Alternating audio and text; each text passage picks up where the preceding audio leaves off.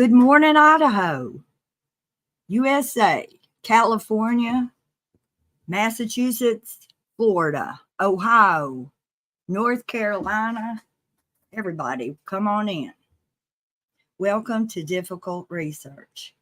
Everybody, welcome to Difficult Research. I'm going to wait till everything gets going. You know how I am. I'm going here and there.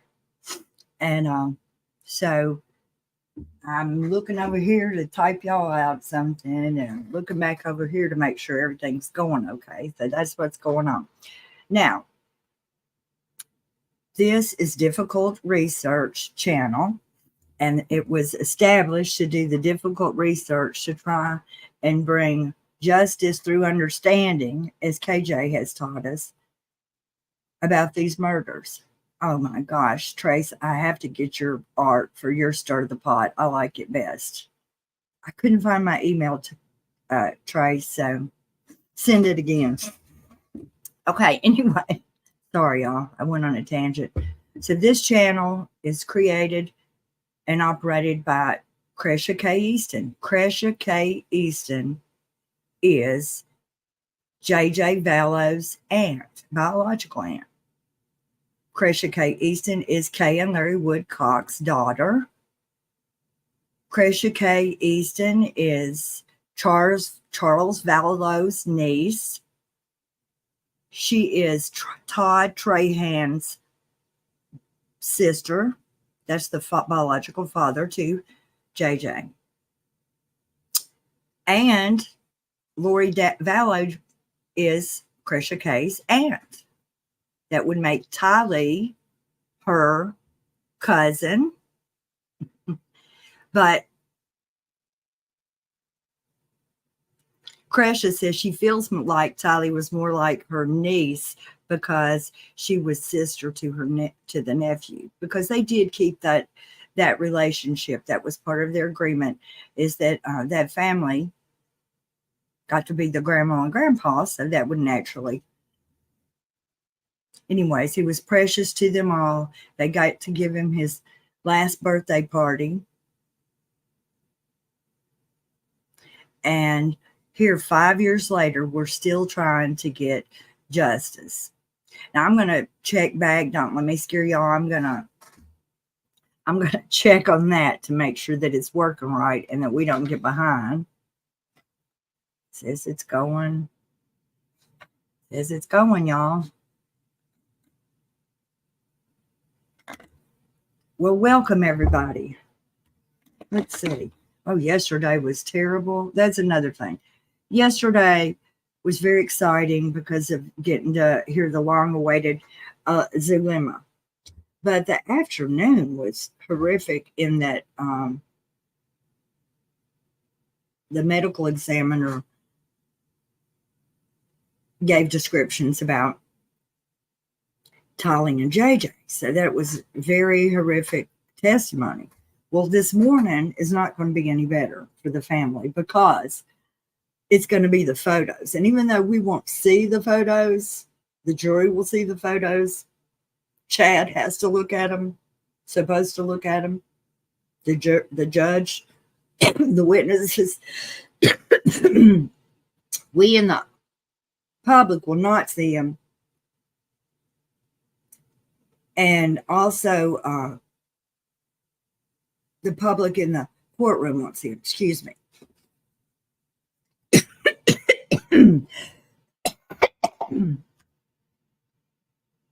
I probably didn't even mute it because I had it over and so I just coughed real big for y'all. Sorry. So I hope Cresha's asleep right now. I hope she stayed up late and misses this morning testimony. I hope that Kay stayed home.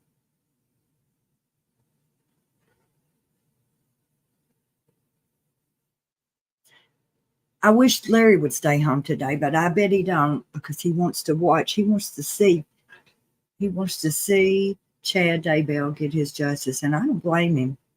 But it's a hard thing. Yes, Jackson Gustafson said it's another hard day for Kay, Larry, Cresha. Yes. Okay, I'm going to go back up and read some of the comments. They should be starting I'm going to go. If they don't have a bunch of crap to talk about this morning, they should be starting. Clancy wanted me to remind everyone that up there in your chat at the very top, it says top chat. And then if you pull down on that menu, I'm going to pull down on mine. You can pull down to live chat. So I'm not sure what that other thing said, but that way you get all of the messages. Okay. The X-File says, good morning, all truth seekers. Today looks like K9 chasing out the criminal Chad. Wondering who is going to be called this morning. Love you, Kresha. You're doing an awesome job. Well, X-Files, I believe that it will be the medical examiner that was on the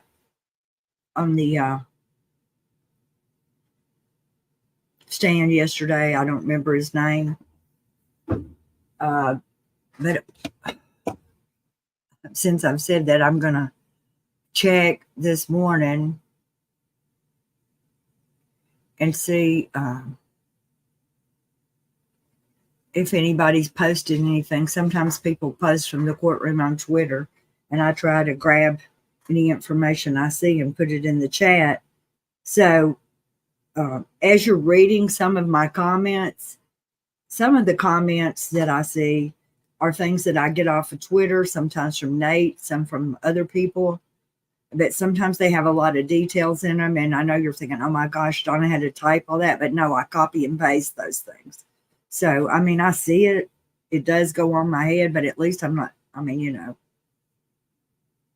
my copy and paste fingers are about wore out, though. I'll tell you that for free.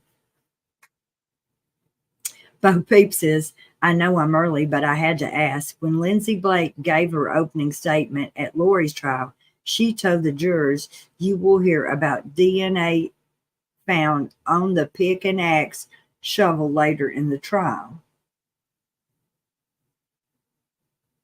I don't know, Bo Peep. Does anybody else know that answer?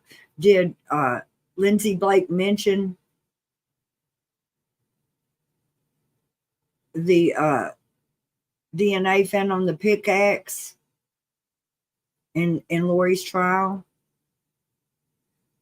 I listened to all of Lori's trial, but since we just had the audio, it was very hard to keep up with all the details. I thought I've learned so much more this time. Festus Mom says, I'm heading to work, but I will watch on replay this afternoon. Thank you, Festus Mom. Thank you for tuning in, checking in. Hit the like button on the way out and definitely watch the rewatch. Comment underneath the videos. That helps. If you put comments underneath the videos, that helps YouTube to see that people are interested in it, and it will recommend it to more people. So everybody try to do that too. Comment on our videos, and I'll try to do better about commenting back to y'all. Was that evidence ever presented? I don't know, Bo Peep. Yes, it was. It sure was. I do remember when that was presented. Yes. And I want to say that it was, it was Tylee's DNA on those things. I don't know about of the defendants whose was on that. I don't remember that. Jake asked Mom, I'm so glad you're here. Well, I'm so glad you're here today. I was worried about you. Bo Peep, I believe so. It was Tylee. That's right. That's right. She's answering that question for me. Thank you. Thank you very much, Jackass Mom. And that's my comment. Mad Donuts this morning just got called into work. My 38-second commute is, oh, you bad thing, Mad Donut. Oh, I had a 45-minute commute whenever I worked. And if it was just 45 minutes, it would have been one thing. But it was so much traffic that it was either 45 minutes or an hour and a half. There's 3 hours a day in a car driving, wasting gas. Bo Peep. Thank you. Bo Peep says, be safe. Hope your day goes well. Yes, we all do.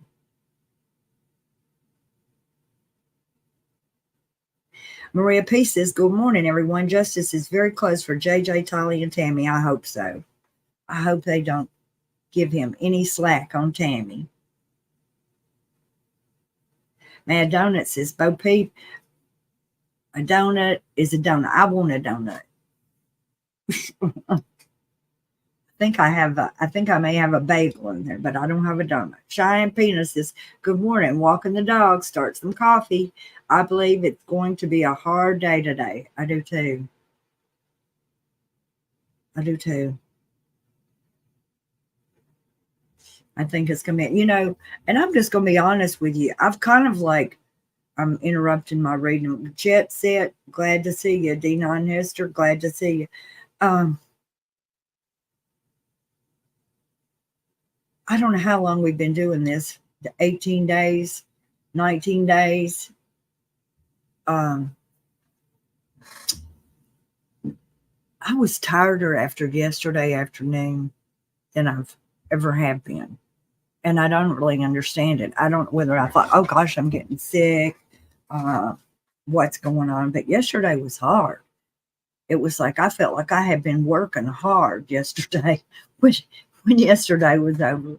I mean, not that the other days are not long, and all of y'all know it. Y'all are here with me. And I know some of y'all comment quite a bit, so your fingers are bound to be getting some cramps in them too. But yesterday was just a brickload of stuff. And, you're like, oh my gosh, Zalima probably is lying, but please don't look like a liar to the jury. And oh my gosh, it just made your emotions go all of you had to do like gymnastics. You had to get a trampoline for your brain to like find any kind of peace. I don't know. I was really tired. And I went to bed really early after all that. I didn't do anything but just like I have learned to I have like quick cook things that I'll go and put on while John Pryor not double crosses. John Pryor does his cross on people. Then I'll go and cook things and put something on for my mom and all that. It's like I feel like I'm doing a bunch of work. My body does, but I know my muscles are actually sitting in this chair not doing a bunch of work. So, and I think because it rained this weekend and I didn't mow the grass, that may be it that I missed my big exercise workout program of mowing the yard this weekend. Okay, I'm kind of worried about this. I guess I shouldn't be. It's only 3 minutes. But I am going to go check and make sure I haven't accidentally done something crazy. Of course, y'all would tell me if I've done something crazy, I hope. I'm checking myself.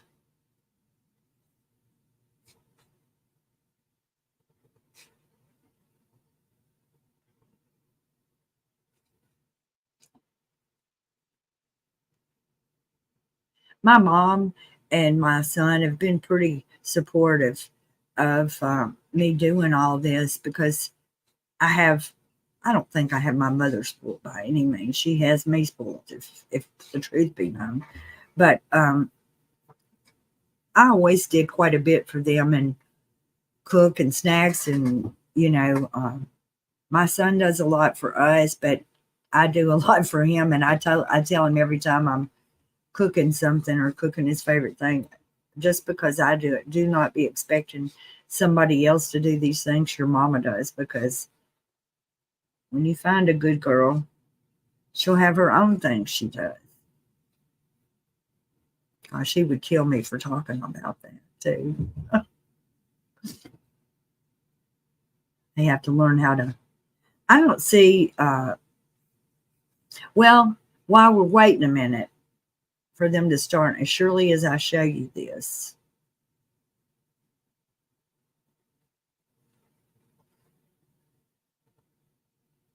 I don't know how to, well, you know what would really be good if Streamline would, I mean, StreamYard would let you like load more than one window, but they won't. Like I've got this window up, but if I move it, we can't be watching it. It'll be in the background. But I wanted to show you my t-shirts. Now, Trace has a design that's very, very good. I like it a lot. It says simply stir the pot, and I want to put that on some stuff. I've got some, and it says pot stirs rock is what I have so far. And I would show y'all, but I'm afraid the instant I brought it up on the screen, I would bumble with Judge Boyce, and I don't want to do that. Cheyenne Pena says, good morning. Start the coffee. Deneen Hester says, good morning, everyone. I hope you're doing well. Oh, Jet Set says, thank you, Donna Donald, for your reporting every day. My reporting is so convoluted. It's like Krisha calls how we talk about Mormonese, and I think that I don't know. I'm probably giving you the redneck version whenever I like spit it all out. Although I always hated that term redneck. But I know it's like a Southern thing, working outside thing is where it came from. Rachel Carter, good morning. My grand is on the way over, so I'll be listening when I can today. Send it. I hope you wear earphones, Rachel, because what they're going to talk about today is not fit for grandbabies. So either wear a headset or check back in later to see. Bewitched, good morning, Krisha and Donna. Good morning, everyone. Trace on the case say, why? All kinds of people are up early. See, that people have been in, if you don't know it, people are in the chat early, but even before we start talking with one another, and it's so good. And Krisha sees this, and Jason sees this. It's very encouraging to them. Very encouraging to them. Trace on the case, catching up on the case, the chores, and what? It's Rachel. You watching your grands today? Mad Donut says, the case, I missed a bunch when I worked 46 hours in 4 days. Oh my God. Mad Donut. I feel like you've been here. I don't know how you've even had time to work 46 hours in 4 days. Maria P., I can't even think of how Larry and Kay and the rest of the family can handle hearing the forensic testimony. Well, I'm hoping that they maybe, I don't know. I think that Larry wants somebody in that courtroom on chat. And he thinks it needs to be him. I wish he wouldn't. I wish they'd go have brunch this morning. I hope Crash is either asleep or being taken out to breakfast by Jason. I do expect she'll be in later because, I mean, she knows about this. She heard this last year. It was very awful. Then, but I do think they're getting down to it, y'all. I don't know when, who else do we want to hear? Put in the comments who else well, no.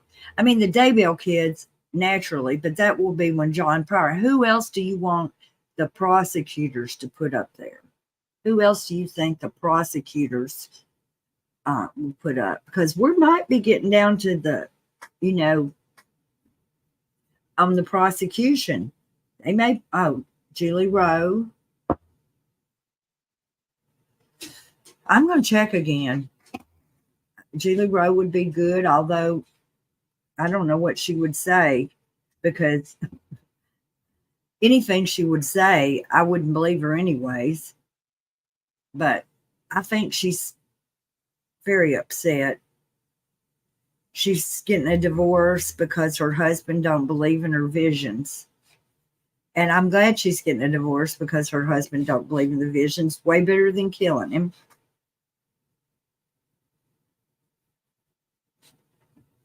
Way better. Well, I guess Judge Boyce is having one of them meetings before the meeting this morning.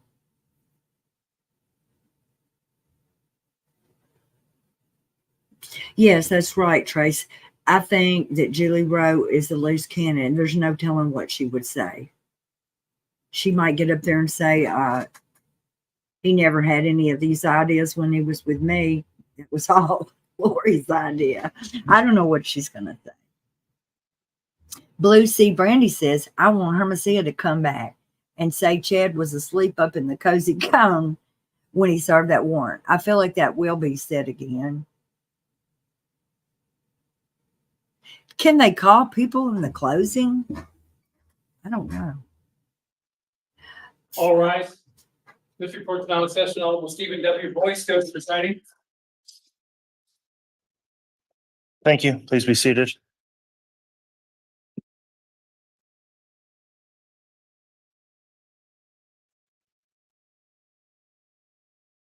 All right, if we could have the jurors brought in, please.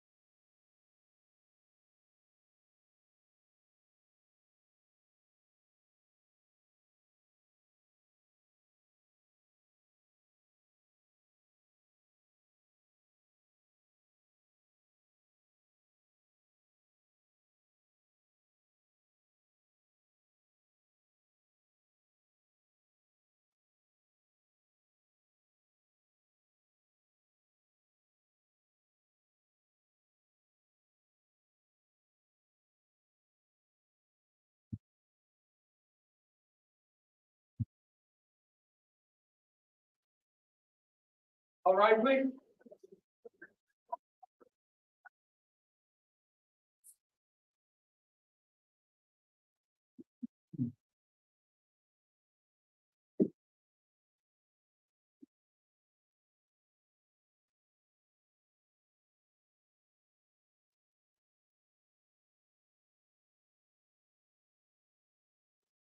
Here's all present counter for you, Your Honor. All right, thank you. Please be seated. Good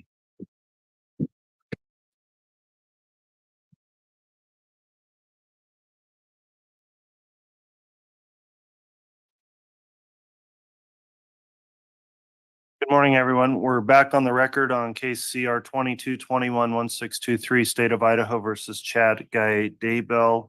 The court notes the jurors are all present, accounted for, properly seated.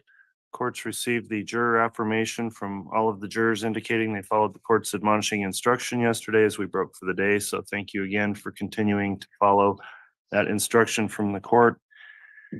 We concluded the afternoon yesterday with Dr. Warren on the stand in direct examination, and I believe the state is continuing with direct of Dr. Warren. Is that correct? Yes, Your Honor. All right, Mr. Wood, if you'd like to have the witness return to the stand, you can continue with your direct. Thank you.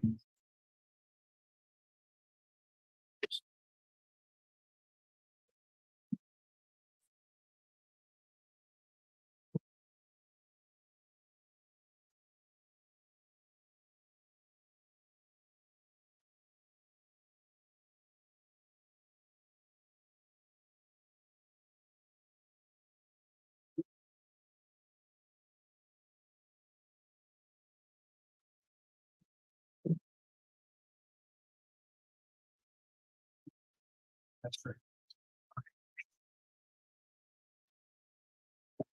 All right, I'll remind the witness you're still under oath for purposes of your testimony here today. Mr. Wood, if you'd like to inquire on direct, you may.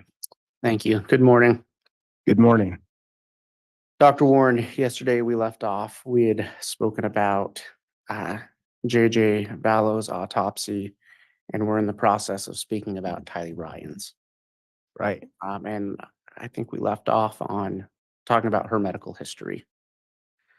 When you received Tylee Ryan, how did you receive her remains? So as I briefly spoke about yesterday, I received her remains in multiple bags. 2 bags were in black body bags that were sealed. One of the bags was a brown paper bag with multiple other smaller brown paper bags within that bag. So essentially what we did is the first thing we did is we x-rayed all of the bags.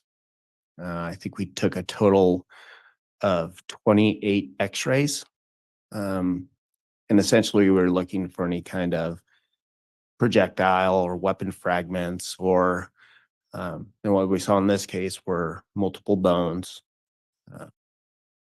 And there's also a fair amount of what you could tell was debris, which ended up being mud and dirt and rocks.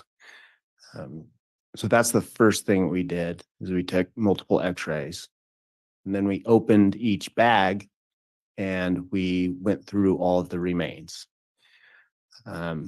And like I said yesterday, this took about a week. It took a lot of time, but we were able to separate all the debris in the mud, and we were able to get several bones. There were some organs that were still identified, and also some soft tissues that we were able to identify. What organs were you able to identify? So the organs that I identified were the heart, the right and left lung, a portion of the liver, one of the kidneys, small fragments of brain tissue, and a few small segments of bowel. Now, just so you know, all of these tissues were charred, they were blackened, they were shrunken. Some of them were partially burned away. So these weren't intact organs that looked like normal organs. They definitely had fire artifact. And were you able to identify any portions of her skeletal structure? Yes. So there was a portion of her skull, and then there were multiple pieces of skull fragments. We found multiple vertebral column, actually the full vertebral column from C1 to C7, so the vertebral bones in your neck, and then also multiple vertebral columns in the thoracic and lumbar region. We identified the sacrum, both hip bones, the sternum, both clavicles. And then as far as the extremities, we identified multiple long bones in both the upper and lower extremities and foot bones as well. And like the organs, these weren't intact, pristine bones. These were bones that were partially burned away, blackened, charred, brittle, with extensive fire artifact. With the condition that Tylee's body was in, were you able to perform any type of toxicology testing? Yes. How did you do that? So on a portion of the sacrum and the hip bones, I noted that there were still fairly large amounts of skeletal muscle. I could identify it as skeletal muscle. So what I did is I made incisions into the skeletal muscle, and I went as deep as I could to find the best possible sample that wasn't blackened and charred. And we sent a sample of skeletal muscle for toxicology testing. And did you receive any results from that? Yes. What were the results of the toxicology testing? So it came back positive for ibuprofen. So that's just a non-steroidal anti-inflammatory. It came back for caffeine. It came back for beta phenethylamine, which is just a decomposition product. It also came back for carbon monoxide, low levels of carbon monoxide, and a very low carboxyhemoglobin saturation level. And were any of those items found in the toxicology report something you could rely on to determine a cause of death for Tylee? No, there was nothing in her toxicology report that I felt would explain her death.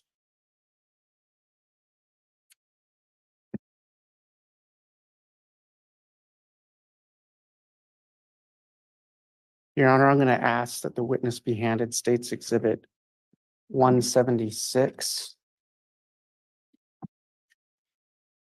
176A through 176MM, as in Mike. He has them, but yeah.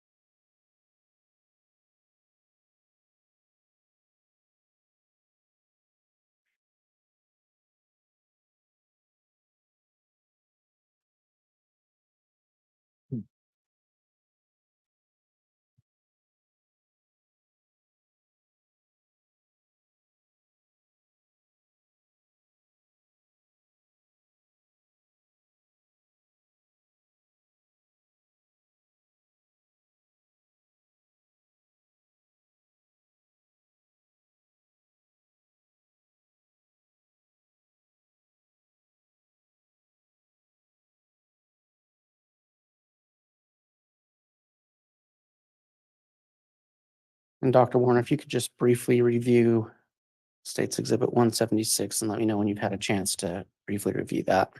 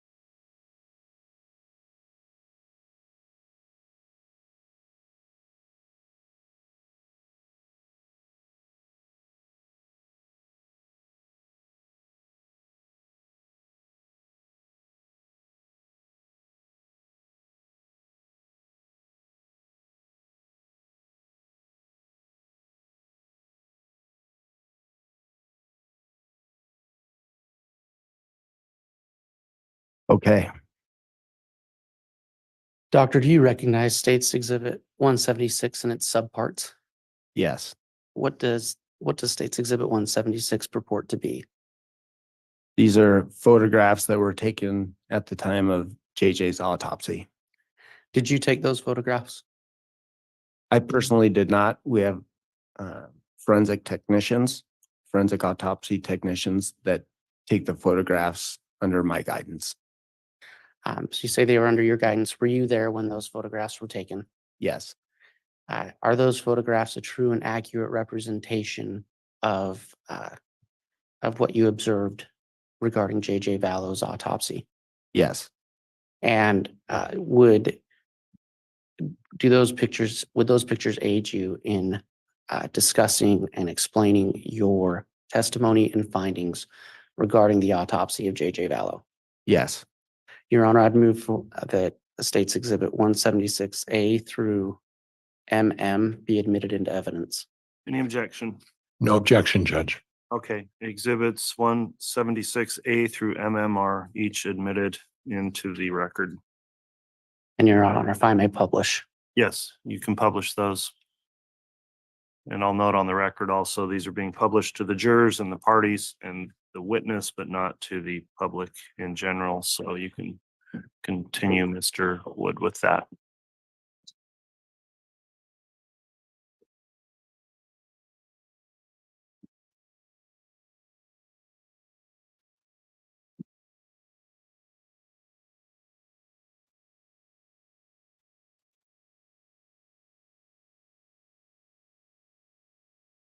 And I've already set it up. They can't see you, Jack.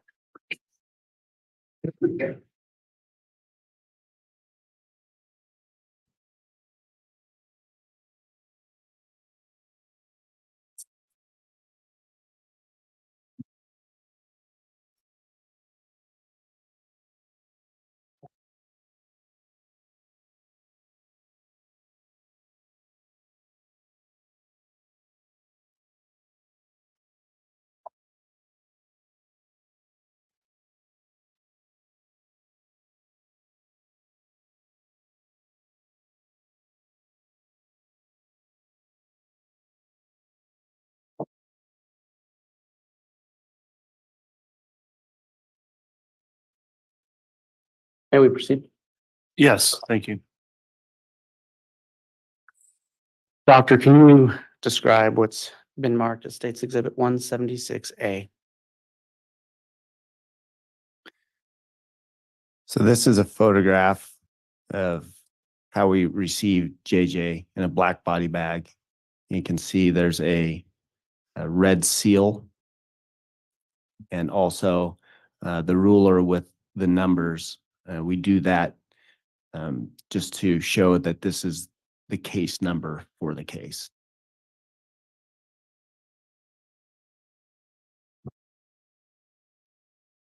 And can you describe what's being shown in 176B?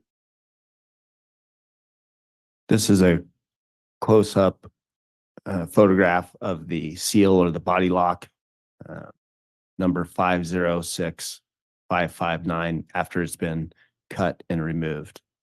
And what's the importance of documenting that? So we want to document that when we receive the body in the body bag and it's sealed, we take a photograph of it to make sure that it's not cut or hampered with in any way. And then we take a photograph showing that we cut it at the time of the autopsy, just for evidence preservation. And can you describe what the jury sees in 176C?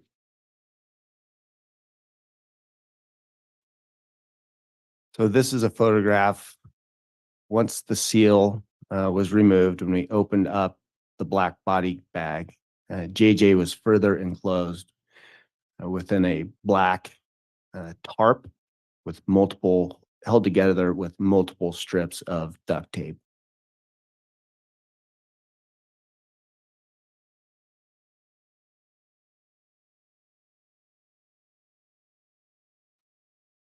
And in 176D, what did you observe? So this photograph shows we opened up the black tarp that was held together with the duct tape. And this is the first time that I actually saw JJ's body, which you can see, and we talked about briefly yesterday. At the top of the photo, near the top of the head, you can kind of see there's a white plastic bag that's covering his head. And then his face is wrapped with duct tape all the way from the eyes down to the neck. You can also see that his forearms, wrists, and hands are bound with duct tape. There is a blue and white blanket that was accompanying the body that was resting on JJ. And then you can also see he's wearing a red pajama top and red pajama bottom. And I think I mentioned yesterday, really the only part of the skin that was that you can see right here is the upper arms, and they show evidence of decomposition in the form of a green and leathery appearance with some skin slippage.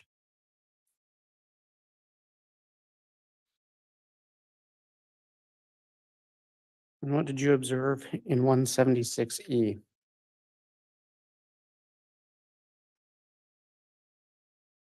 So this is a photograph, more of a close-up of the upper body, again showing the white plastic bag better. You can see there is a tear near the top of the head in the white plastic bag. So I was informed before I did the autopsy that law enforcement, when they found what they believed to be JJ, they made that small tear to confirm that there was human hair and that there was a human body in the bag. So to my knowledge, that's where that tear came from. But this just better shows the plastic bag over the head and the duct tape covering the face.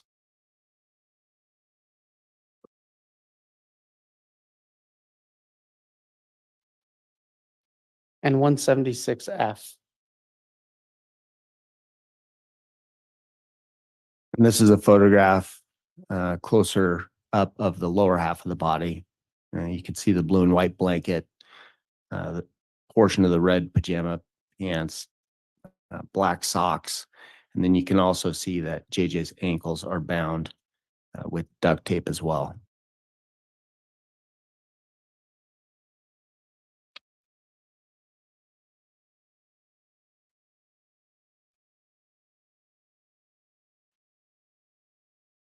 Doctor, what did you observe in 176G?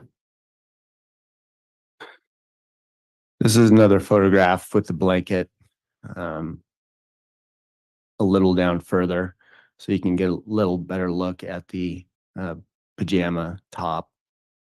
I think the main thing here is you can see there's decomposition, or the pajama top was soaked with decomposition fluid, and there was mold on the shirt.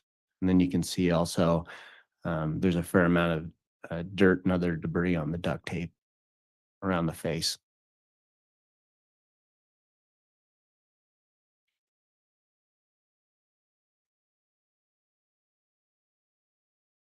One 176H. This is a very similar photograph, just with the blanket removed. Better seeing the forearms and hands that are duct taped together, and also just getting a view on the different side of the body. When these photographs are taken, do they attempt to take multiple angles? That's correct. Why is that? Just so we get the full picture. We have a routine where we take photographs on both sides of the body, the front of the body, the back of the body, just to make sure that we're capturing all angles of the body. Doctor, what did you observe in 176I? Again, this is a photograph of the blanket removed, better showing the pajama pants, which were also partially soaked with decomposition fluid. And you can see there's some white moldy substance on near the right knee or the right thigh.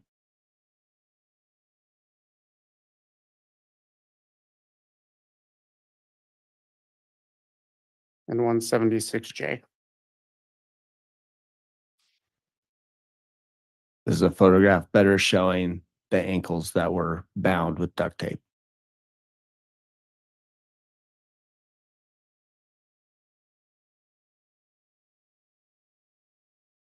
Doctor, if you can describe what was happening on 176K.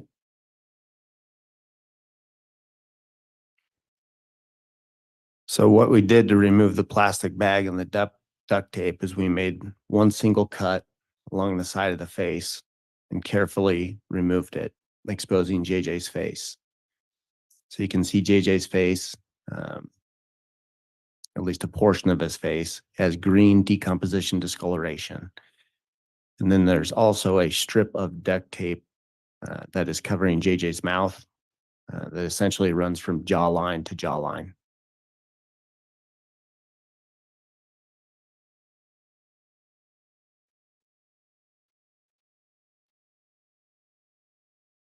Can you describe 176L or what you observed there? So after we made the single cut and removed the white plastic bag with the duct tape off of the head, we took a photograph of it, and this is from the inside out. So what would be the portion that was covering JJ's face on the inside. And what you can see here is there's a fair amount of fluid, decomposition fluid, and some dirt and other debris within there. And to be clear, that was the bag that was wrapped around his head. Correct.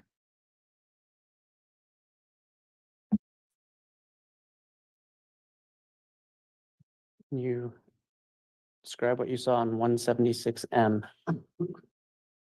This is a photograph of JJ's head after the bag has been removed.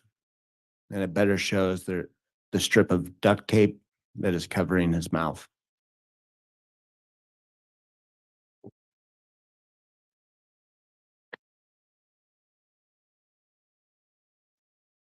And what do you see in 176N? This is the strip of duct tape that has been removed from his mouth. We photographed it, and then we submitted to law enforcement. All of these things on JJ, all the duct tape and the bag on the head, that was all sealed and submitted to law enforcement.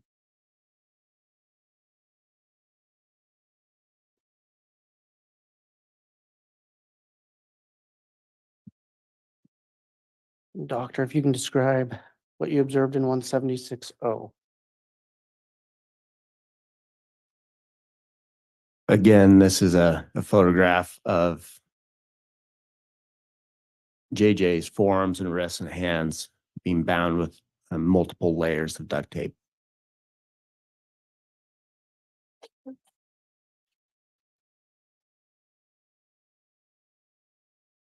And 176Q.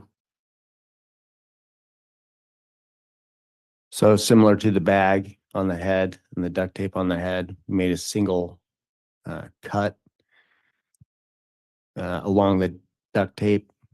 And what this does is it exposes the forearms, which show evidence of decomposition. And it also reveals that JJ's wrists were further bound with additional duct tape. And doctor, I'd normally ask you to point that out with a pointer on the screen where we don't have the screen. Is this where my pen is pointing the additional duct tape you were speaking of? Yes.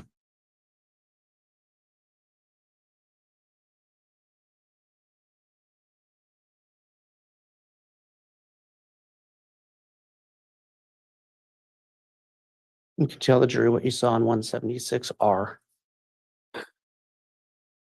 So this is the duct tape that was wrapped around JJ's forearms and wrists and hands. It's been removed. We take a photograph of it, and then we submit it to law enforcement. And was that, when that was removed, can you describe how that was removed? Yeah, similar to the bag and the duct tape around the face and the head. We made a single cut and then carefully removed it.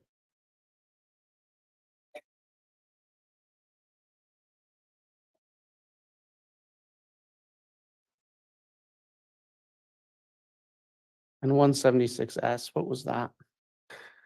So this is just a photograph of the same thing, but this is showing the inside of the duct tape that was touching JJ's skin.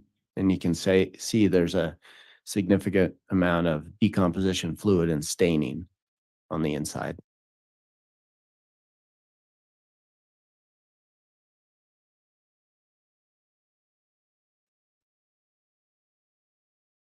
And if you can describe what you saw in 176P.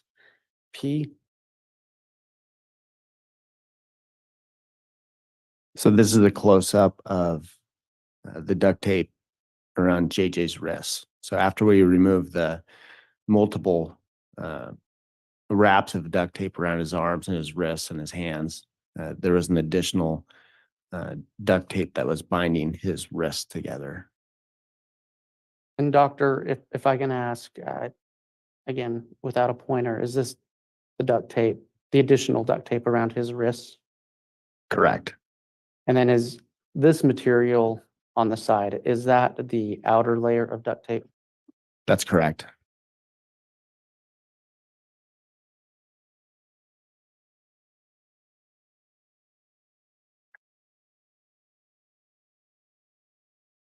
And what is shown in 176T? So similar to the other duct tape, we removed this duct tape. We made a single cut. We laid it out, took a photograph of it, and submitted it to law enforcement.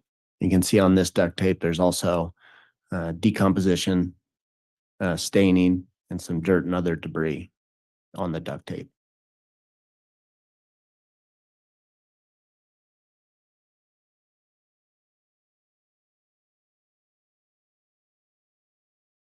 And 176U.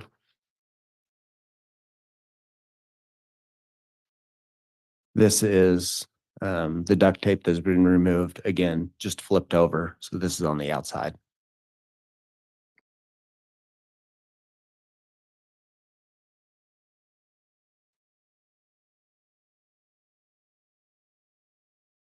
What did you observe in States Exhibit 176V? This was the disposable diaper that JJ was wearing. And you can see on the right side, it's white. And then on the left side, it's stained with decomposition fluid. And that's why it has a darker appearance to it.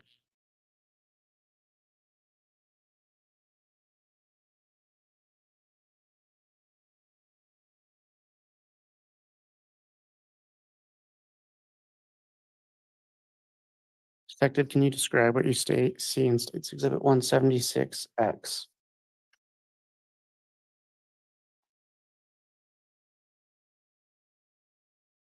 This is a photograph of JJ's face after everything has been removed. The duct tape, just to get a photograph of his face with everything removed.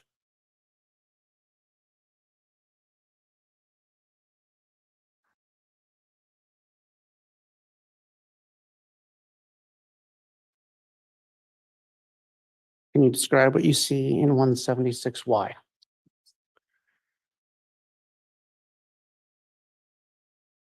This is a photograph of JJ's face, chest, abdomen, external genitalia, and his upper extremities.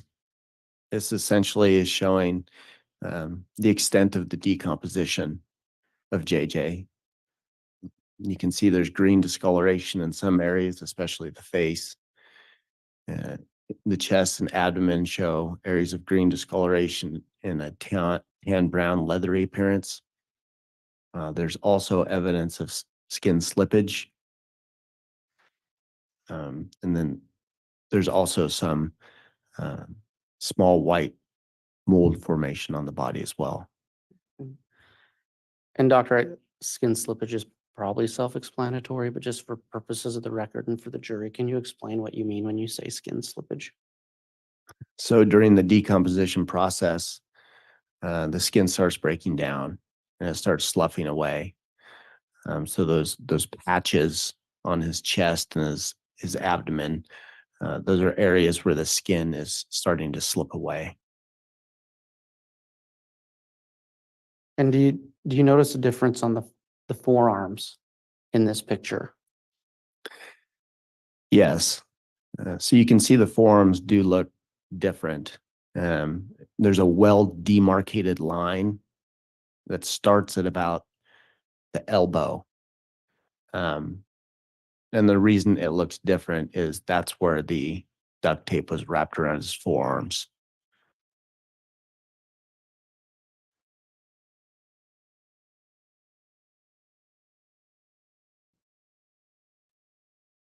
If you can describe what you see in 176AA. This is a photograph of JJ's lower body, again showing the decomposition changes involving very similar to the upper body, but on the lower extremities as well, with green and tan brown skin discoloration and skin slippage.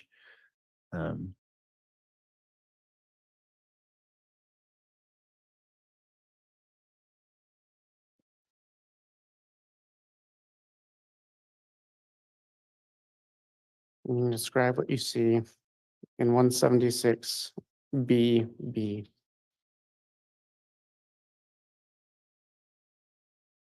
This is a photograph of JJ's back.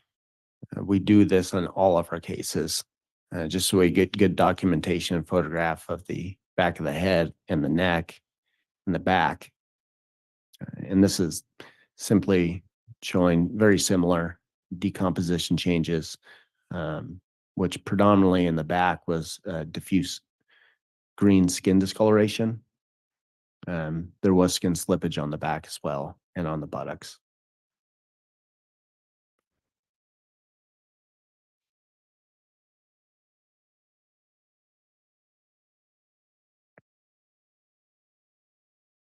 You describe what you see in 176CC.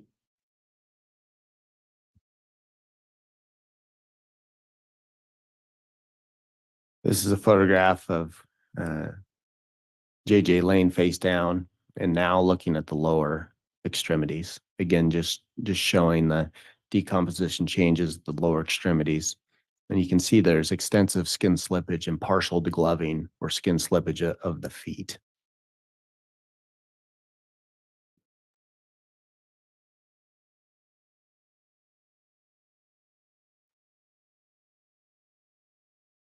Doctor, if you can describe what you see in 176DD.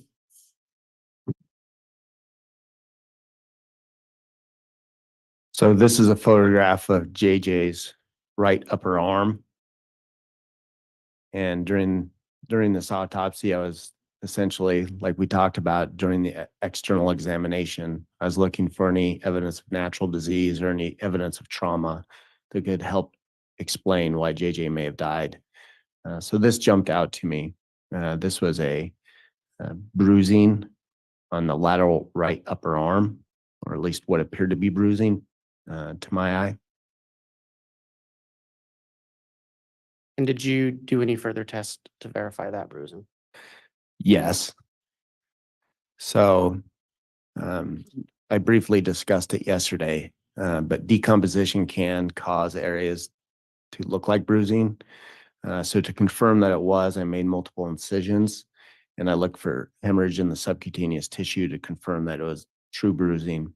In addition to that, I did take sections of the areas and looked at it under the microscope as well, to looking for hemorrhage in the tissues. States Exhibit 176E.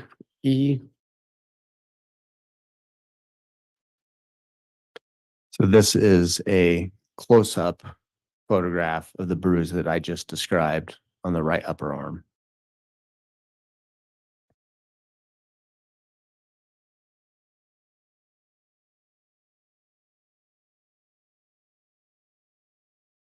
In States Exhibit 176FF.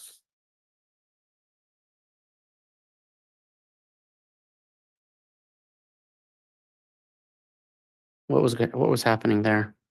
So this is the bruising on the right upper arm, and I've made an incision and I'm looking for hemorrhage in the subcutaneous tissue. And if you can see, I'm holding it up with the forceps to show that there is hemorrhage in the subcutaneous tissue. And again, without the benefit of of a pointer, is this the area you're referring to? And where that color appears to be darker, is that what you're referring to? That's correct. And so did that lead you to a conclusion as to the bruising? That led me to believe that that was true bruising, and it wasn't just artifactual bruising or from the decomposition process.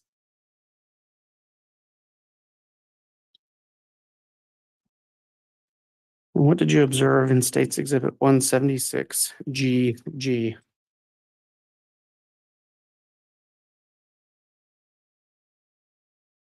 So this is a photograph of JJ when he's face down, and this is a photograph of the left upper arm. And there was an area of concern for bruising on the left upper arm as well. And again, without the benefit of a pointer, I'll use my pen. Is this the area you're referring to? Yes.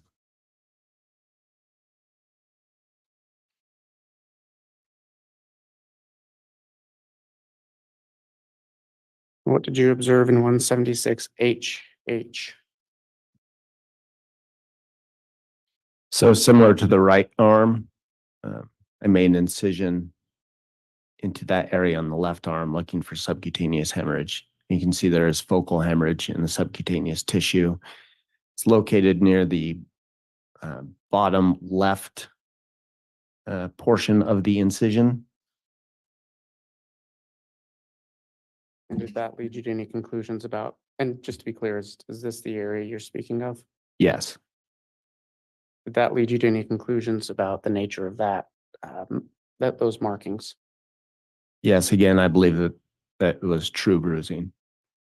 Can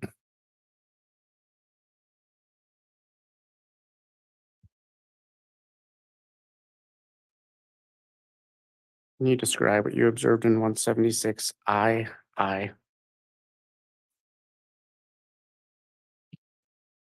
This is a photograph of JJ's right hand. One, you can say there's extensive skin slippage and partial degloving of the skin.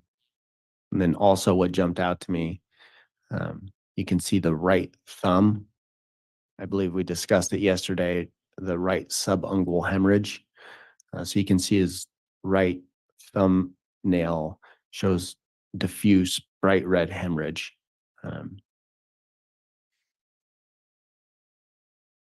We spoke yesterday about type of force necessary to cause something like that, correct? Correct. And just because it was yesterday, if you could just briefly remind the jury of your testimony on that matter.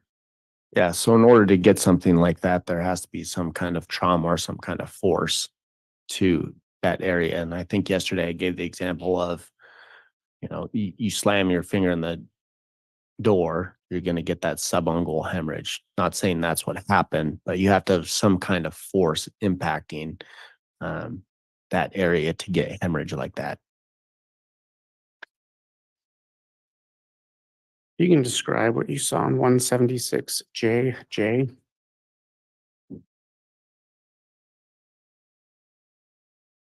This is a photograph of JJ's left lower extremity near his ankles, upper shin area. I believe I touched on it yesterday that there were some areas that looked concerning for bruising after we removed the duct tape from his ankles. So this is the area I was talking about. You can see the skin, for the most part, is light green discoloration. And then the area, there is a focal area that has a very dark appearance to it. So to the naked eye, I thought that this very well could represent bruising. And did you do any follow-up testing on that? Yes, I did the same thing that I did with the upper arms. I made multiple incisions.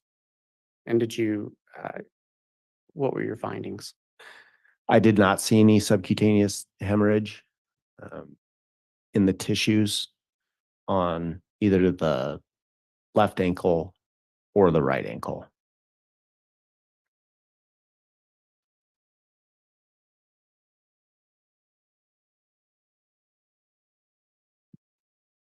Doctor, if you can describe what you observed in States Exhibit 176 LL.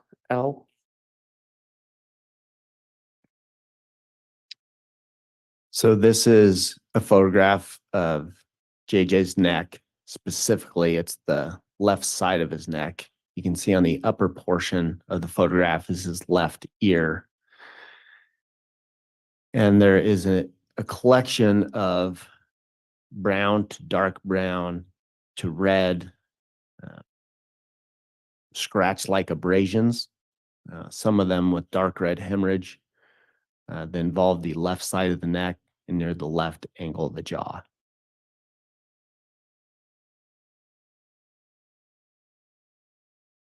In States Exhibit 176 MM. Is that the same thing? Yes, this is a close-up. Again, you can see the vast majority of the skin has this faint kind of green skin discoloration, and then there's a fairly large collection of linear and irregular light brown to dark brown to red scratch-like abrasions on the neck and angle of the jaw. Why was that of note to you? Well, in any case, and especially a case like this, you want to simply document every injury that you find. So that's important. Also, at least in my experience, they look like scratch-like abrasions. So it's important in this case, considering there's a white plastic bag over his head. Are these scratch-like abrasions from the individual putting the plastic bag over his head? Judge, I'm going to object at this point. Calls for speculation. Your Honor, I don't think he's speculating. He's talking about different methods by which those abrasions could occur. It's overruled. It could also be from JJ himself trying to get the bag off of his head. I wasn't there. I don't know. But these are the types of things that go through my head and the possibilities. Thank you. And again, doctor, just because we had a bit of time between yesterday and today, based on your opinion, what was the cause of death of JJ Vallow? I determined the cause to be asphyxia by plastic bag over the head and duct tape covering the mouth.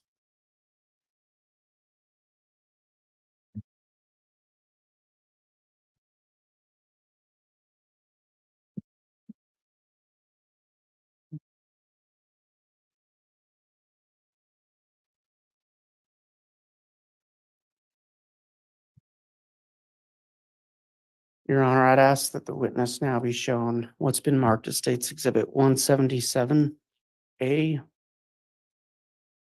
through EE.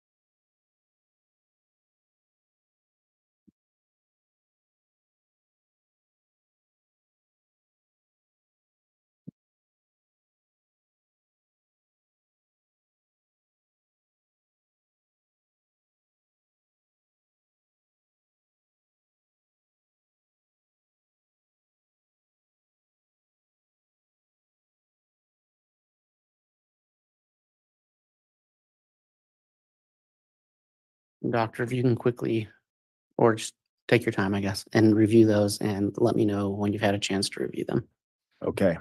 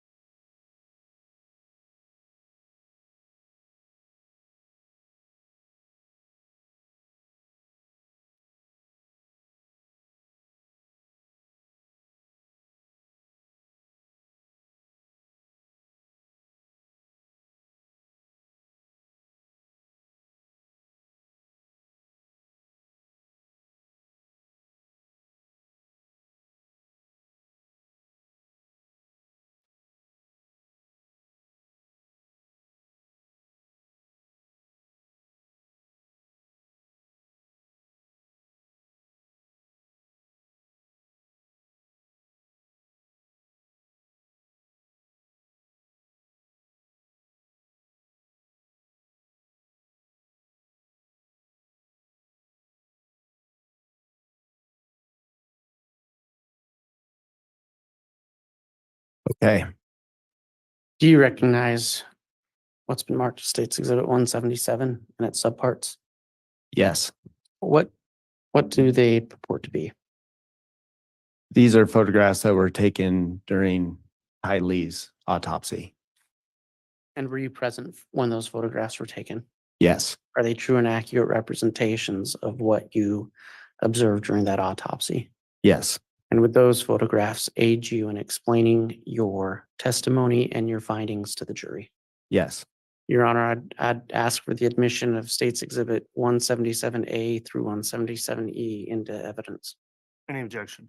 No objection from the defense, Judge. All right. Exhibits 177A through EE are all admitted. And may I publish? At this point, Mr. Wood, I'm going to have a break Okay. and we'll take about a 15 to 20-minute recess at this time. We'll come back on and then you can publish. All right.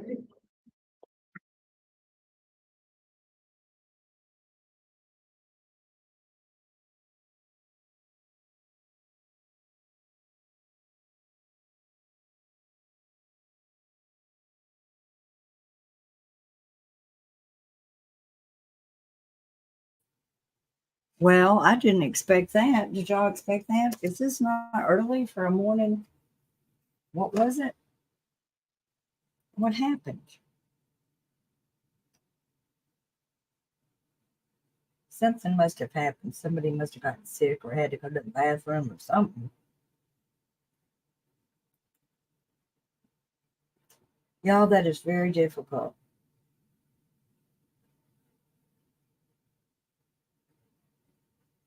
Voice calls for a 15 to 20-minute recess. This ain't even the morning recess, is it? We haven't even been going yet. We hadn't even been going an hour. Something has happened. We probably will never know.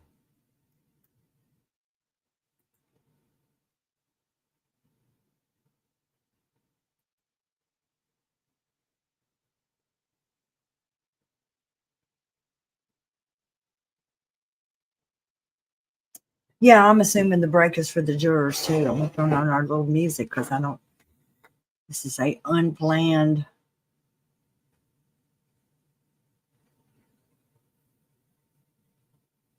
Time for us.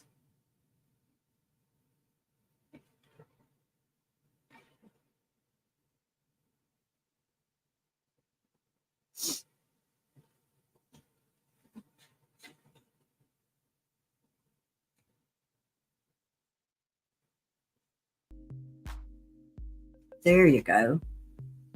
Well, I'll be. Man, that was really hard. All Nate said was that they're taking a 50. Well, it might be. Nate didn't say one of the, that could be. But let me look and see if there is a comment like that because I didn't see it if Nate made that comment.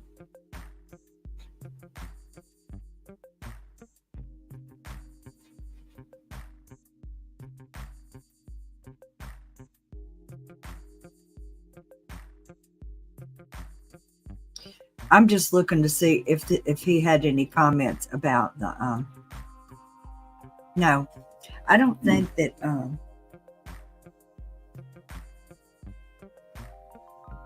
I mean, he may have made some comments about the courtroom. I don't know. Let's see.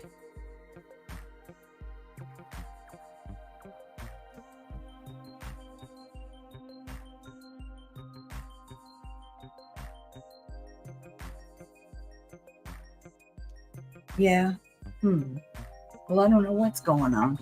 That's okay. That is definitely okay. So I thought, while we're no, I always think that I'm going to do that, and then I'm afraid to. But I'm certainly not going to do a replay of that.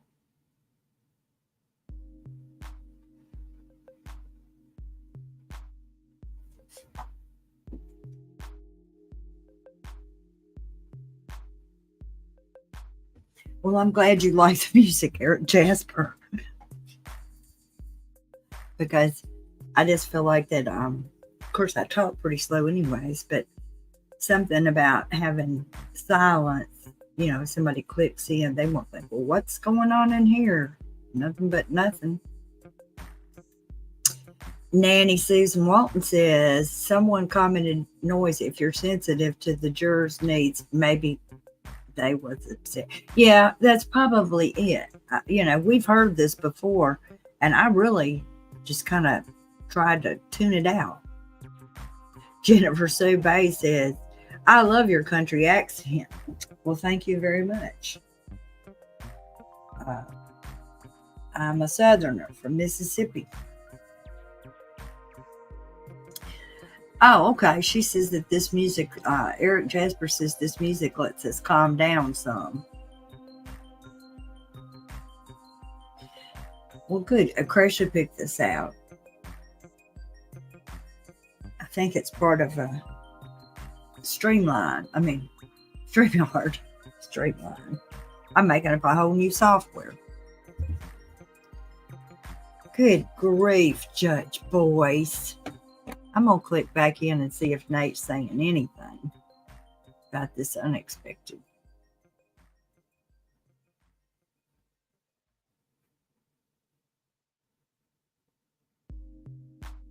Nope.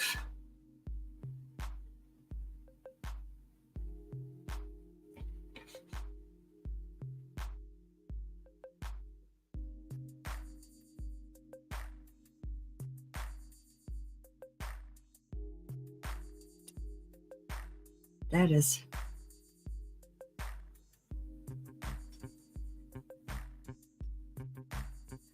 While we're waiting a few minutes, I'm going to read you something from the Community Wall of Mormon Stories podcast. It says, it is common for journalists or never Mormons to ask me, how can the religion that created David Archuleta and the Osmond also create so many grisly true crime stories? My response, this is John DeLand's response to that question.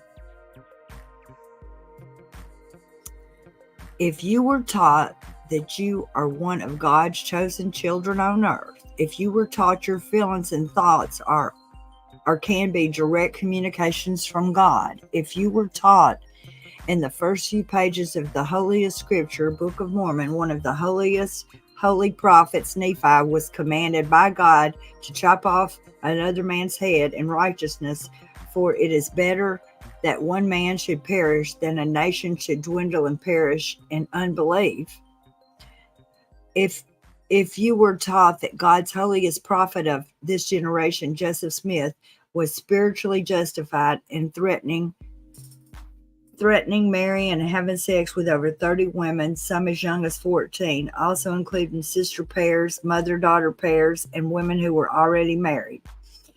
If you were taught that most minor sexual transgressions are the sin next to murder in severity, leading to a massive sexual repression or shame.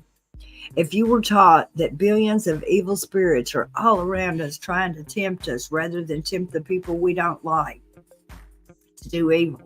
If you were taught righteous Mormons can communicate with the dead, Moroni, Peter, John the Baptist, if you were taught righteous Mormon men are given priesthood powers to communicate God's will through blessings to cure the sick and move mountains, raise the dead, and etc. If you were taught righteous Mormons are destined to become gods and goddesses in the next life. If you were taught that obedience is spiritual authority. If you were taught that Jesus is coming any day now and we need to be prepared and super righteous, so how much does the life matter here anyway, if he's coming so soon? If you were taught, oh, by the way, one of us will be the Davidic servant or the mighty and strong to usher in Jesus' second coming.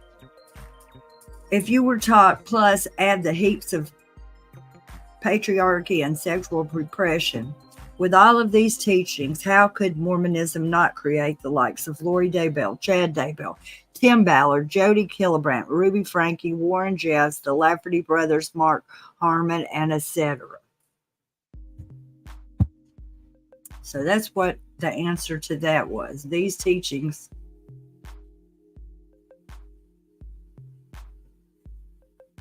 that's what Chad said.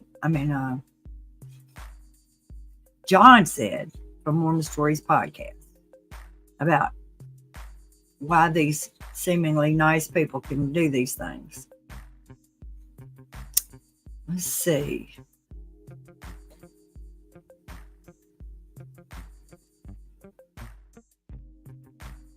So it's been 9 minutes since they took this 15 or 20-minute recess. I bet it was because some people were very upset at that. And I noticed that a prior who objects to everything has been keeping his mouth shut too. I don't know what he's going to say to that guy. Okay, Natalie Huber says about an hour ago, Nate said a juror was biting her lip, fighting back tears, and was visibly upset. Okay, that's probably what's going on. Because it sure wasn't where to stop. Has Kresha been on Mormon Stories? No, I would love for Kresha to be on Mormon Stories. But you have to be invited on there. And now they got a way that you can audition. It's a whole thing. Hey, KJ, she says, hey, folks, popping in during the break. I just cannot listen to the pathologist. It's just too much. Yes, it is, KJ. It is too much. I'm not even copying and pasting any of the tweets about it. I can't handle it. We're just here to document this. Poor Kresha. On our journey to justice for Tylee, JJ, Tammy, Charles, and Joe.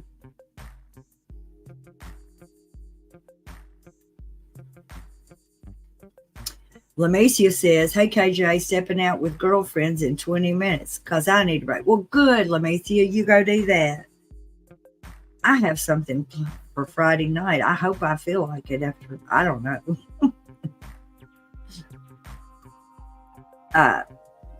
Little Brand says, I'm holding the space for all.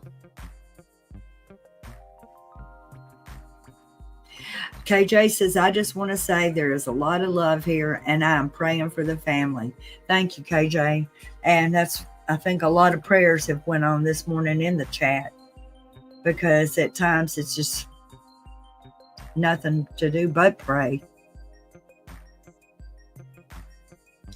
Little Brand says, Lavecia, good on you. Take care of yourself. Soul's Eyes Jewel says there's an old Mormon case from Rexburg in the 70s. A Mormon bishop kept his wife and daughters mummified corpses after they had isolated and starved and fasted, practicing Doomsday beliefs. Wow. I mean, what in the world?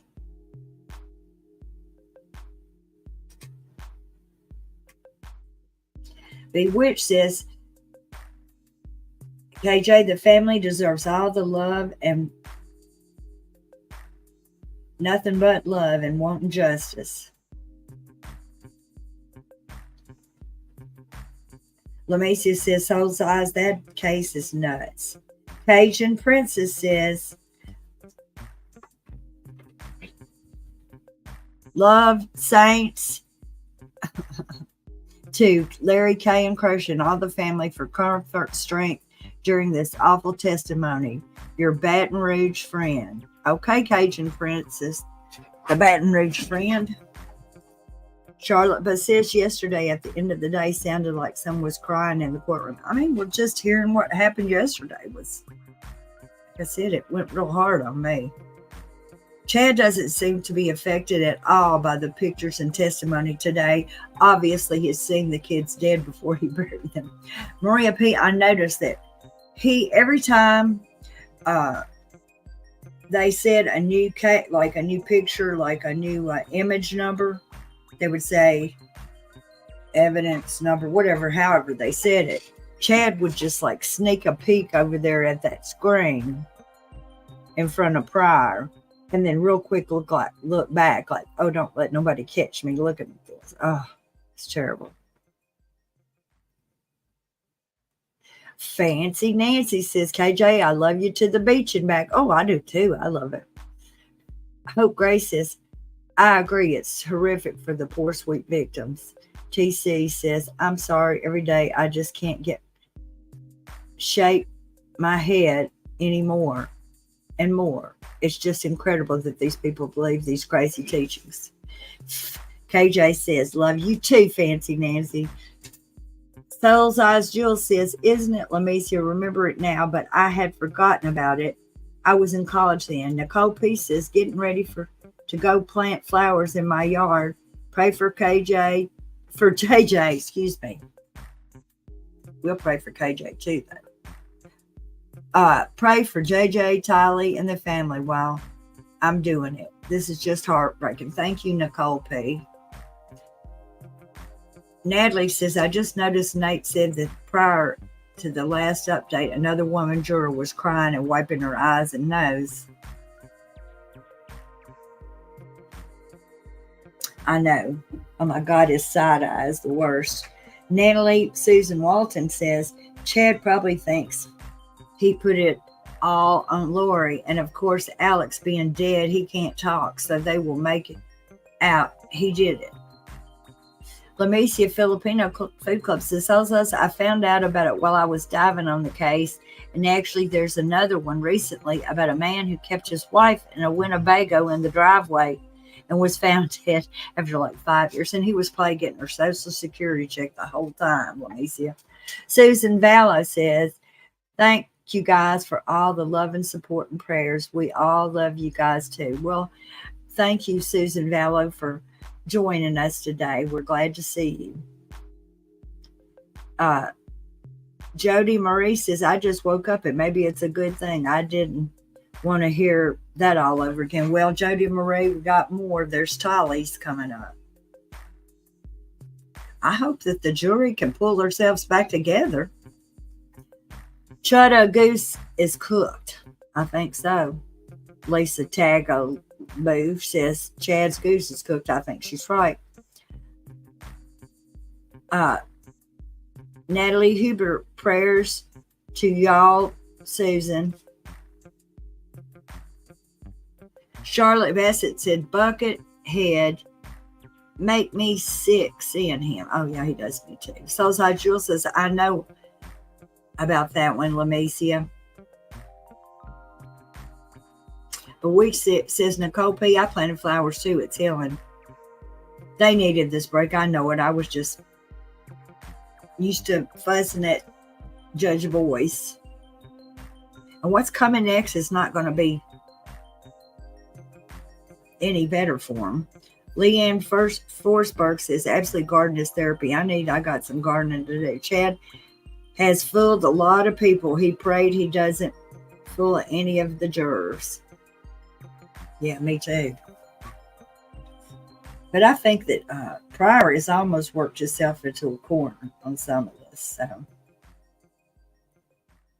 I think he could have went a little easier and had more.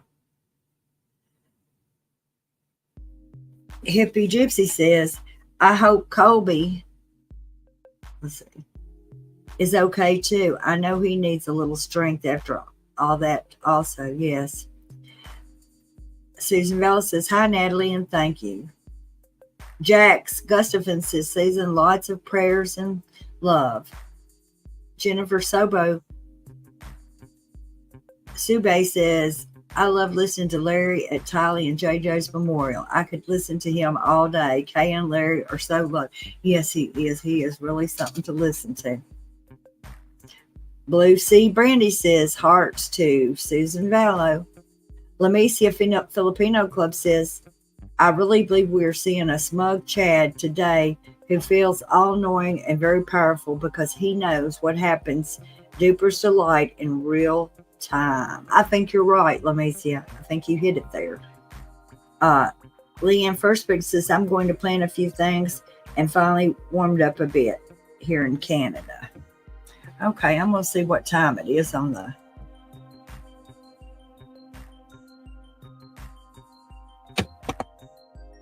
Okay, it's been 19 minutes since they took their 15 or 20 minute break. I'm tough on them about these break things.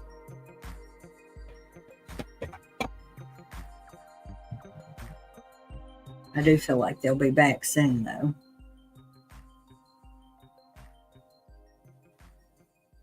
Zero says, I'm back at the start. Chad has no sign of shame. Without repentance, he can receive no repentance. Maybe prison will bring him to his knees. God knows Joseph Smith can never do that. The X-File says, Chad wears this like a trophy. He's so going to live with Alex. Charlotte Bassett says, all the girls need therapy after all this is over. I pray for them.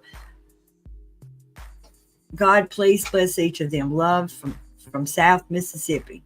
Well, hello, Charlotte Bassett. I bet you sound like a Mississippian or a Louisianan too. Susan Vallis says, great to meet all of you. By leaving this talk.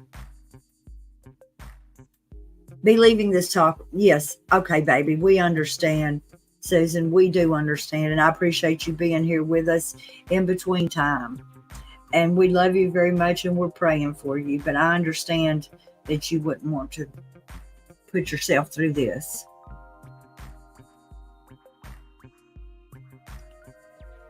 TC says, I think Pryor has overdone his dramatic performance with the jurors, and they seem more interested in listening to the factual way the prosecutors are presenting the evidence, respectful to the witness. I think so too, TC. I think he's been gone so hard on so many things that he's been proven kind of wrong on that they don't trust him anymore. Carrie Ann says, Chad's shaking his head for some of these photos is all an act. He has looked at all the photos with no guilt or shame. I noticed that too, Carrie Ann. It's just really terrible.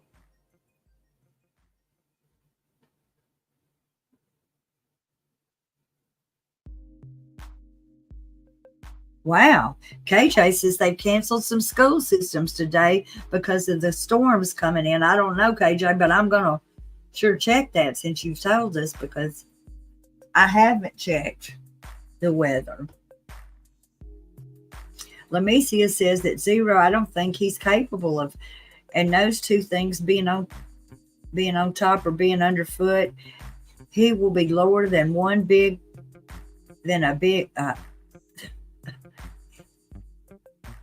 he will be lower than a big in the prison. He will never ever claim responsibility.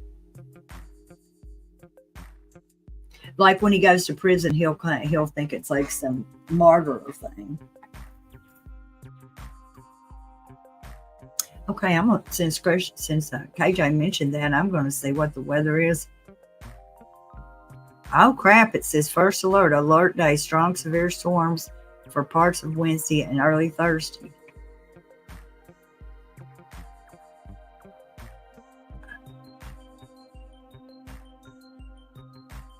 I don't think we've got any schools closed yet, but there may be. But it's 82 right now and cloudy, and the strong storms won't be here till 8 p.m. So, wow. Which way they're going.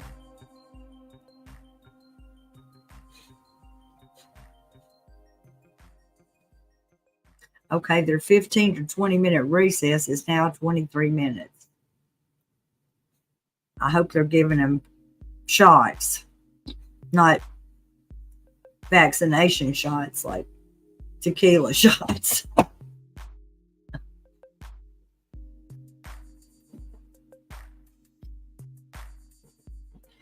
Maria P. says, I think it's evil that Chad is putting these families and jurors through this trial. He could have been done with the plea deal. See, I think that too. I think, why didn't he just cancel this and just say he's guilty? Why is he making everybody spend money and go through all this? But at the same time, we're learning stuff that we would have not learned if he didn't. I mean, as much as we want him to take a plea deal, we probably don't want him to take it too.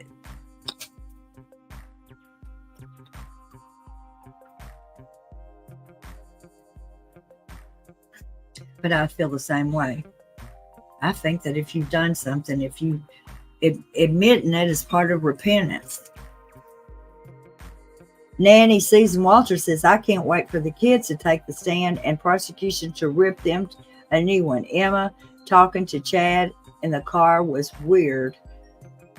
I'd be asking my dad what's going on when they find something. Very weird. Exactly.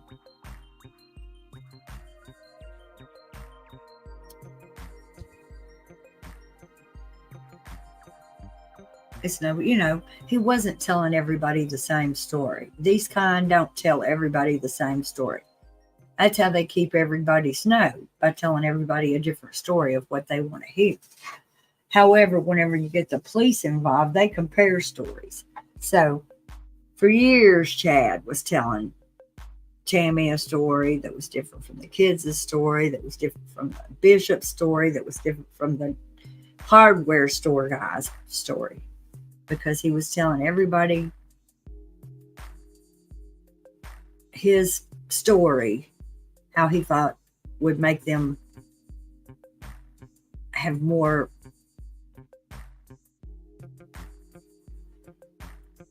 respect for him. And all the time he was telling different stories, but why would people compare stories?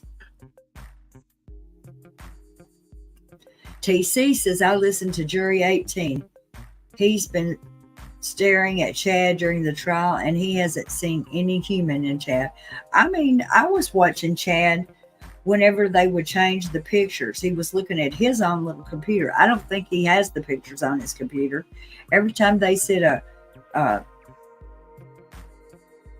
don't know whether they called it evidence number or how they called it, but I noticed he was like, he'd peek over there real fast and then look back.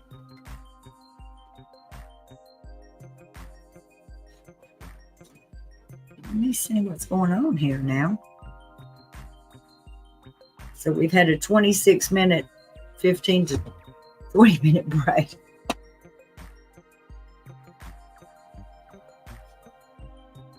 Usually,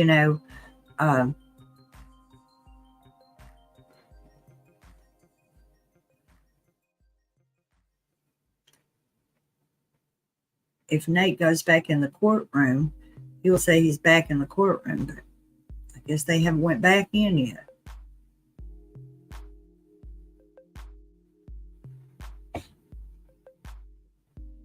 My goodness, I hope this juror is able to to get a hold of themselves and don't have to send one home.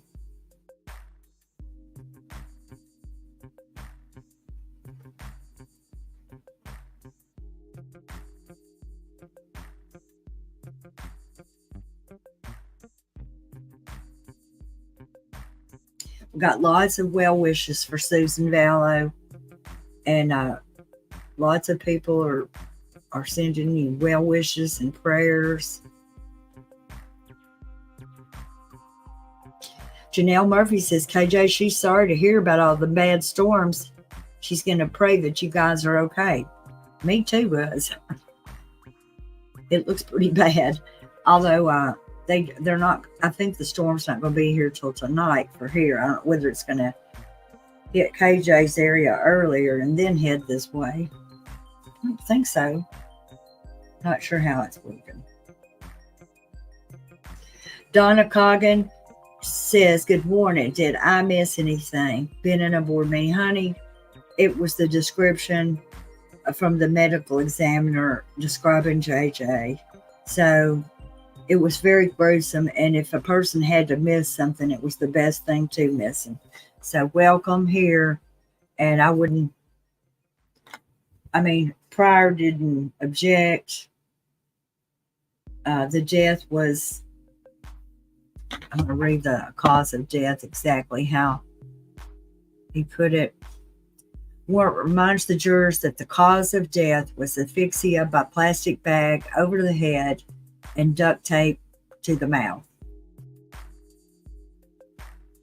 So you missed everything that led up to that. And we're waiting for them. They took a break, we believe, because it was so hard on the jury. And so we're having a break right now. And we're thinking that everybody's getting, I'm hoping they're getting something, a little snack or something. But what comes next is going to probably be worse for them to hear.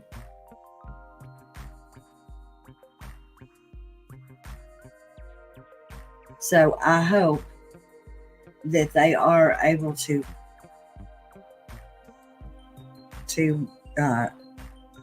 withstand it. I know that, those were questions that Judge Boyce asked them, in jury questions about their ability to hear about gruesome things that happen to kids. So I know they're shocked, and they've probably been waiting for it.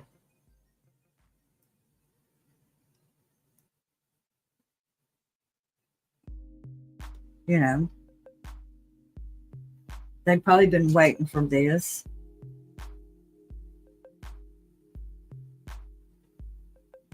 Lamecia says, KJ, we had storms all night, and the sun and blue skies came out this morning. I'm grateful. I know, especially. Well, I think the sun is shining pretty bright right now, even though it says we're going to have cloudy days almost all day. I think that right now we do have some sunshine. Let's see what Squeaky Wheel says. Prior smart. District Court's minutes.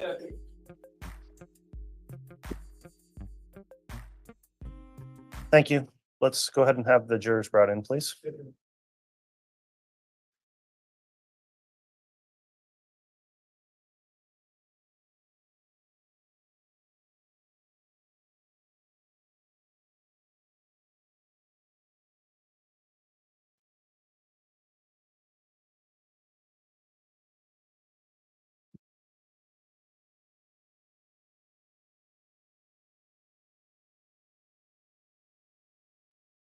All right, please.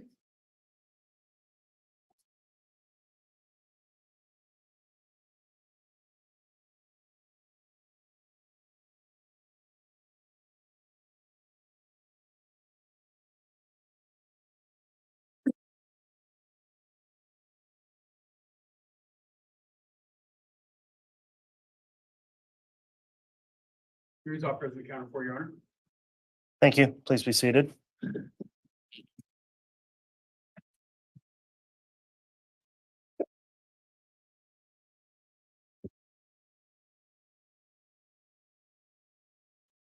All right, we're back on the record now on case CR 2221-1623, State of Idaho versus Chad Guy Daybell. For the break, we had just admitted another series of photographs marked as exhibits 177A through EE And Mr. Wood, if you'd like to continue with direct at this time, you may. Thank you, and may I publish? You may.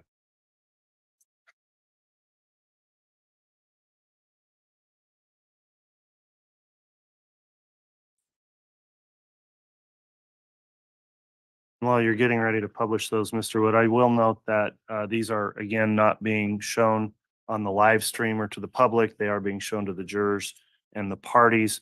And in addition, if there are any victims entitled to view these exhibits, then the court will arrange that for a private time when those victims are able to also view the evidence if that's requested. So if there is any request through either the prosecutor's office or directly to the court, let us know and we'll arrange that.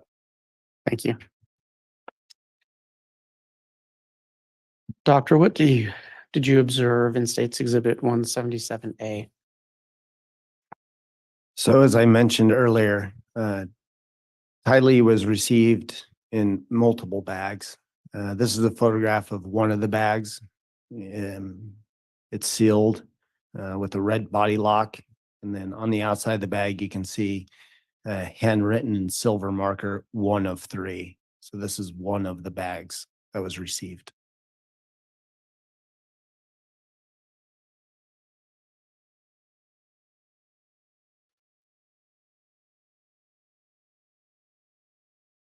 What did you observe in 177B? This is an intact seal of bag 1 of 3. And again, what's the importance of documenting the seal? Again, it's evidence preservation. When the bag comes, we want to know that the body lock is intact, and we want to be the ones who open up the body lock. What did you observe in 177C?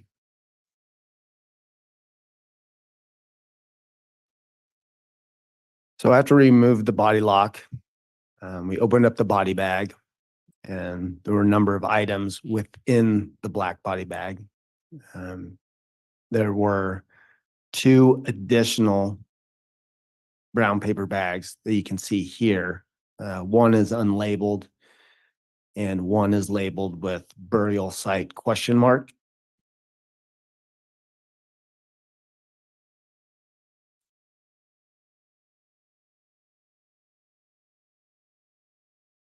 And 177D? So this is within the same body bag. You can see the 2 paper bags that I just described on the right side. And then on the left side within the body bag are multiple collections of soft tissue, bone, and debris, including dirt and rock. Is this the area you're speaking of? Yes.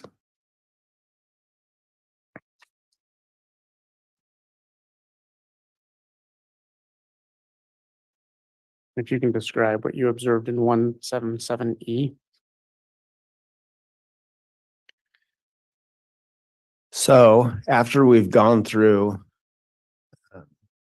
all of the remains in those piles that were presented to us on the left side, we clean those up and we remove the mud and the dirt and the debris.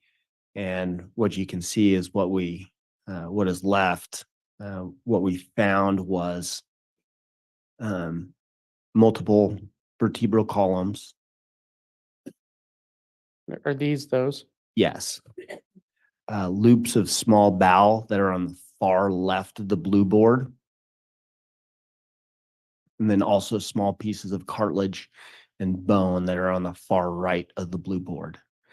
And then off to the right, off of the blue board, you can see there's 3 distinct large pieces of bone.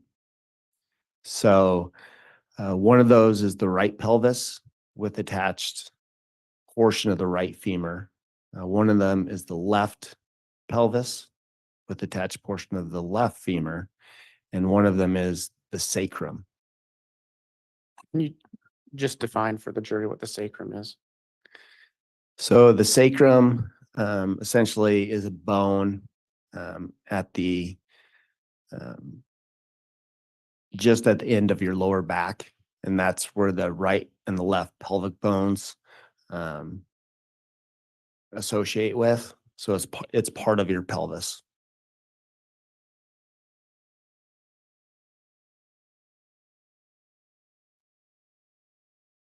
Can you tell the jury what you observed in 177F?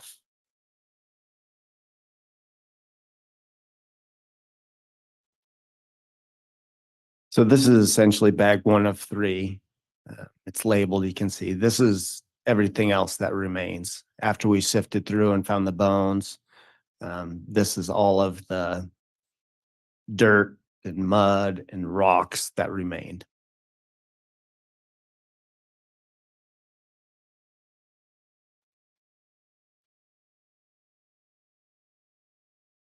In 177G. So if you remember, within the black body bag, there were 2 brown body bags. One of them was burial site. So this was what was in that bag to the right.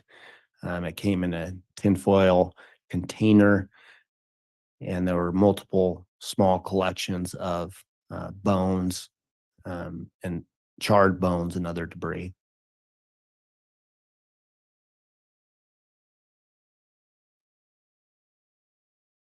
And what did you observe in 177H?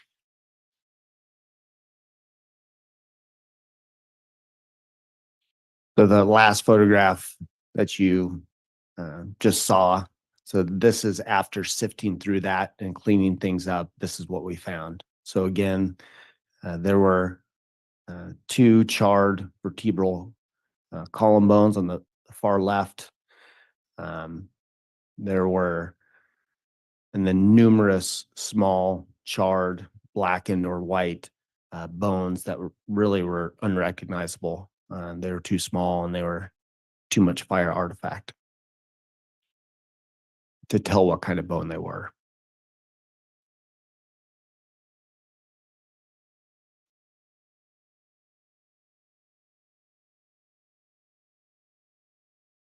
And what did you observe in 177I?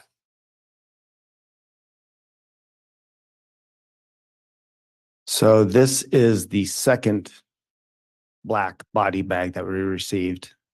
You can see on the far left, it's actually labeled 2 of 3 suspected female.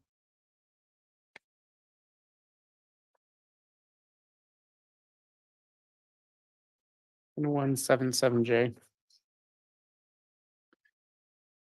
Again, this is a body lock or a sill that's intact. Again, we always take photographs of this to make sure it's intact for evidence preservation.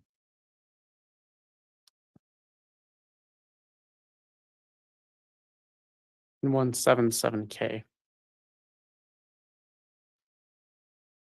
This is just a better photograph showing how it was labeled, the 2 of 3 suspected female.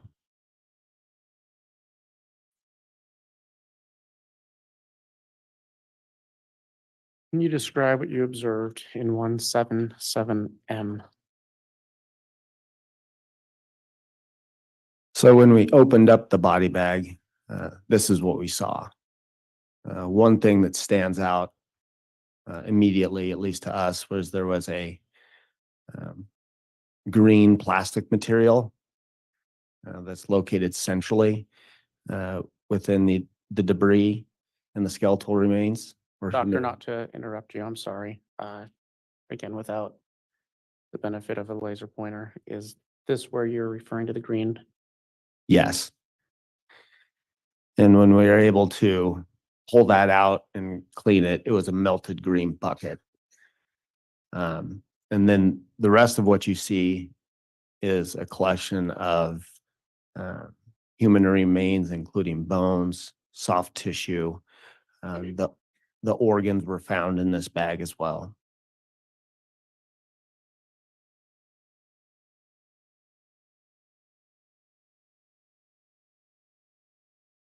1770, what did you observe there?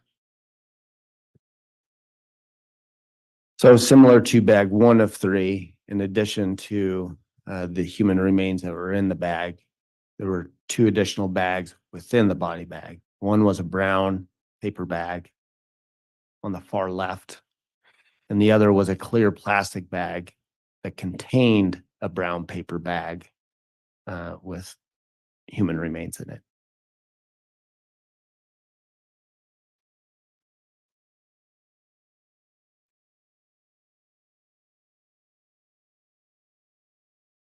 Doctor, what did you observe in 177P?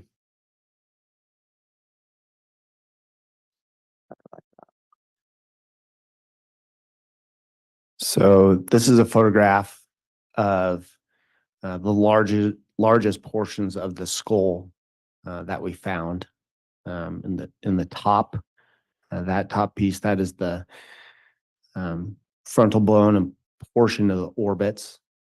On the left side is a large piece of skull bone. Obviously, both of them are blackened and charred and crumbly. And then the bottom is a portion of the mandible and maxilla, and you can still make out some teeth. They're partially charred, and there's blackened material partially covering them. Are you aware if any attempts were made during the autopsy to identify these remains through teeth and dental? Yes, we had a forensic odontologist come to our office on the day of the autopsy to try and identify Tylee via dental comparison of antemortem records that were requested, and the postmortem dental x-rays. Was that conclusive? Yes, the forensic odontologist was able to make a positive identification based on dental x-rays. Detective, can you identify what you saw in 177Q?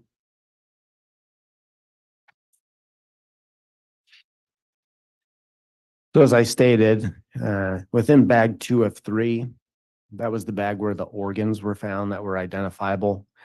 This is a photograph of the heart, which is right in the middle, and then the 2 lungs, which are on the right and left side. It's difficult to identify them. This isn't what heart and lungs typically look like. They're obviously charred. Portions of them are burned away and significantly shrunken as well.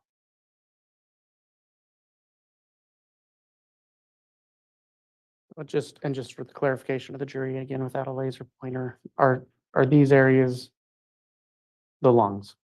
Correct. And this portion is the heart, correct? Yes.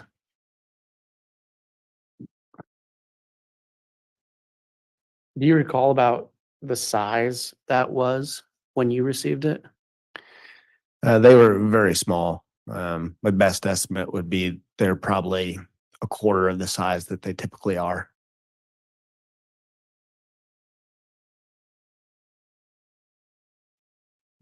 And if you can identify what you observed in 177S?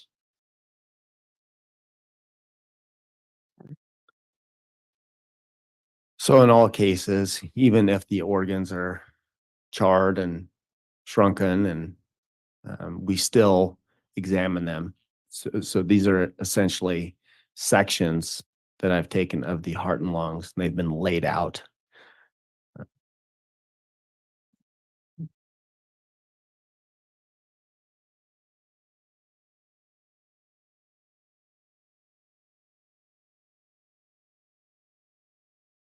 If you can identify what you observed in 177T?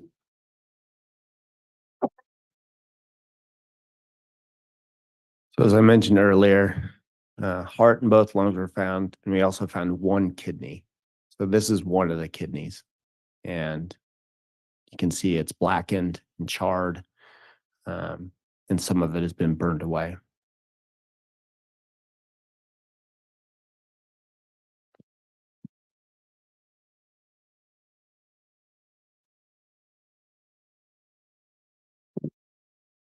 You can explain for the jury what was happening during 177V.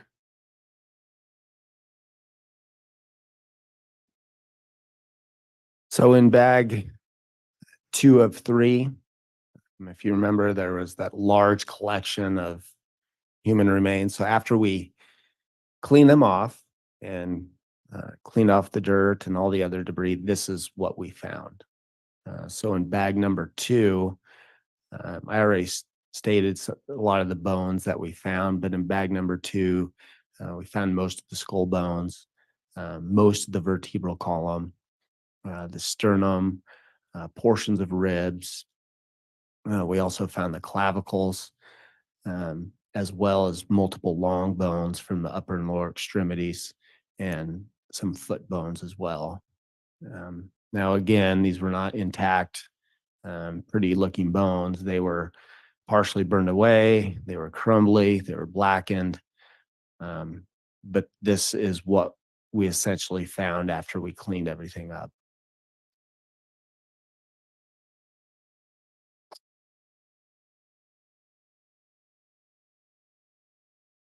And if you can describe what you saw on 177X.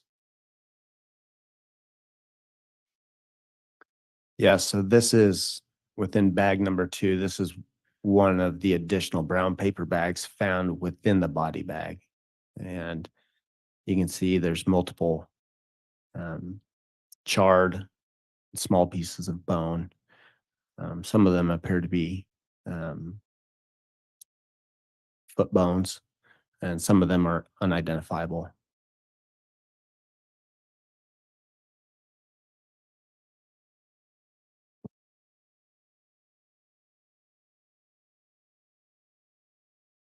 You can identify when what you observe in 177Z. So this was bag 3 of 3 that we received in a brown paper bag, as labeled remains of suspected female.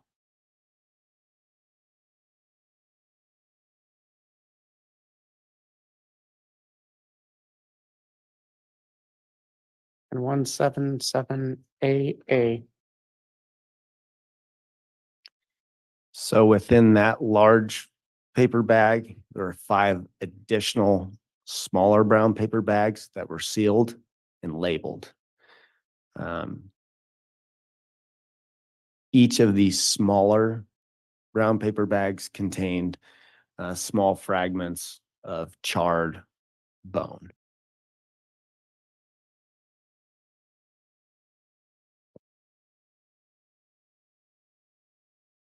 And 177BB. So again, this is one of the 5 additional brown paper bags that contained multiple fragments of small charred bone.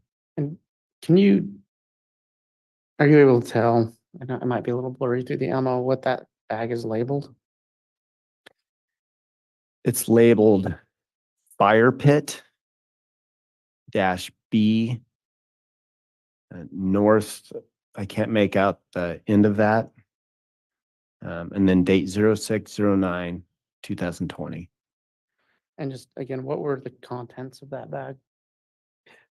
They were multiple small fragments of charred, crumbly bone.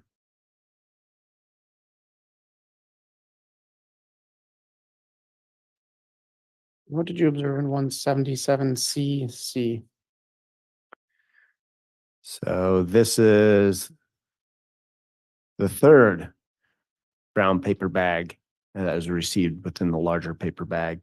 Again, it was sealed with tape and it was labeled. And the contents of this were, again, small fragments of charred, crumbly bone.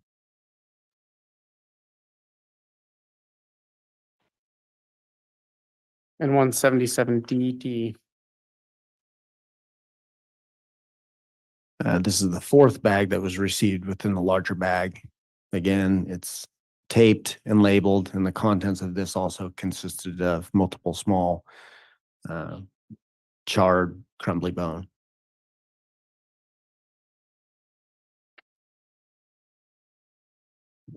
And lastly, 177EE. And this is the fifth bag that was received within the larger brown paper bag, also taped and labeled and also containing, I believe, soft tissue and charred crumbly bone.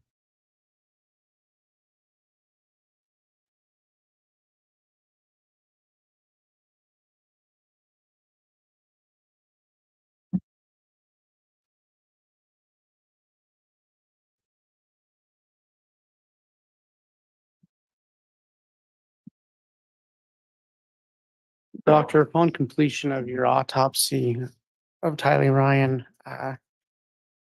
what did you do or did your lab do with her remains?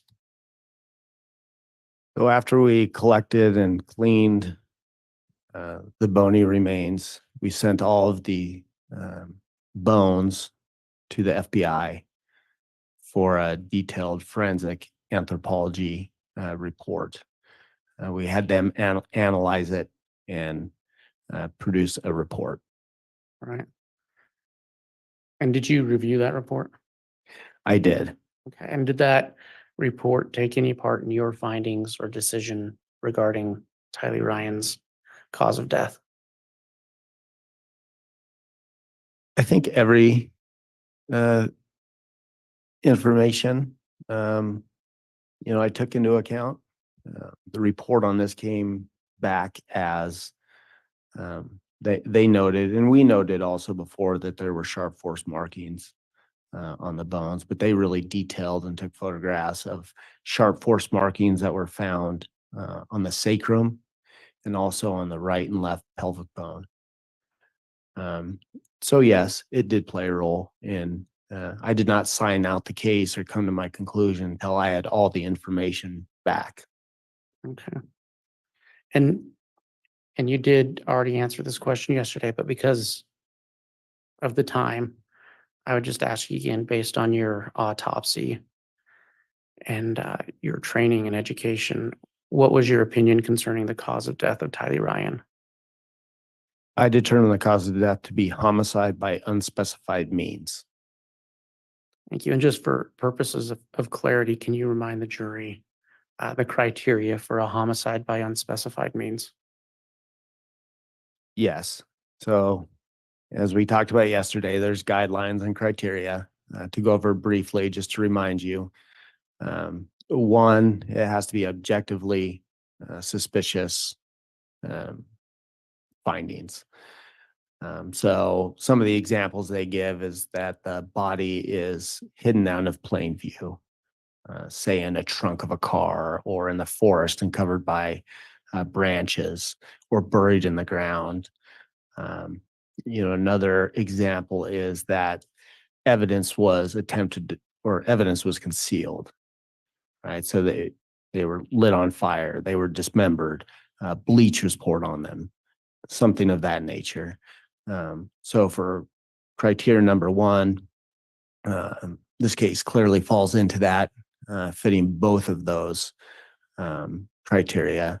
For number two, it's the autopsy doesn't show an obvious cause of death or a better explanation for the cause of death. And the two examples they give there is, one, you have an intact body, you're able to examine it, look at all the organs, and you can't come up with the cause of death. The other example is that there's not enough of the body there for you to determine what the cause of death is. So Tylee would fit under that category. The third criteria is toxicology. That toxicology cannot explain why the decedent is dead. In this case, there was nothing in Tylee's toxicology where I felt I could explain her death. And then the fourth criteria is more based on history and some of the circumstances surrounding the death, the medical records. And we went over Tylee's medical records yesterday, and I didn't think there was a good explanation why otherwise young, healthy teenager would be dead. So those are the guidelines and the criteria I used to come to my conclusion. Thank you. Your Honor, at this point, I have no further questions. All right, before you step away from the podium there, Mr. Wood, I do just want to note on the record the exhibits that were admitted, we referenced them as 176A through MM and 177A through EE. And I will note, there are certain portions that are not included in, I guess what I'm saying is there are some missing letters within the sub exhibits in what I'm seeing with my courtesy copies. Your Honor, we initially had more pictures and then limited what we were going to show to the jury based on what needed to be shown to explain the testimony.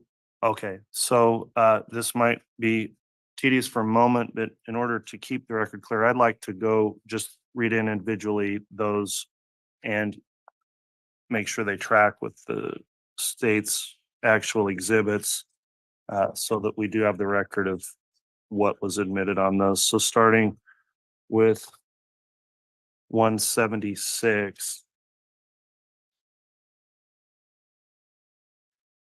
We've got A,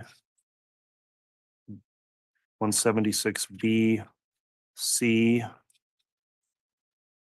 D, E, F, G, H, I, J, K, L, M, N, O, P, Q, R, S, T, U, V, X, Y. Then we've got 176B, B, C, C, D, D, E, E, F, F, G, G,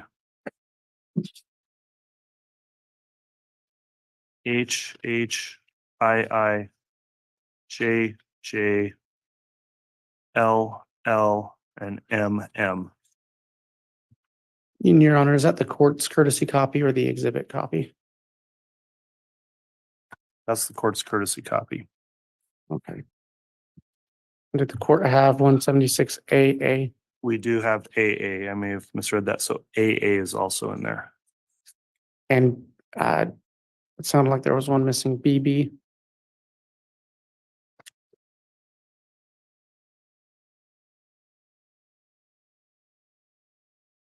BB is there also. Okay. On 177.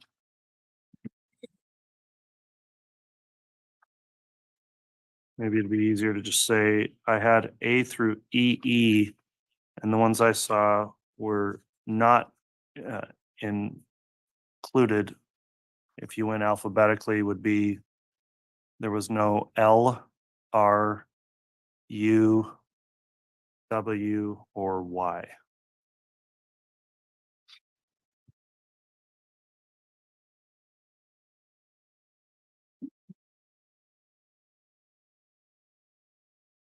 N. Oh. And also no N. That tracks with the copy I have, Your Honor. And again, there were some photographs that we deemed unnecessary to put on it, but they'd already been marked. Okay. I just wanted to clarify so that neither the jurors nor somebody looking at the record was wondering where those were. They were not included or admitted. So thanks for addressing that. That will conclude then the direct examination of Dr. Warren. Mr. Pryor, once you're ready, you can go to the podium and conduct cross-examination.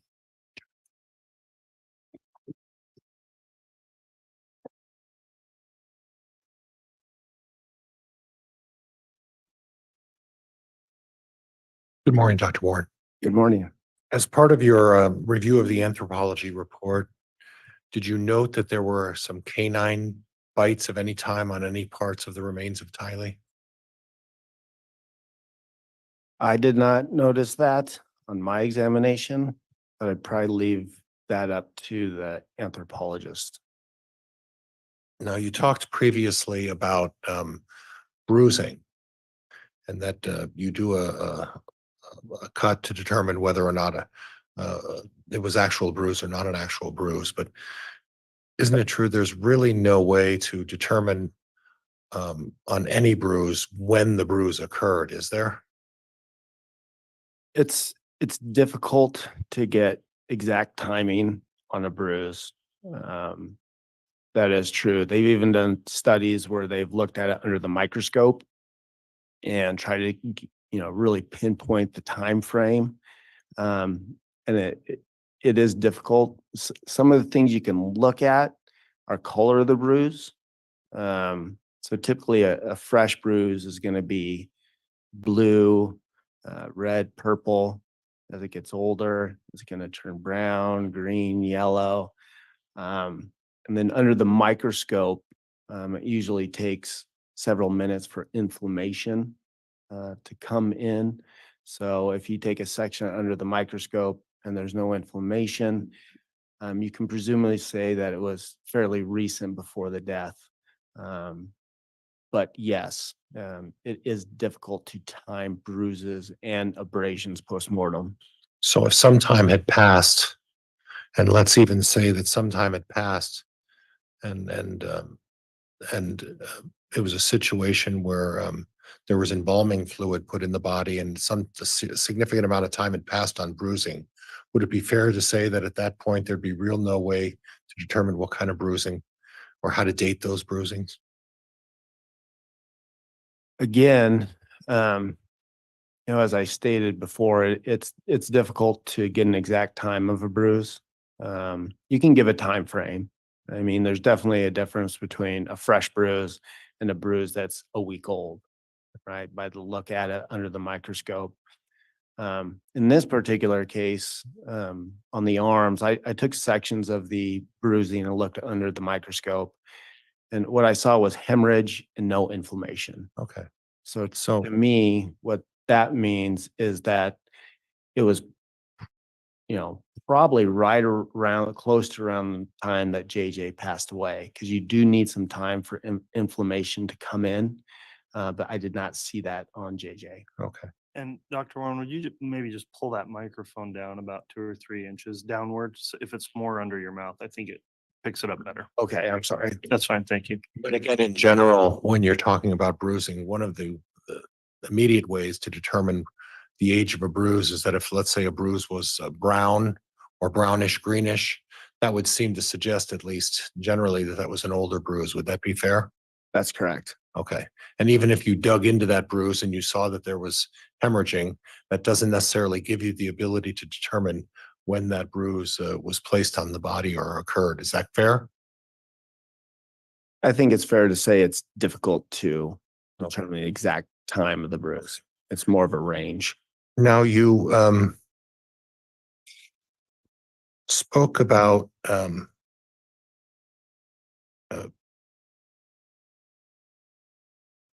examining Tylee's medical records, and you were able to determine that she was a healthy young girl at the time that this occurred. And she was approximately how tall?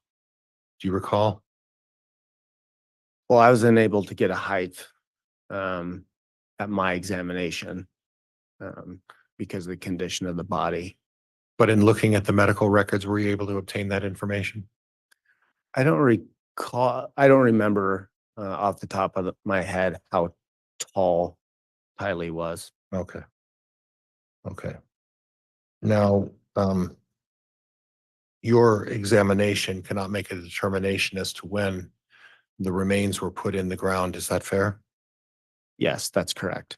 And even in spite of the anthropologist report and your examination, the fragments that you found in the fire pit, you can't make a determination as to whether or not those were animal or human fragments in the fire pit. Is that right? I'm not a forensic anthropologist, so Okay. I can't. I would not feel comfortable doing that. Okay. But that's the whole reason why I sent it to a specialist, a forensic anthropologist. Okay. So I think that's a better question for the forensic anthropologist. And we should rely on a forensic anthropologist to make that determination. Would that be fair? Yes, Along with potential DNA evidence? I think DNA specialists Okay. should make determination on DNA. Have you, do you have a recollection of when the date of these two autopsies took place? Specific date? Yes. So June 11th, 2020. And the one you said took over a week, so that would have extended on through the 17th or 18th? That's correct.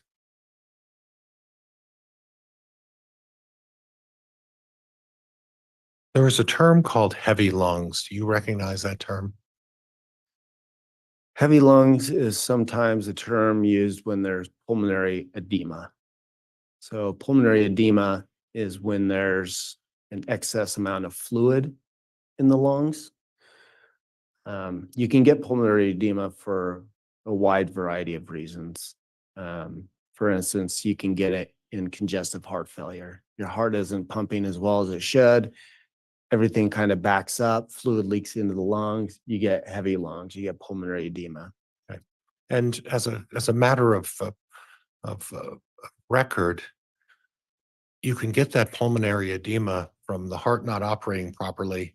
And for all practical purposes, the heart could look perfectly normal. Isn't that correct? Your Honor, I'm going to object. There was no testimony earlier about heavy lungs. This is beyond the scope of Dr. Warren's testimony. Sustained.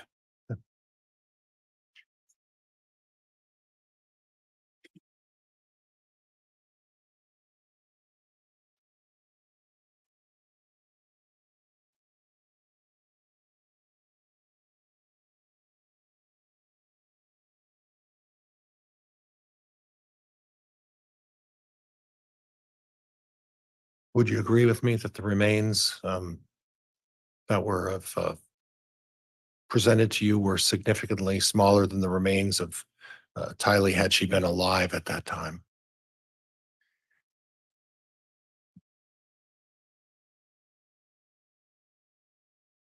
Again, I think that's probably a better question for the forensic anthropologist. Okay. I mean, I think it's safe to say that I can say that we received Tylee and she was dismembered in multiple parts. So obviously, yes, it's going to be shorter than if she was intact, but what that means, or I'm not sure. I think I'd rather leave that question to a forensic anthropologist. And from your examination, the vital organs were significantly smaller than what they would have been of a normal breathing human being, correct? That's correct. That's very common in fire-related deaths, and the organs get charred. They shrink, and they lose weight. Judge, I don't think I have anything else. Thank you, Your Honor. All right.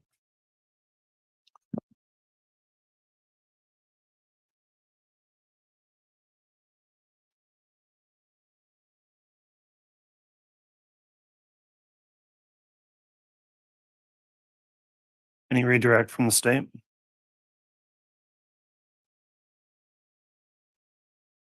Just very briefly, Your Honor. Doctor, you were asked about the dating of bruises. Yes, Can bruising be considered a form of trauma? yes. And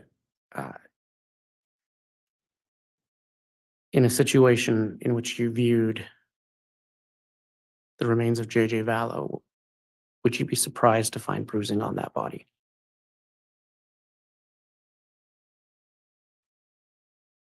I think any bruising or any injuries in a case like this is very significant. That's it, Your Honor. All right, thank you. That'll conclude then testimony of Dr. Warren. We'll make sure the exhibits are given to the clerk here. And is Dr. Warren going to be recalled, do you think, at any point by the state? Your Honor, it's not likely. I guess it's possible in rebuttal, but so I guess the state would just keep them under subpoena for the time being. Okay, so Dr. Warren, since you're under subpoena, there's an exclusionary order prohibiting you from viewing testimony. This case is available to see streamed live or here in the courtroom, so please don't do anything to view any testimony in case you are recalled or until you are advised you've been released from any subpoena in the court. Okay. Thank you for your testimony. Go ahead and step down. All right, thank you. Your Honor, if I may, I believe there are certain portions of testimony Dr. Warren would be allowed to watch if they were presented. Okay, Judge, could And we and we approach, can clear that up later. yeah, could that's, we have a sidebar on this? yeah, and I'll just, before we have sidebar, point out that's a proper argument Mr. Woods brought up, that the exclusionary order does not necessarily apply at times in certain aspects to what are considered expert witnesses. So you can go ahead and step down. We'll have a sidebar and then you can call the next witness, the state, and who will the next witness be? Your Honor, the state needed just a moment with regards to the next witness as well and was actually going to ask for a sidebar. Okay, let's have that sidebar.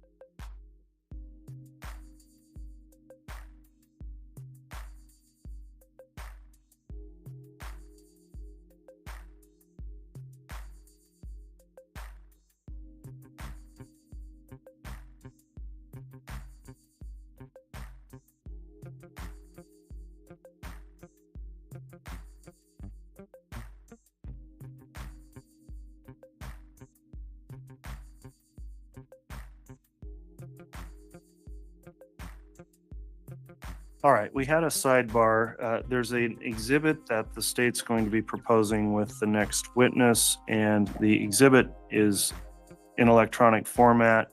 And counsel for defense does need an opportunity to review the exhibit because apparently it's had some modifications since it was first reviewed by defense counsel. Because of the nature of the exhibit, what we discussed, just the most simple way to take care of that is we are going to have another break at this time to clear the courtroom so that defense counsel can review the exhibit in preparation for its being proffered. And so we'll take a break to take up this evidentiary issue, and then we'll come back on with the calling of the next witness. All right, but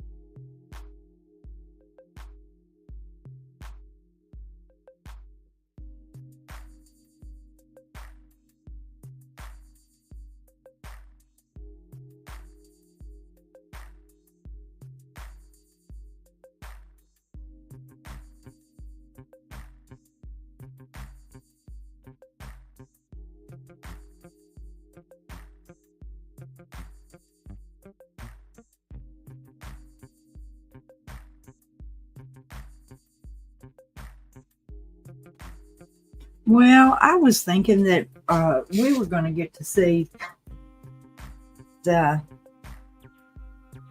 information too, you know, like we did yesterday when we got to see Zulema's court things while the jury was out. But it looks like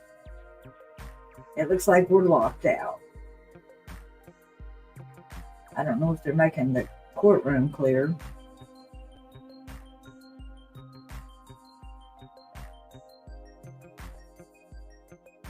Hi.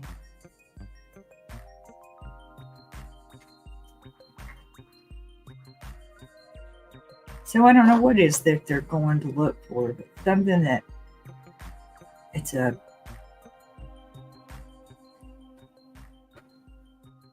so who could this be?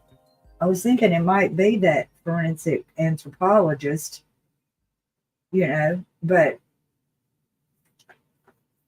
the only thing different could be that they got to take Lori's name off of it and put Chad's name on it. So I'm not real sure.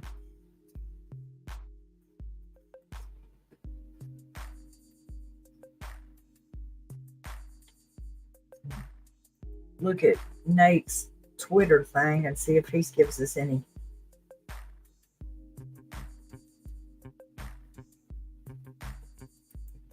else. Nate says that Boyce says there's an exhibit which the next witness that is electronic format and needs to be reviewed. We're taking a break and we'll be back when it's ready.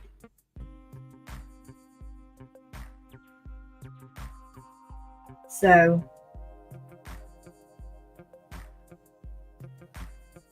an electronic format. That's probably some more pictures.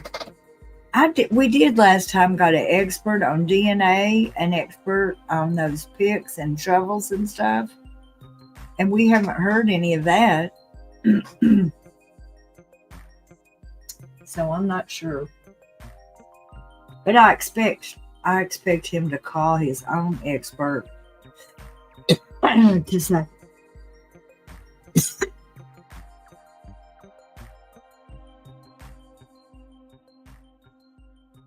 I expect he'll call his own experts to say things.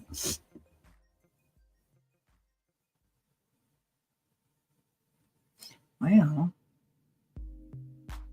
come on, Pryor. You know you were just wanting to have a slug off of your flask. Heaven's sake.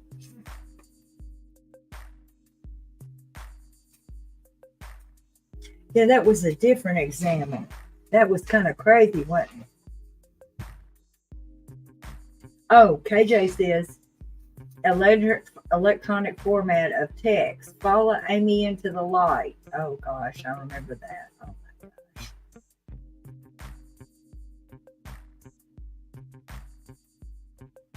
my gosh. Little Brand says, smoke them if you got them. Stretch if you have a body. Okay. So, yeah, I think I will stretch. Man, I'm kind of getting worried about myself. I think I need to move around more.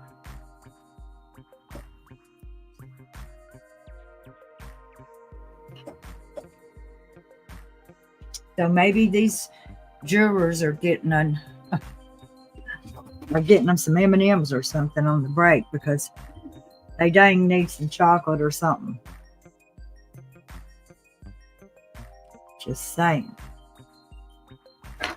I sure am glad y'all are here because even though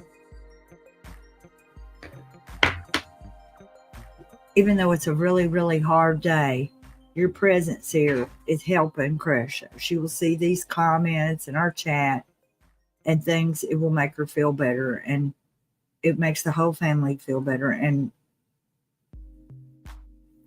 KJ says, Ravina, Amy was Tylee, and JJ was going to follow her, i.e. die. That was Chad's text to the hussy. I remember that, KJ.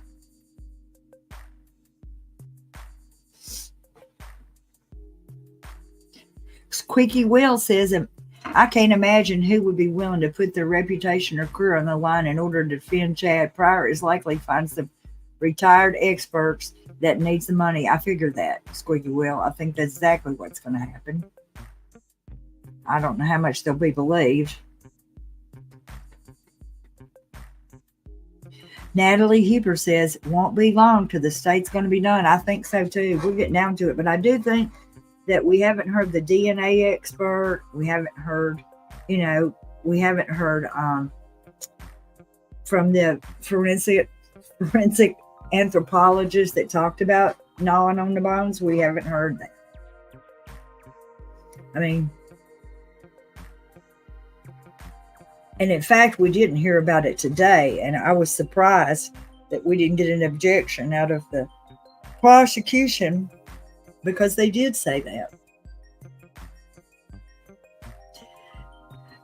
Medea says, KJ, I thought Tylee was Hillary. They had lots of different, they had more than one name for people. I don't know why they did that, but they did. They had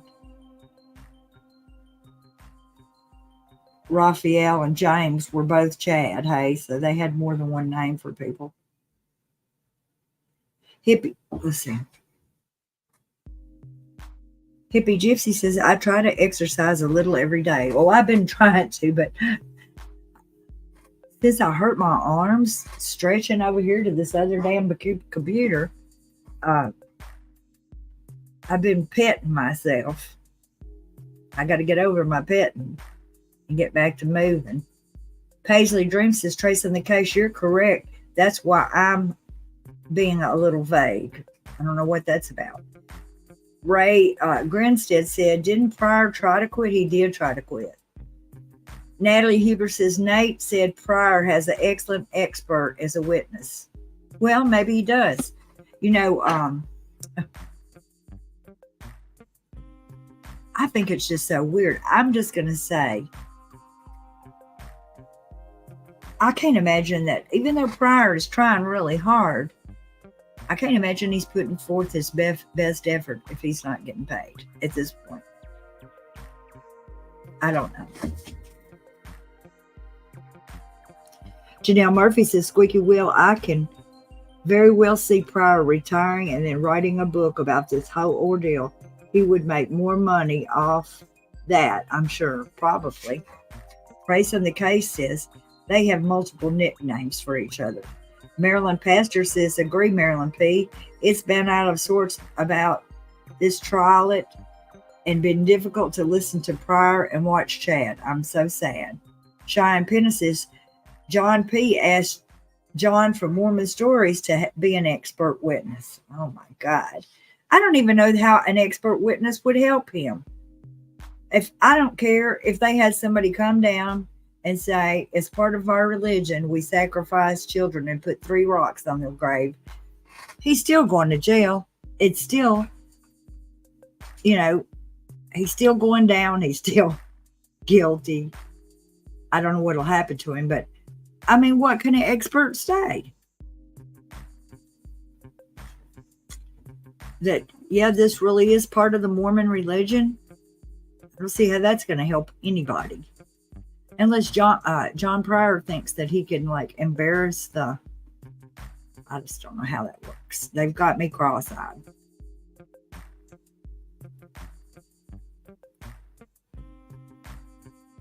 He said that the other day.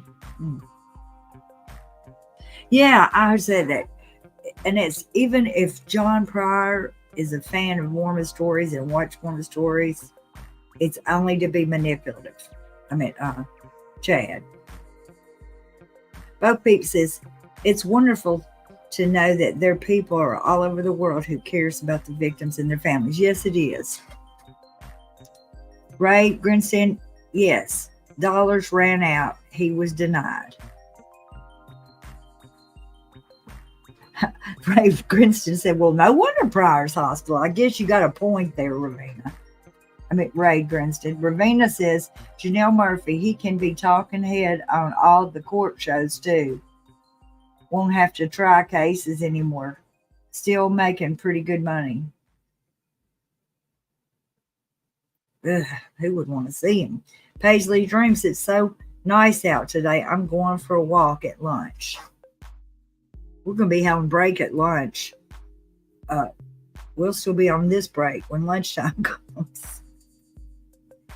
Kristen says, Ray Grinstead, yes, voice wouldn't let him. For heaven's sakes, Pryor, take an extra swig off that flask and let's get back to business.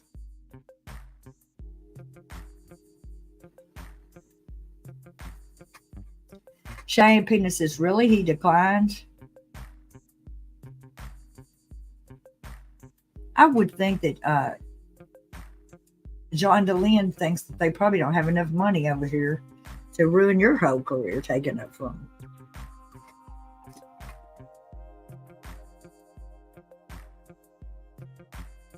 Oh, Mad Donut said, I went to work for 2 hours just to sit and pace. Nobody wanted donuts? Ravenna Denver says, yes, I could see him going that direction. Jax Gustafson says, Bo Peep, people all over the world hate him and Laura Hoare for sure. Trace on the cases, I think he's going to retire and write a book. I think he will too, Trace. Nancy Susan Walton says, I've heard Lori probably won't give evidence, but will they have a written statement and all this? Or is she standing by him? I hear so many different stories. I think she's standing by him. I don't really know. If anybody knows. Bo Peep says, Jack Gustafson, right on. Medea thinks, I think Pryor is tired of this moron he's defending. I hope he is, Medea thinks. Lee Shell says Pryor is getting paid by the state. He gets hundreds, probably 2 per hour. He doesn't even have to really leave his chair. It's all reimbursed after they scrutinize the bill. You think so? I don't know. Reagan Grinstead said Pryor got the single-story home with a staircase. Yep, that's right, Ray Grinstead. Trace on the case says the more BS he brings in, he thinks his book will be better. Ravenna Denver says the prosecution would go nuts if he did that.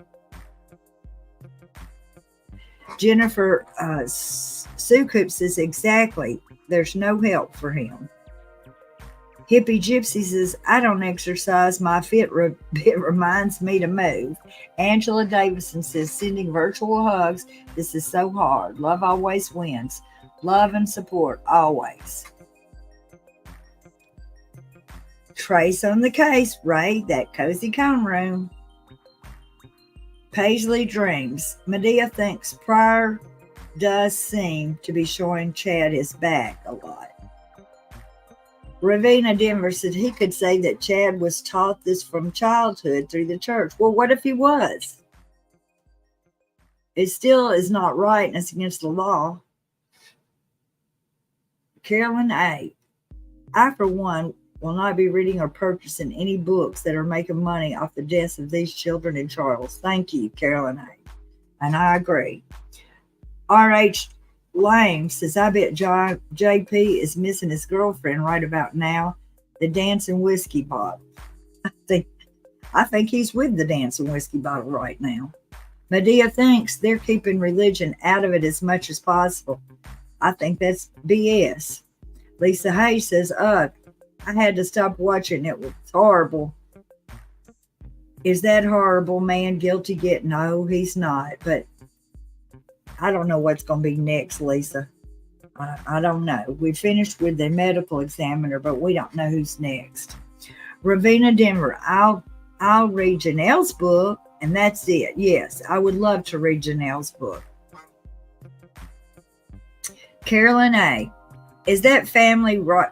If that family writes a book, it's a different story. I will support them. If the family writes a book, yes, we're trying to get Gretchen to write one. She's just, this has just kept her so busy.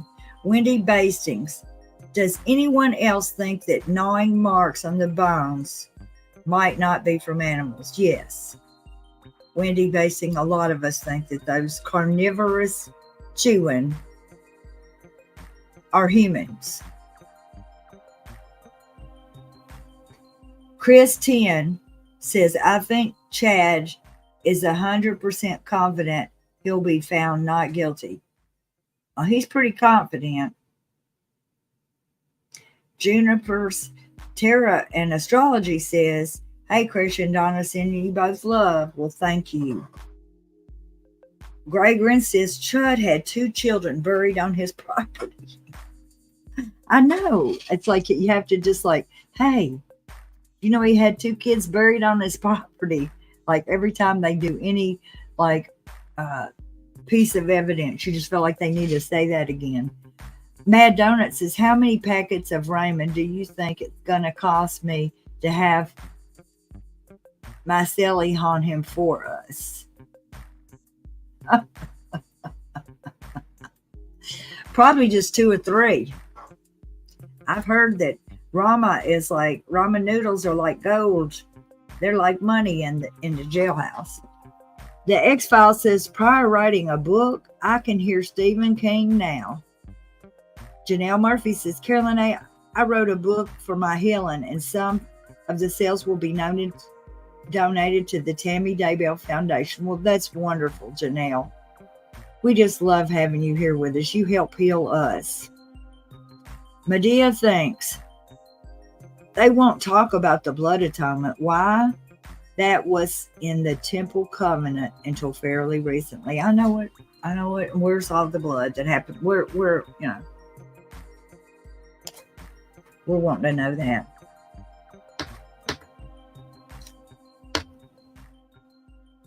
I hope that the jury has some snacks while they're waiting. That's all I got to say. Mad Donuts, I would put money on this commissary to do that. Of course, that's what we're talking about. I don't want to see private. Me either. Janelle Murphy says, Medea thinks, I don't think that many members know or even aware of blood atonement.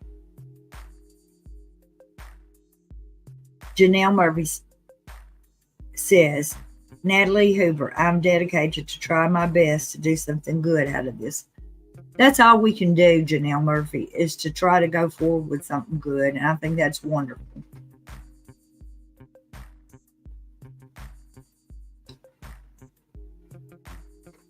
Ray Grinson said, Emma knows. Yes, she does. Eric Jasper. Donna, most damaging evidence against Shannon, in my opinion, is that dash cam video. His demeanor, his admission, yeah, I'm not coming back, not flipping out immediately when law enforcement found the kids. Yeah, I agree. Carolyn A. Janelle, you're good. I would read your story for sure. But the rest of them, forget about it. Nanny Susan Walton says, I thought he was getting paid by Chad's house he gained. Well, he is getting paid that, but how much do you think that house is worth? Okay, I'm going to go back and make sure that I haven't turned this thing off or something.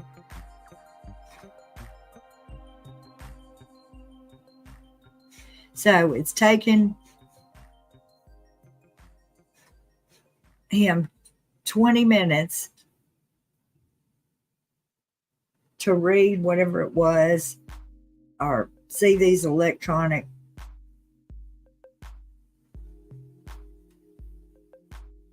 pieces of evidence. District Court's again in session. All right, thank you. Please be seated.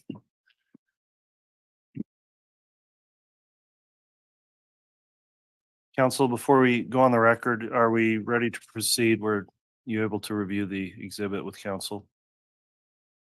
Yes, Your Honor, we're ready. We're ready to proceed. Thank you, Your Honor. Okay. Let's go ahead and bring the jurors in, please.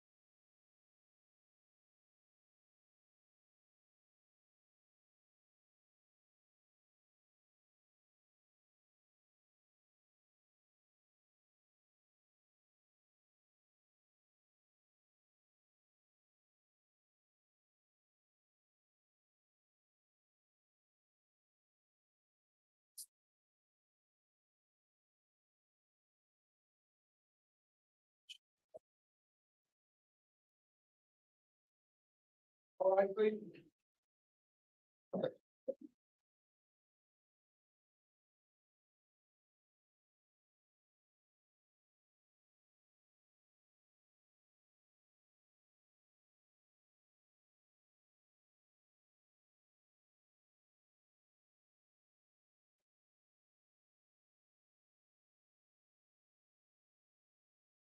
Here's all present accounted for, Your Honor.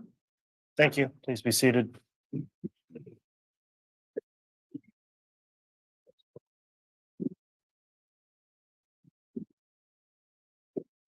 Okay, we're back on the record on case CR 22-21-1623, State of Idaho versus Chad Guy Daybell. The state's getting prepared to call its next witness.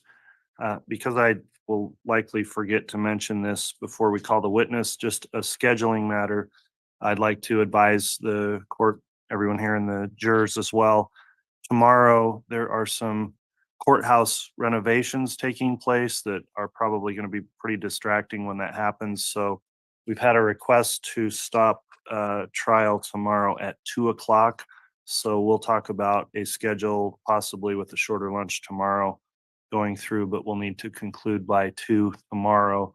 So that will be the schedule. And then we'll have likely another just normal day on Friday. So apologies for doing that at a strange time. And again, I don't think I'll remember to do that otherwise. At this time, the state, I believe, Ms. Blake, you're going to be directing the next witness. Is that correct? That is correct, Your Honor. Go ahead and call your witness, please. The state will call Detective Werther.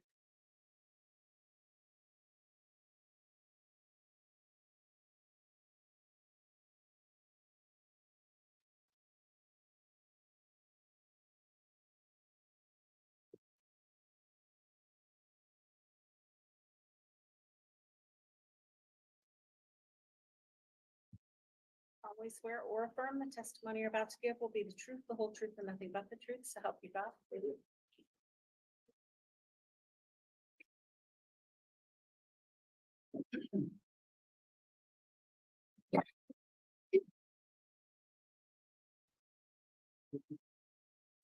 Okay. Okay, thank you. All right, I'll note Detective Werther's now been placed under oath. I do have a couple of questions before we commence.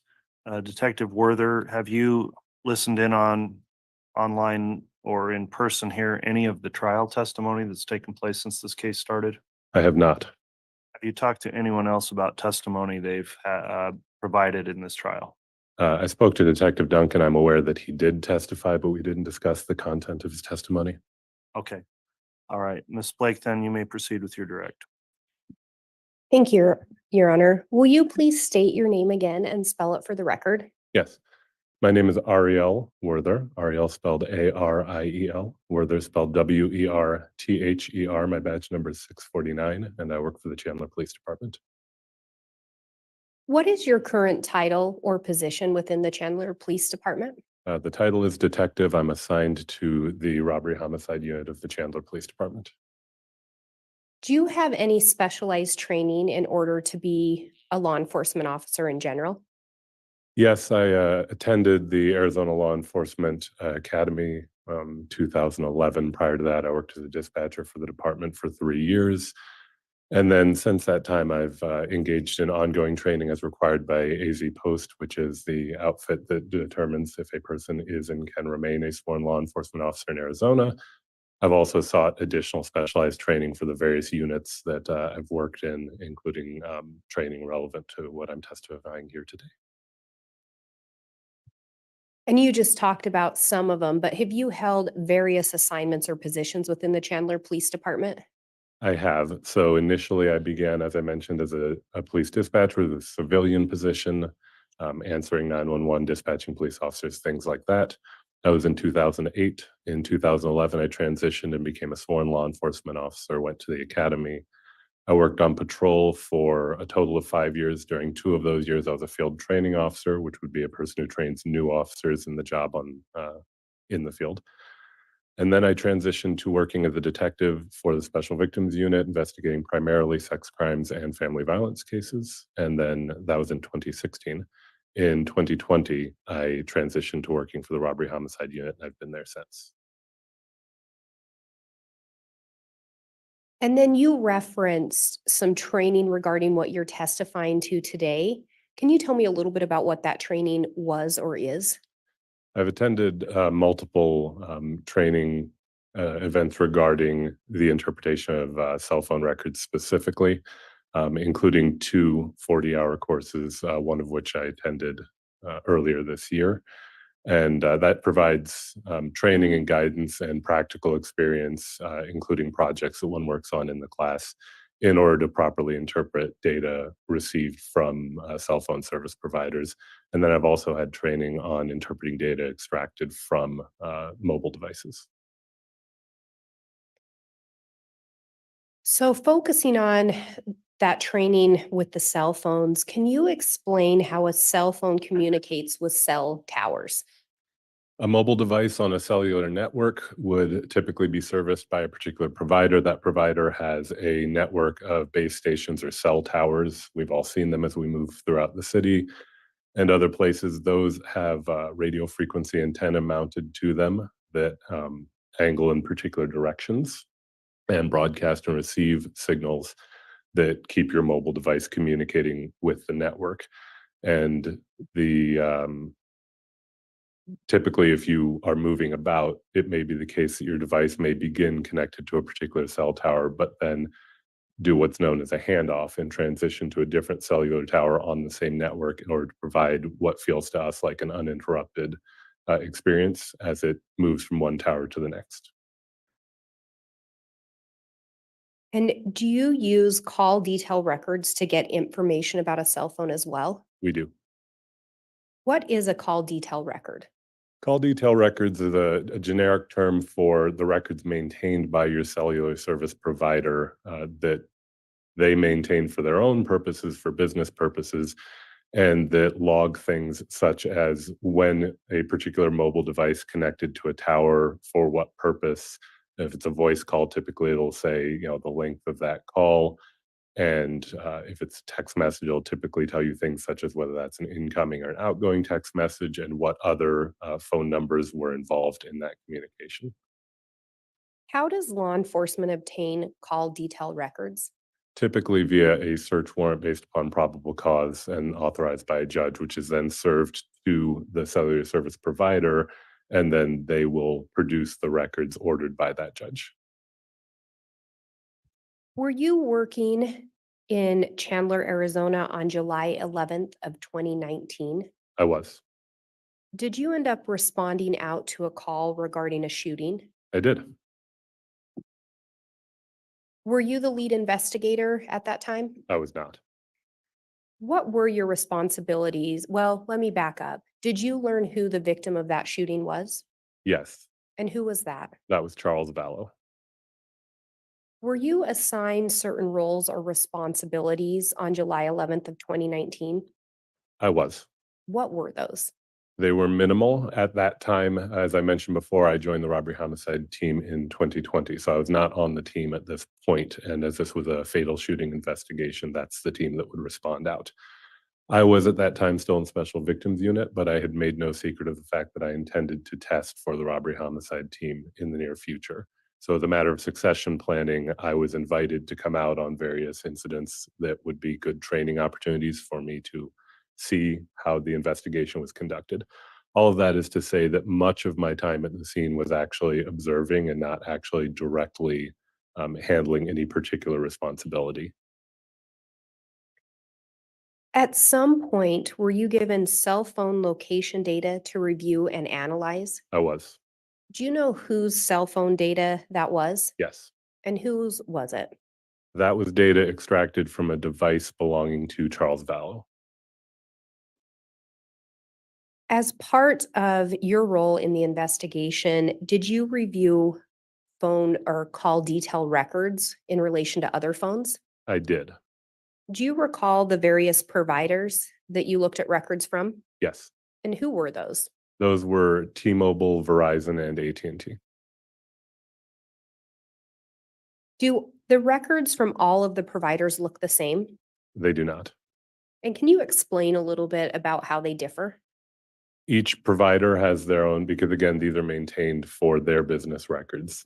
They're not, law enforcement doesn't instruct them what data they have to keep. We can merely access the data that they do have. So each company has a different approach to how they maintain their data for their own purposes. Some are in spreadsheets, some are in text documents, some are multiple spreadsheets, some are much more consolidated. We take the data as they have it and analyze what they give us. And in this case, were you the officer that drafted any of the search warrants for these call records? No, Did somebody else draft the search warrants? that's right. And then you were provided the data, the responsive data to analyze? That's correct. And did that include analyzing GPS? It did include analyzing GPS location data, which was extracted from Charles Vallow's phone. Is it fair to call the call detail records raw data? Yes, And do you use a program to analyze that data once you have it? yes. The Chandler Police Department has access to a program called Trax, formerly under a company called ZX, but they've transitioned to a company called LexisNexis. But the tool is a data analysis tool that we're able to use to analyze raw records that we are given by the companies. And can you explain a little bit about how that program interprets the data to get a location of a cell phone? Yes, you were, as mentioned previously, your device connects to various towers as you use voice, data, text, whatever you may be using. And we request and obtain from the providers locations of the towers and details about the tower. Typically, a tower is going to have multiple sectors. So while you have one tower, ordinarily that tower has antenna facing in sectors divided up to provide 360-degree coverage. The data they provide indicates the azimuth, which is a fancy term for the 360-degree angle if you were looking down on the tower from above, that particular sector is facing, and then they provide the GPS location of where that tower is located in the world. And the call detail records will typically indicate when a particular communication event took place, which tower it connected to, and which sector. Using that data, then one can get a general coverage area for where the device was most likely to have been at that time. And when you talk about this program tracks, I think you also mentioned ZX. Is that what it used to be? Yes, that was the company that initially developed it, I believe. Is that program only available to law enforcement? No, it's my understanding that it's available to paying customers who want to use it for various purposes. I'm familiar with instances where it's been used by defense and people doing private analysis. In your experience, do cell phone companies use technology that looks for the best signal? Typically. So as I mentioned before, you may start a call in one place and you either may move or you may not for one reason or another. During the course of that call, your device could switch to a different tower because the signal's better. Environmental conditions can impact signal strength, line of sight, obstructions in the environment, and then again, when we move and our devices move with us.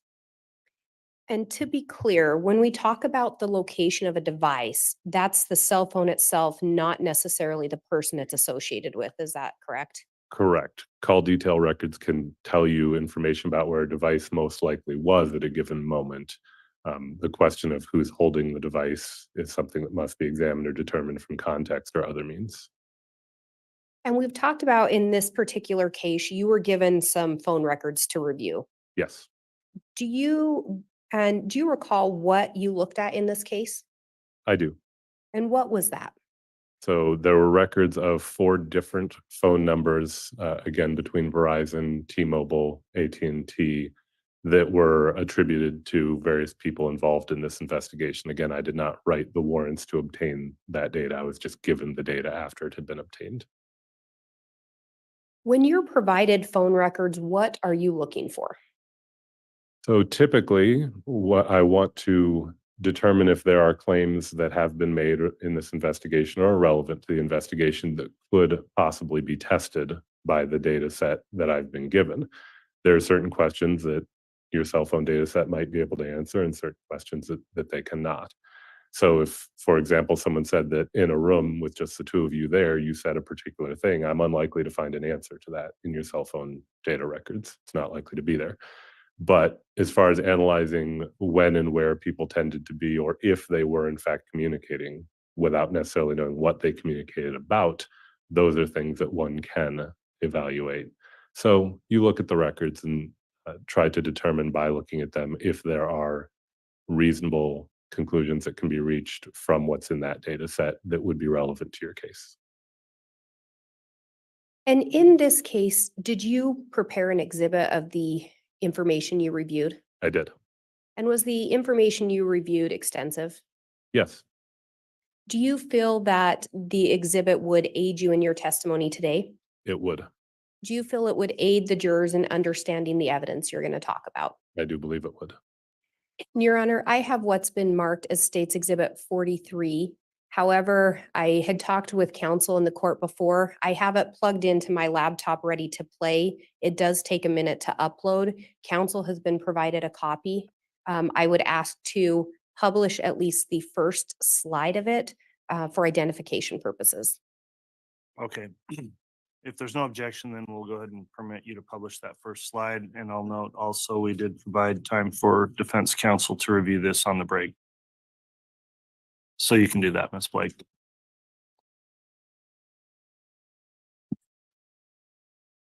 And I will indicate there should be a mouse up on the stand for the detective to use as we get further.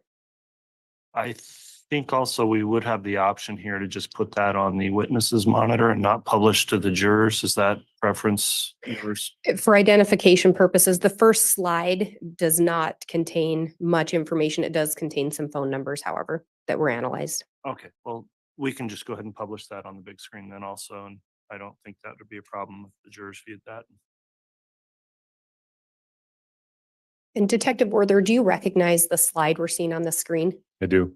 Was this in fact prepared by you? It was. And did you and I meet yesterday to review the exhibit as well? Yes. And was it an accurate copy of what you created? Yes, that's right. Your Honor, I would move for the admission of State's Exhibit 43. Any objection? There's no objection, Judge. Oh, very well. Exhibit 43 is entered, and as it's an electronic type exhibit, Ms. Blake, if you could just describe a little bit for the record what the exhibit is. Yes, Your Honor. The exhibit is a PowerPoint. I believe it contains approximately 128 slides. I know it's 120 something slides, as well as a few embedded things as well. Okay, thank you. And Detective Werther, on this first slide, do you see some phone numbers listed? I do. And you previously mentioned that you looked at 4 call detail records for 4 numbers. That's right. Are those the 4 numbers that you looked at detail records for? Those are the 4 numbers. And then that last item mentions Charles Vallow's phone extraction. That's because, as I mentioned before, that's data taken directly from the device, not from a cell phone service provider. And as we start moving through this, what are we seeing? Actually, let me back up. What records were you given? Are those what were depicted on the first slide? Yes, and the slides that follow will show them again as well. What are we seeing on this first slide? This is just to orient the viewer or the reader that my analysis pertains to Chandler Police Department's investigation numbered 2019-83744, a shooting investigation in the city of Chandler in Arizona that occurred on July 11th, 2019. This is a CAD call. CAD call is a computer-aided dispatch call, which is what's sent to the officers to notify them they need to go to a place for a particular reason. And it shows the time that the call to 911 was received was 8:36. And a dispatcher or a call taker entered the initial comments here, RP shot brother-in-law. This call was made by Alex Cox. And what would RP stand for? Reporting party. And if we move to the next slide. And on this slide, what are we seeing here? This represents the records that I was given and that I used in this analysis for a particular phone number, that phone number being 808-755-5452, which is a Verizon number. And when it was given to me, it was attributed to being a phone used by Lori Vallow. And if we move forward. And what are we seeing on this slide? This is the same sort of breakdown, and I should have mentioned each of those line items that one reads on these slides. Those are the titles of the documents I was given pertaining to the particular record. So this is a T-Mobile phone number, 480-692-9562, also attributed to Lori Vallow. So this is a second device attributed to Lori Vallow that you looked at. Correct. And one thing I noticed, and I've noted it here when I received these records, no logs of text messages were received, so received by me. Ordinarily, your call detail records include not only the voice calls that you make and receive or that your device makes and receives, but also any text messages sent.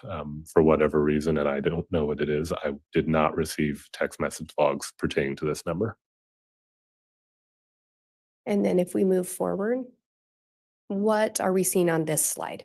This tells you of the records from Verizon for number 480-351-9120 attributed to Alex Cox, and again, a listing of the documents that I received for this analysis.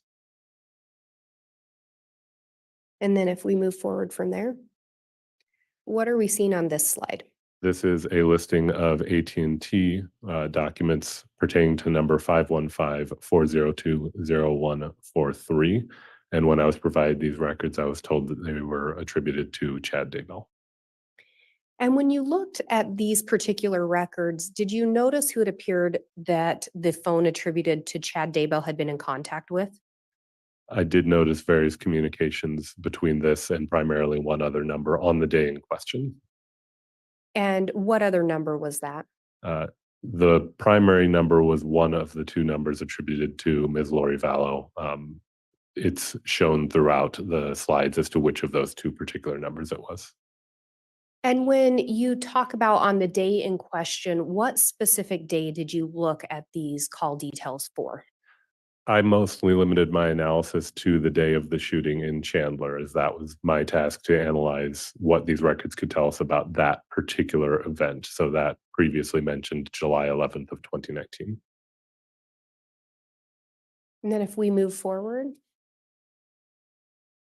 you'd previously mentioned that you looked at the locations extracted from Charles Vallow's phone. Is that correct? Correct. Did you look at any other data in relation to Charles' phone at that time? No. And can you remind us again or explain the difference between the records for Charles' phone versus those for Lori, Alex, and Chad?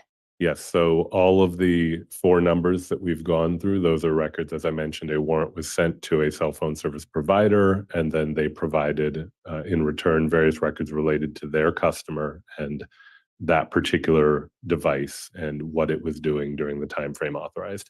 This is different in kind. This is data extracted from Mr. Vallow's mobile device. And that data, as I understand, is primarily sourced from GPS, which is a different system than when your device is communicating with a cell phone tower. And if we move to the next one, what are we seeing on this slide? So this is to help orient the viewer to how this is going to be represented, this data from Charles' device. So we have the ability at the department, I'm not one of the people who does it, to extract data directly from someone's device. And then that data produced as a spreadsheet that was given to me can be mapped, GPS coordinates, same as we all use if you've ever used a mapping device on your phone to be able to get from one place to another. That sort of data is the type of data we're talking about. And in the presentation, the data from the phone extraction for Charles Vallow will be represented as points, as you see on the screen, in red. And that point represents the latitude, longitude that was extracted from the device.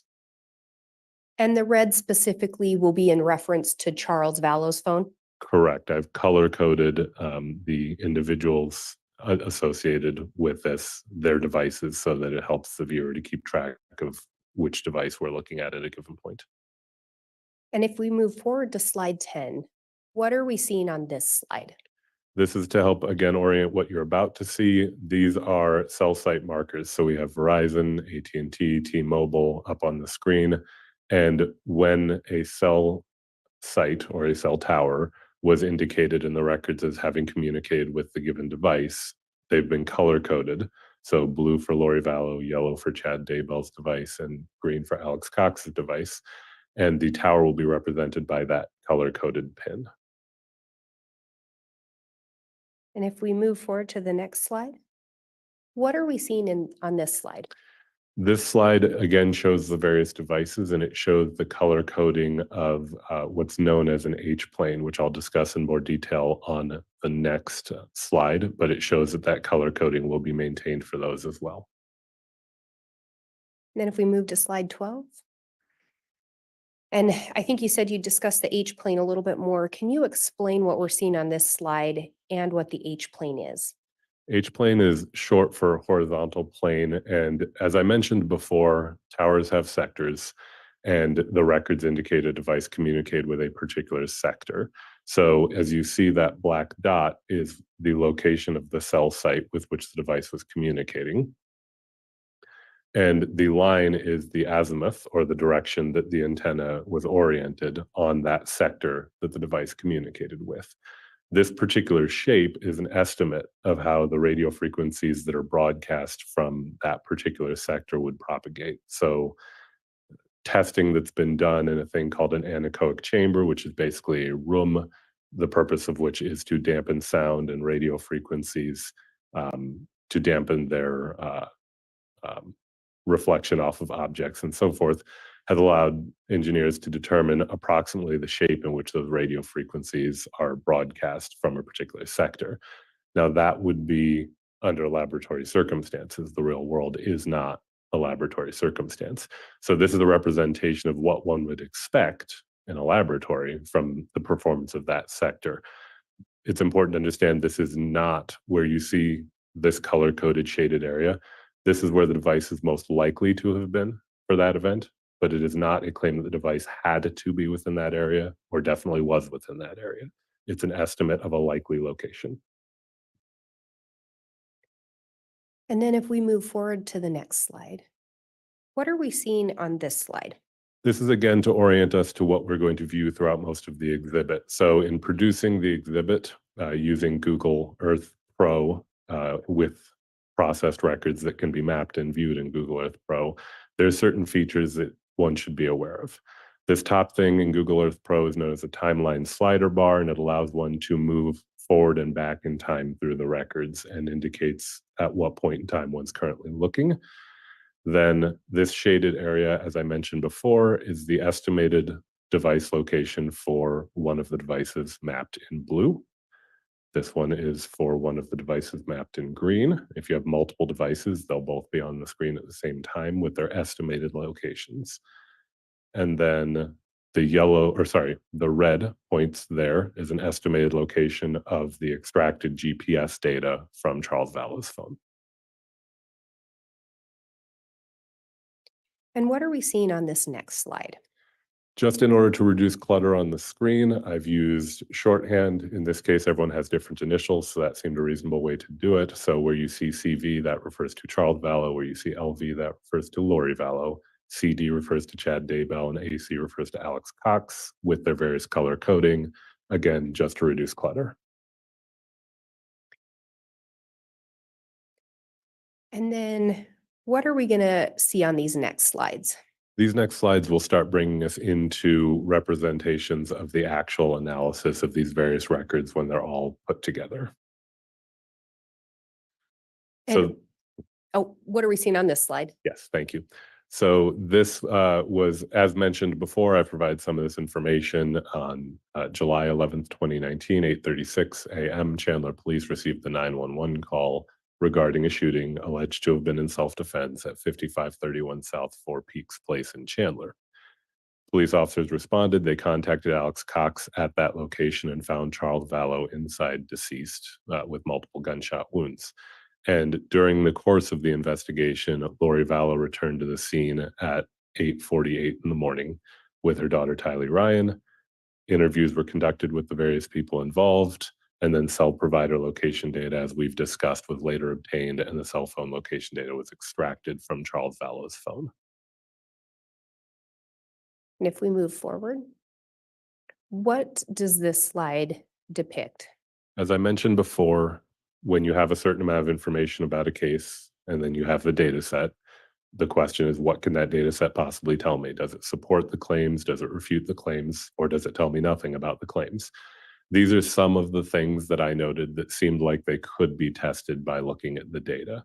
So some of these claims include things like the particular time that Charles Vallow was said to have arrived at the South Four Peaks Drive location, the question of whether Lori Vallow was or was not present at the time of the shooting, whether she did in fact end up with his cellular phone after the shooting, which is a claim that was made, whether the children were present, and then events after the shooting. The claim had been made by Lori that she went to a nearby Burger King and that she went to a drugstore to buy flip-flops for herself and the children. She said they had to leave without shoes because of the event, and that she dropped JJ off at Lauren's Life Academy, which is a school that he attended, and then returned after doing all those things.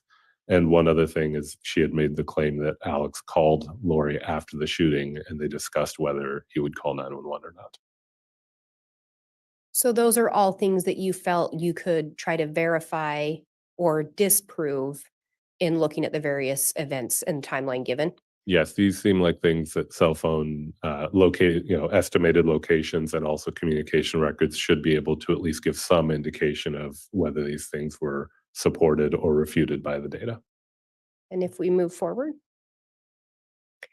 were you looking to corroborate or find something that would refute some of the information provided? Yeah, so specifically with reference to the cell phone, the call detail records from the various providers and also locations on Charles's phone, it's important not to take those things at case value and say, well, the data says that the device was there, so it absolutely had to be there, because the data has an error rate. All data has an error rate. So one of the other things we try to do when we're doing investigations is find other means of corroborating or refuting the data, because if the data are not accurate, we want to know that. And so we're looking for other things that might show. And throughout the presentation, I try to intersperse some of those things that we found. And regarding the records you received, what is the first thing you did with the records? The first thing that I did with the records when I received them is look through the actual raw records and see what sort of records even I had been given. And notice certain things, like, again, the lack of text detail for Lori. And so I asked if that was somewhere else, and determined that for one reason or another, and I don't know why we don't have it. So after looking through the records, I used that program we discussed previously to produce a file that can be viewed in Google Earth Pro, so that I can put all of the various data sets alongside one another in a timeline, mapped, and then move through them and see what each of the data sets indicates about what the device was likely doing during that time. And again, was your analysis restricted to the events of July 11th of 2019? Yes, it was. Were the records set to a specific time? Yes, because we were investigating an incident in Arizona, they're all interpreted in Arizona. Typically, when they provide the records from the subscribers, they're going to set them to GMT, Greenwich Mean Time, also known as Zulu time sometimes. Arizona is always 7 hours behind that. So all of these records are set to GMT -7. And that includes the records for Chad Daybell, which indicate that, in fact, he was in Idaho at the time, which is a different time zone. But in order to be able to see them all as they actually happened, I set his records to Arizona time. Otherwise, what you would see is all the Arizona events, and then 1 hour later, you'd see an Idaho time event that in reality had happened 1 hour earlier. It would be very confusing. And if we move forward, is this an animation you created? Yes. And can you explain what we're seeing here? The purpose of this animation is to orient the viewer to the general areas that are going to be involved in this analysis. So that's the Phoenix metro area. Chandler is on the left-hand side. You'll see the map pop up again as the data loads. And then certain areas of particular interest to the case are being labeled as we watch, for reference, to get you a general idea of where they're all located.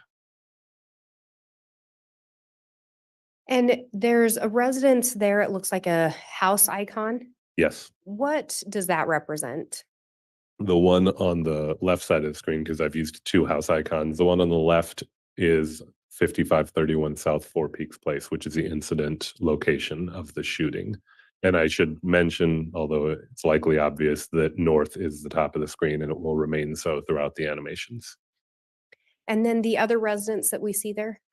That is Alex Cox's residence at, oh, that should not have done that. Alex Cox's residence at 1658 East Shari Street in Santan Valley. And there are some other, Yep, Santan Valley. and there are some other icons there. Are we going to talk more about those a little later? We will talk about those locations as they come up. And if we move forward, Yes, I think we should. Oh. There we are. and what are we seeing on this screen? This is an estimate of the distance from the 5531 South Four Peaks Place address to a Burger King that wound up becoming an area of relevance, and the estimated distance is 1.96 miles. And if we go to the, and is that the measurement that was depicted on that screen? That is the measurement depicted on that screen, yes. And on this next one, what are we seeing here? This is an estimated distance from the Four Peaks Place address to Lawrence Life Academy, which, as I previously mentioned, is the school that JJ attended at the time. The measurement depicted on the screen is an estimate that says 7.2 miles. And if we move to the next one, what are we seeing here again? This again is that CAD call hard copy showing that the 911 call was received at 8:36. And if we go to the next slide. Did issues of timing and what was reported as far as times cause concern early on in the investigation? Yes, we pretty quickly noticed there's an issue of plausibility as far as the timeline. If the 911 call was received at 8:36, and if Lori returned to Four Peaks at 8:48, which is 12 minutes later, you notice you have to go about a little over a mile to go to the Burger King, and then 7 miles round trip to go to the academy. Added in the claim that there was a stop at a drugstore, we began to become concerned about a delay in calling 911, which is ordinarily concerning. Ordinarily, if a shooting event happens, 911 is normally called relatively quickly. And I think I'd failed to ask, did Lori report that she'd stopped at that Burger King She did. and then that she'd taken JJ to school? Yes, and I should clarify, I spoke to her. She told me she stopped at a Burger King. I'm not positive she specified that one. Was that one on the way to JJ's school? Yes, I think it's the nearest one, and it's also between the two locations. And then she also reported stopping at a drugstore? That's right. And if we move forward, what do we see on this slide? This is the first location data point among all the data sets that I had for that day. This is an indication of a GPS location from Charles Vallow's phone, and you'll see right there on the left-hand side.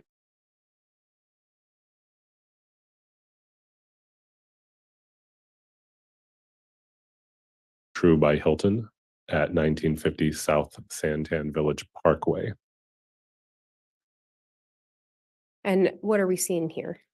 This is an overlay of a receipt that was later recovered when we went to the True by Hilton that indicates that that is in fact where Mr. Vallow was staying on the date in question. So as I mentioned, we're trying to see if data appear to be accurate or not. This does appear to show him at the hotel where he was known to be staying, or his device at the hotel where he was known to be staying. And in moving to the next slide, what are we seeing here? So this is a record from the 0143 number attributed to Chad Daybell, where it texts the 9562 number attributed to Lori Vallow. As I mentioned, for that 9562 number, I don't have text logs. So to the extent that I can examine those communications, it has to be viewed from the records produced regarding the 0143 number. And this here would be the estimated location of that 0143 number at the time, which is 6:06 in the morning, Arizona time. And if we go to the next slide, This is advancing the time to 6:12 in the morning, and this is Lori Vallow's 9562 number texting Chad Daybell's 0143 number. and this is again on July 11th of 2019. That's right. And if we go to the next slide, Advancing again to 7:01 in the morning, the Chad Daybell 0143 number texts the Lori Vallow 9562 number. And these are just, again, the mapping estimates associated with each of these communication events for the 0143 number. and moving forward, what do we see here? This is starting back at that 0003 GPS event, and it showed the various GPS events all the way up to 0716. If you saw them popping up on the screen and then passing, it would show that they were all generally in the area of that hotel until 7:16 in the morning on the 11th. And then if we move to the next couple slides, So at 7:16 in the morning, the device, Charles Vallow's device location data shows it traveling from that Hilton through various streets to the area of the Four Peaks residence. And one of the things I wanted to highlight here, as I mentioned, all data has an error rate. Yes, I do not have any reason to believe that Charles Vallow's phone was actually in the backyard of that neighboring house. There's just an error rate, and that's something to keep in mind when one reviews these things.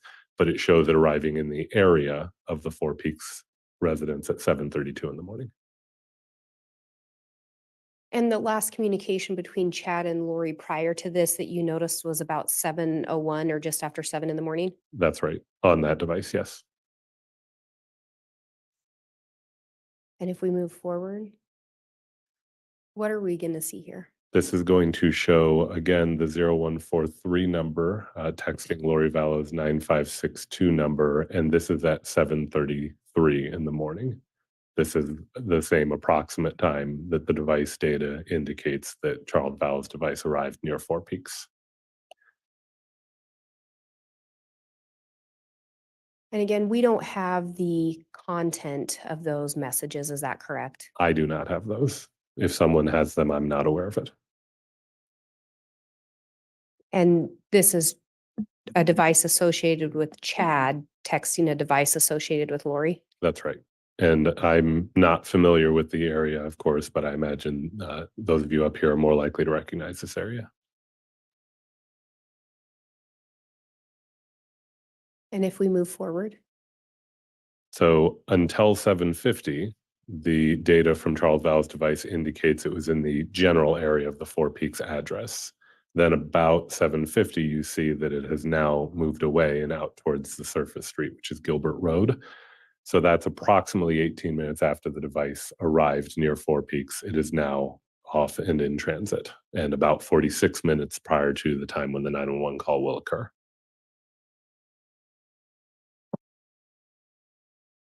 And you previously indicated it was stated Lori Vallow ended up in possession of Charles' phone? Yes, that's the claim she made, and that's also how it was later recovered by one of the detectives, was from Ms. Vallow. And if we, actually, I'm looking at the time. Judge, would you like us to keep going? Well, I think we ought to go ahead and take the noon recess at this time, Ms. Blake. So we'll go ahead and take lunch. Let's start back up right at 1 o'clock, please. All right, free?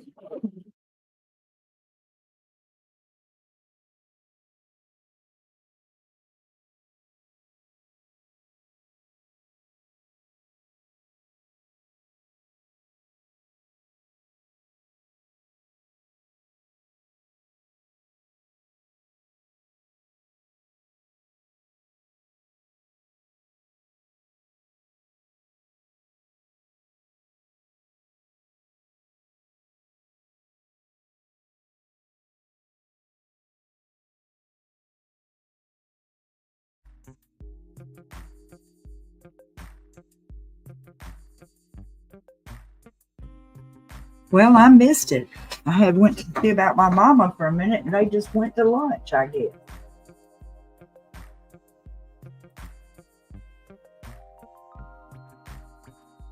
Ain't that something? All rise and eat lunch. This is the third break we've had today.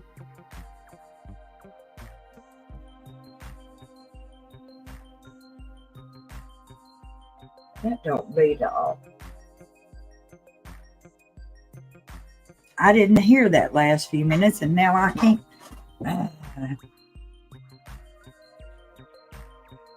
So I'm going to go back and see what Nate said about that last few minutes.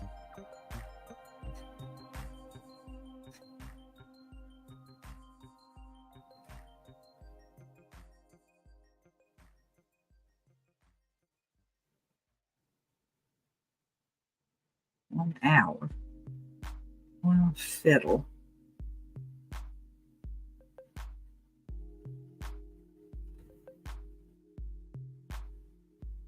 Lunch break. Be back in an hour. Okay, that's what he said.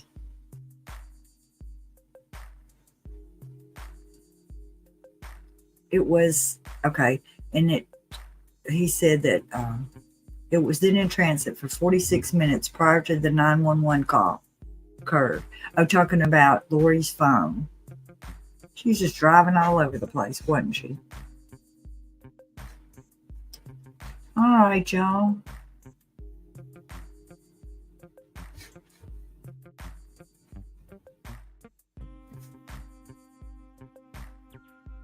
Marilyn Pastor says Pryor's thinking, I'm trying to save someone who is freaking monster, not be compensated.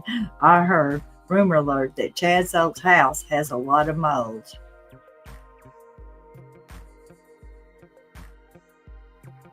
Well, I don't doubt it. Huh. Lee Shell says reinforcing that the great first responder Alex probably did not do C, the P, and the R. No, he did not. Fancy Nancy Barbara says hippie gypsy is the name of my next Boston Terrier after Stevie Nicks, and now you, hippie gypsy. Janelle Murphy says Maryland pastor, big time. Vic says Charles knew he was ambushed. Yep. So's Eyes Jewel says these monsters sure could have their own season of World's Dumbest Criminals. I mean, they just keep on, don't they?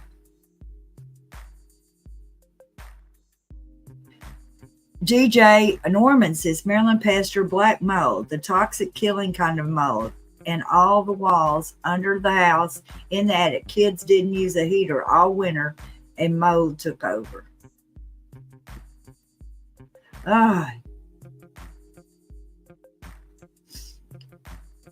Lee Shell says So's Eyes Jewels, these collectively had depravity, not been intellect. It's terrible. Fancy Nancy Barbara says Vic's text, I agree. He was so aware he was being set up, but it was not too late.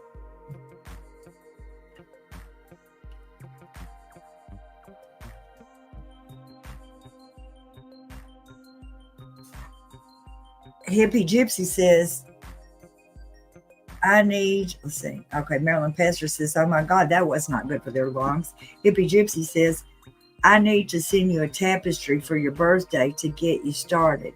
I don't have a channel though. KJ says, this witness is clear and concise, and Lindsay is doing great. Fancy Nancy Barbara says, KJ, smooth as silk. Y'all, I'm going to get y'all to talk amongst yourselves for just a minute because I'm going to go check my mom because I need to go check my mom. So I'm going to go check on her and y'all talk amongst yourselves for a few minutes.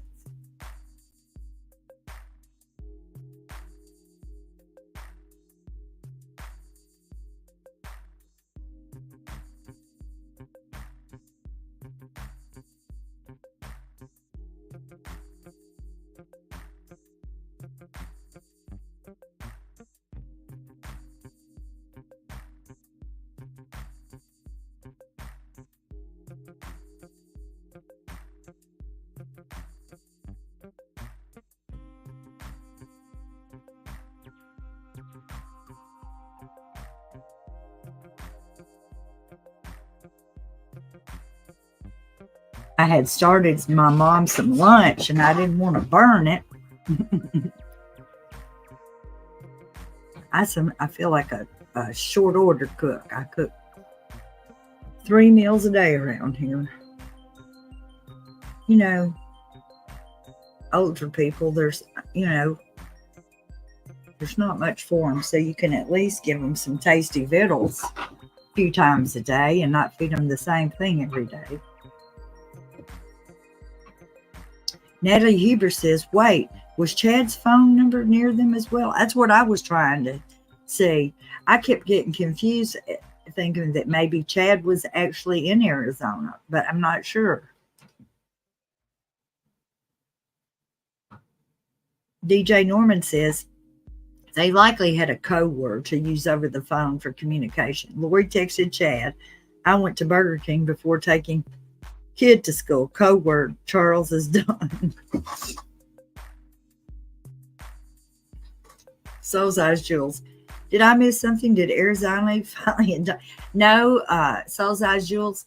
It's just that the detective that they have in is from is from Arizona, and he's talking about their phone call data. And so all of that is Arizona stuff. And I am surprised that Pryor has not stood up and yelled at the top of his lungs that y'all, Chad has not been charged in Arizona. Why are you bringing this up? Did you not know that? But he didn't, and I don't know why. So.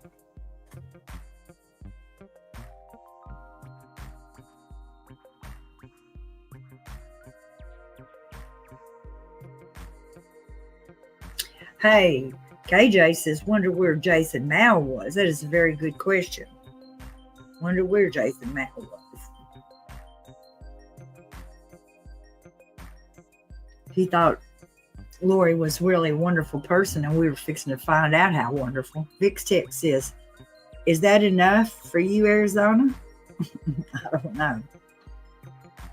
We got their detective over here talking real strong against him. Maria P says, KJ and the Ray, I also want to know that. Good point. Yes, we all want to know where Jason Mao was. I'm yawning now. Carlos says, I hope they show Chud was at the Pope party that evening. That would be pretty good, wouldn't it? Lee Shell says, KJ and the Ray, was it Melly who said he was close by? How did I know he was around the corner? Well, because, yes, it was Melanie. She's like, oh, that's our friend, Jason Mao. He's a policeman. Bo Peep says, I hope Gibb didn't get immunity for the Arizona trial. She needs to be charged as a co-conspirator along with the others. I think so too. Marilyn says, I wonder if Chad was at the pool party. Oh, no, but I guess we'll find out. That was a waste. Fancy Nancy Berber, Vix text, yes, yes, yes.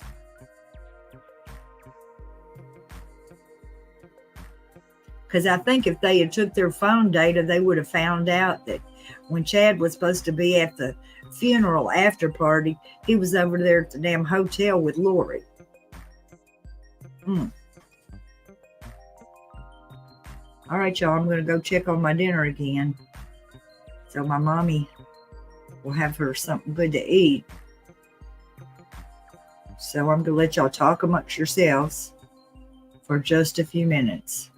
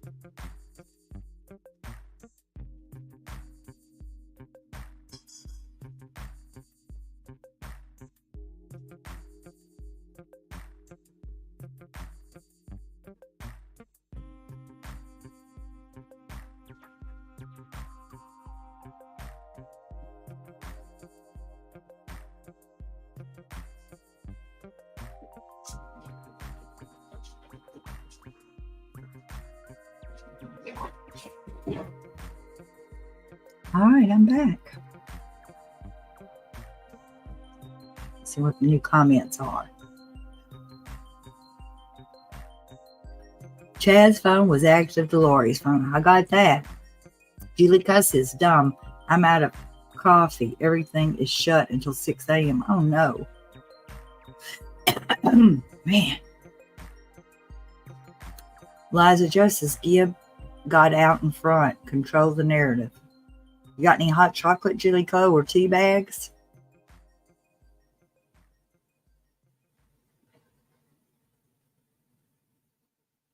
Gibb got out in front to control the narrative.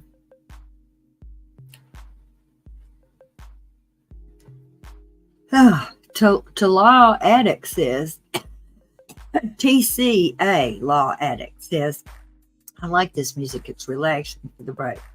Well, thank you. That Crusher picked it out. Bo Peep says, Jet Set. Jay, you are so sweet. Hippie Gypsy says, he sure does fix text. KJ says, shoddy law enforcement let the hussy keep Charles' phone for I know. No telling what she did, deleting stuff and all that. Zero says, the horror is that Alex watched Charles suffer before he finally took that second shot. Or Lori took it. I'm not sure. Nana says, where can we watch Janelle's interview? Well, I don't know, but I would be interested in that. We could do that. Jojo says, hi, everyone. I'm just listening today. Well, Jojo, thank you for listening. This has been a hard day to listen to. RJ Lame says, in Arizona, is Arizona going to go after Chad? I don't know. I'm sure the jury is wondering if they're going to go after Chad at this point. Solo Drive says, Zero, the first shot killed him. I hope so. Why did they shoot him twice? The X-Files. Wow, Zulema was right about the phone of Charles Vallow. Lori wouldn't let Charles Vallow have his phone. Lori set the stage for Alex to shoot Charles Vallow. Yes, you're exactly right. Damn that Adam Cox. Alex Cox. Maybe Adam, I don't know. Lee Shell says, Liza Joe, she did. She sure did. With Warwick's prodding, I guess his slime was worth something to get us here. Now I want to see charges for these peripheral players. Me too, Lee Shell. Liza Joe says, I don't think Charles was allowed to walk back into the I don't think Charles was allowed to walk back in the house either.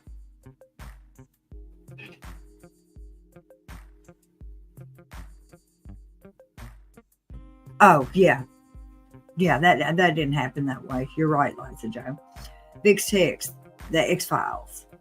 KJ says, wouldn't it be great if an Idaho conviction would turn into charges in Arizona and they decided to try Chad and Lori together? Yeah, that would be something fun. I sure wish they would do that. That means because we're going to have to go through this twice again. Except for one thing, KJ. Lori is not giving up her right to a speedy trial. And by the time they charge Chad, she'll have to, she's not going to change that, but it would be good. Zero says, Solo Dove. I hope so. And Vic says, yes, KJ. Bo Peep says, KJ, that would be awesome. TCA Law says, Addict says, KJ, that would be great. It would be. Liza Joe says, KJ, you make my heart sing. RD and AC, yes, KJ. Everybody thinks that's a wonderful idea. I do too. I hope that they do charge him. For sure. Solo Dove says, Zero. They mentioned it in Lori's Shaw, something to do with blood loss. Angela Davison says, go ahead, Donna, we're good. That must have been whenever I was going to see about the food. It's almost time for me to go back again. I've got some beans in a pan and they're cooked and they're getting low, almost stuck. So I don't want to burn them.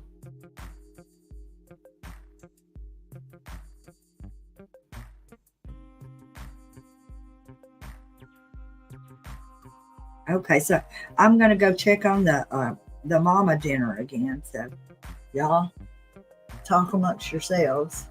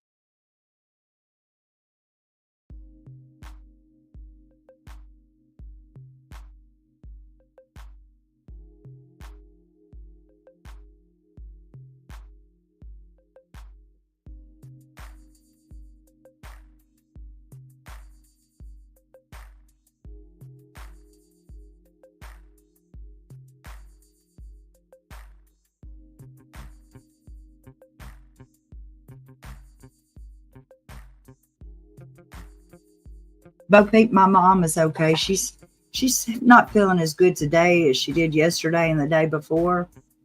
She has good days and bad days. When you're 91 years old, your knees hurt sometimes.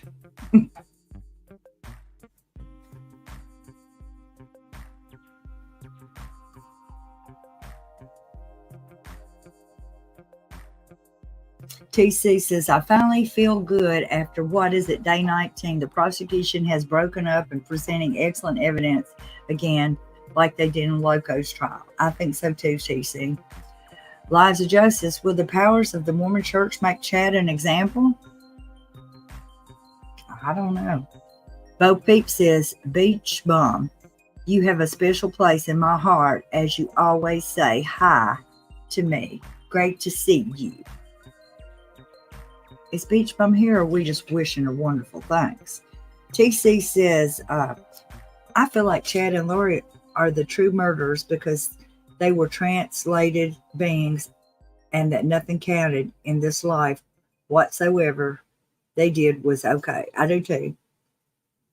RJ Lame says, didn't Grammy B have a procedure today? Oh my gosh. Prayers for Grammy B. TC wants to know, why isn't Jason Mile called as a witness? I don't know, because they had some questions for him down at the police department, didn't they? Leanne Furstenberg says, Donna Donald, you are so sweet. When do you have time to get groceries, girl? I don't have time to get groceries. I think I actually got groceries Saturday. My mom and I went together and bought groceries. Squeaky Will says, I think the intent here was to show that Alex, Lori, and Chad were thick as thieves. So no matter what crime is being committed on whom, a constant conspiracy among the three of them. I think you're right, Squeaky Will. Leanne Firstberg says, I think so too. Liza Joe says, where did they get the translating being idea?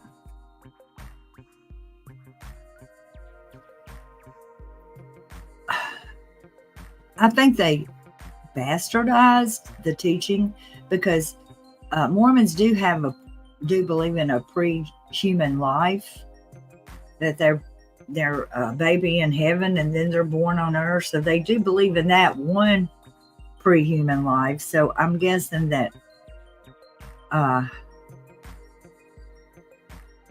they just went further and decided that you could be on earth and come back and forth many times. I'm not sure about that. But I think it was mentioned in some scripture someplace, probably deep thing. Gibb mentioned J.M. being near the Jason Mao being the old place when they got rid of Charles' stuff, not the new address.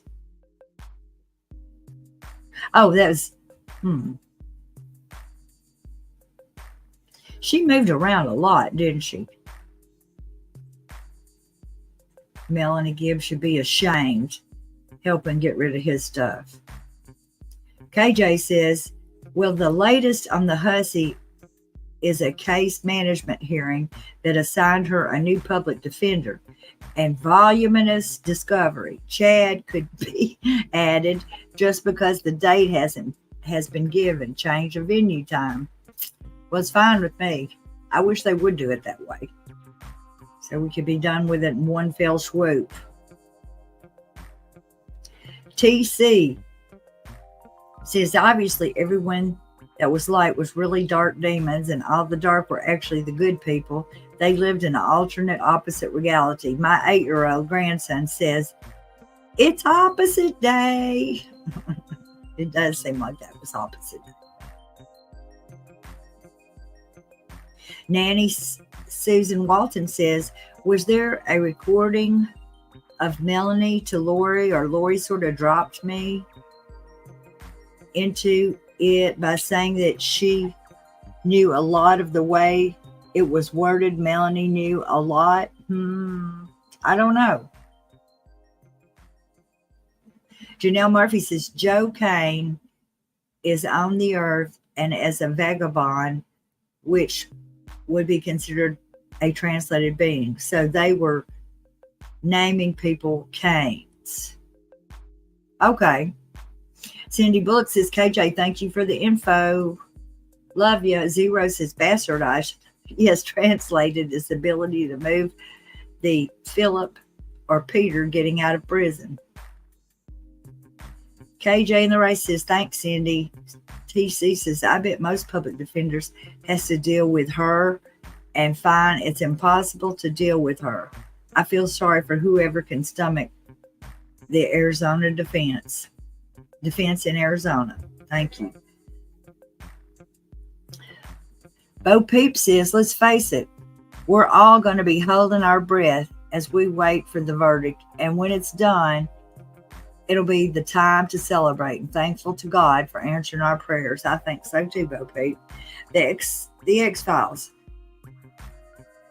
I watched a profile on Chad's religion, and there was 3 mixed into 1. Yeah, I think it's more than that mixed into 1. Zero says, too bad they couldn't translate into Hades. I agree. TC says, Chad doesn't appear delusional like Lori, but he is just quiet delusional type. Oh, he is really. Zero says, like Philip. Cindy Bullock says, Zero. Zero says, sorry, I need to stop commenting for a while. Okay, Zero. Jojo says, so we don't know who will be Lori's attorney yet. I think they have assigned it. They just assigned her a new attorney, but I forgot her name. Or his name. I don't remember.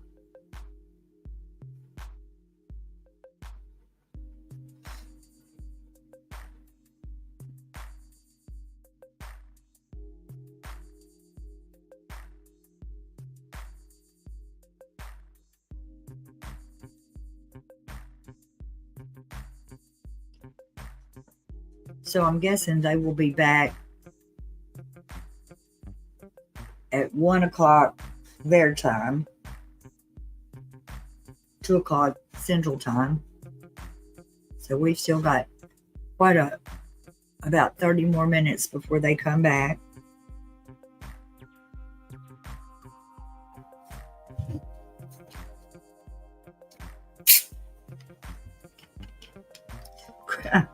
Liza Joe says, crazy Lori needs to be locked the FK up. Poor Charles, he was a gentleman until the end. I know it. Why can't I find a nice man like Charles?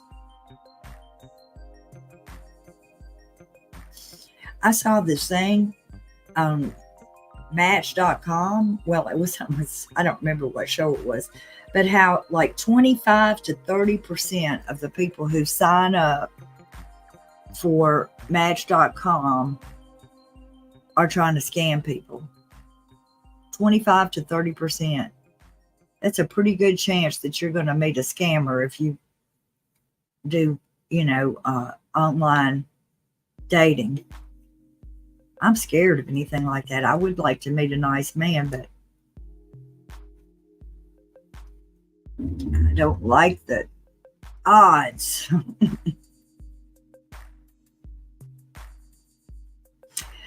Liza Joe says, where was the Mormon church when Charles asked them to see us? Well, I think that the bishop was sitting in a car at one point listening to this nonsense, knowing that Lori was acting this way.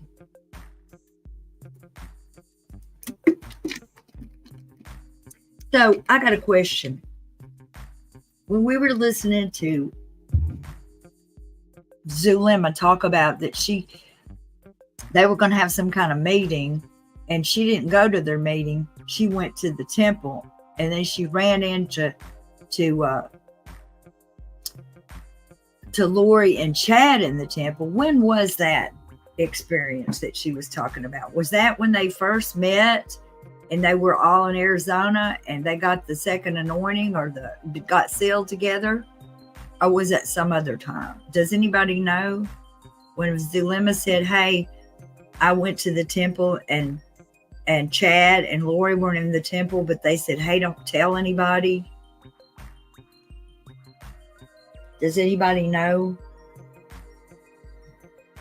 when that was?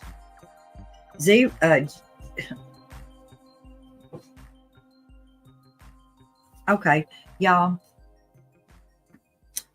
I'm gonna go see about my mama for a minute. Y'all talk amongst yourselves.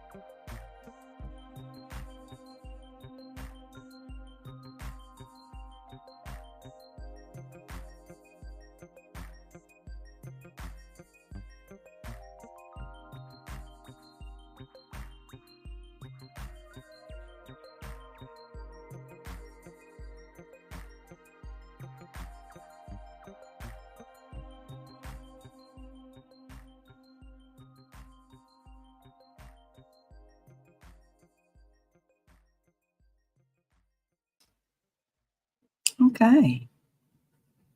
Well, I heard my mom toddling down the hallway with her walker. You know, I heard it rolling and a little squeak that it made.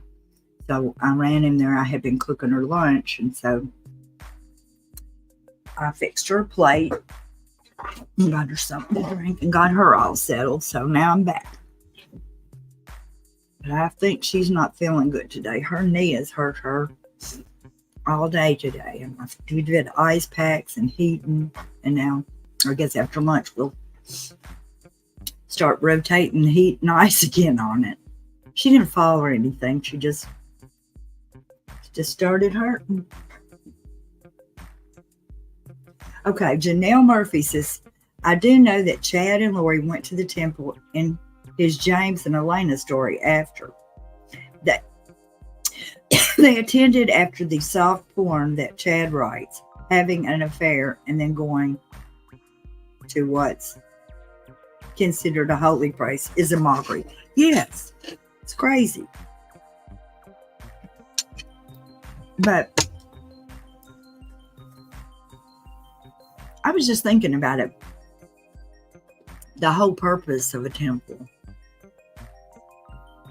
I mean, I know it's a holy place and all that.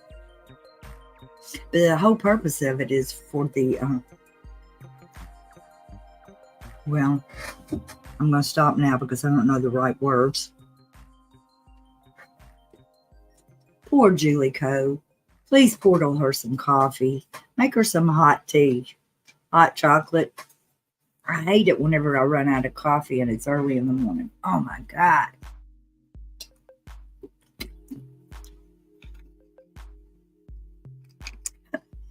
Zero says, Jamel Murphy, I agree. They probably did the dirty there. Well, they might have. You know, the temple has like some rooms in it.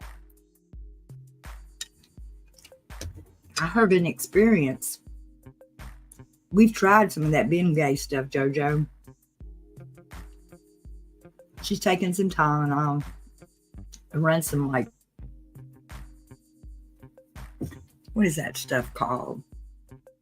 Biofreeze.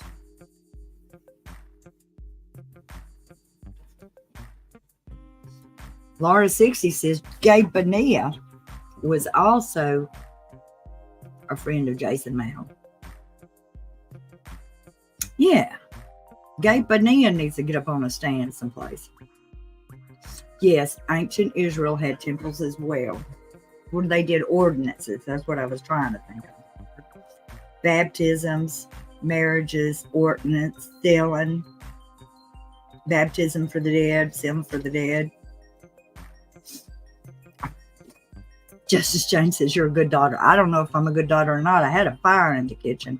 I went in the kitchen and a piece of bread had fell off of the bread pan that I buttered some bread and put in the oven to warm it up, had fell on the bottom and was on fire. Had to go out. I thought, well, I'm trying to catch the house on fire today while I'm doing this. Voltaren. I'll have to check that out, Carolyn A. Bo Peep says that group defines blasphemy. I think so. So we got about 20 more minutes till they come back. And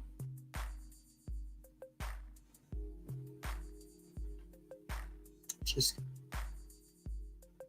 this afternoon will not be as bad as this morning.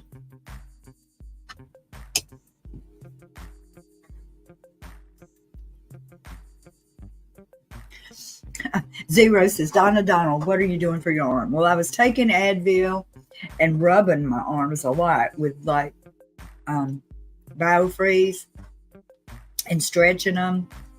And also, I slept, I had an ice pack the other night. And so I was putting an ice pack on my arms. I know that didn't, but I really think that helped. I mean, it wasn't comfortable, but the ice pack, I think, did help. I just like rotated on one arm for a while and on the other arm for a while. It didn't feel so good, but when I took it off, it felt better. Liza Joe says, genealogy is a huge part of womanism. I hope they get it right. I hope they don't fool around with the genealogy stuff. like this group has.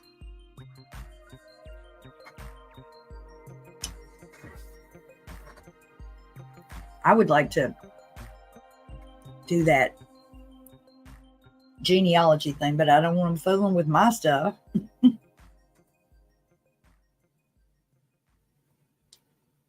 JoJo says, BioFreeze. Use that when I was pregnant. 0 stars. If you're heading out in public, I highly do not recommend. Well, when I'm hurting, I don't even care if I smell like a dang being gay.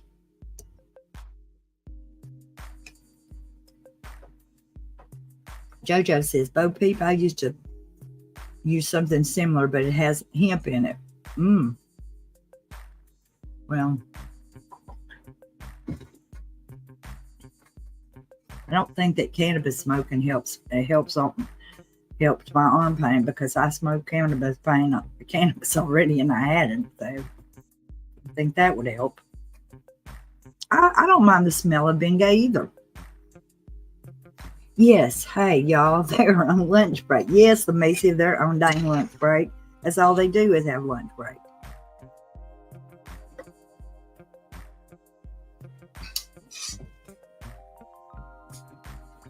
My mom's on lunch break too.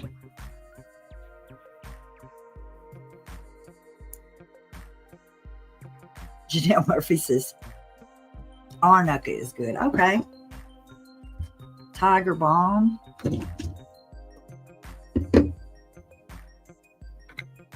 My mother has been taking this stuff called, what is that stuff called? Something Omega, but it's like Omega and it's in a little capsule, but it's not fish oil. It's like oil from, they make it from seaweed.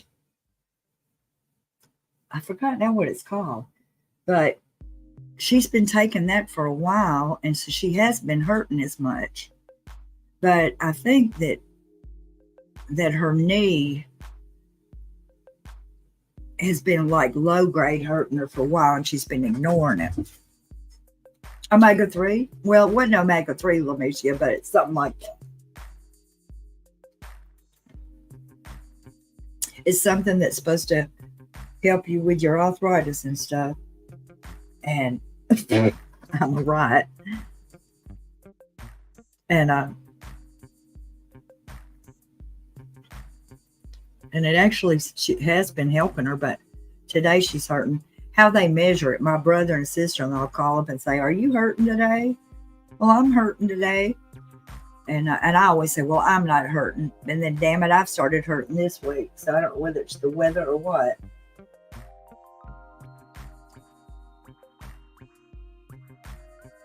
Glucosamine. See, it's just so many things to take. If something would work and you know you don't really mind spending the money for it. But I can't tell you all the stuff that we bought that didn't work.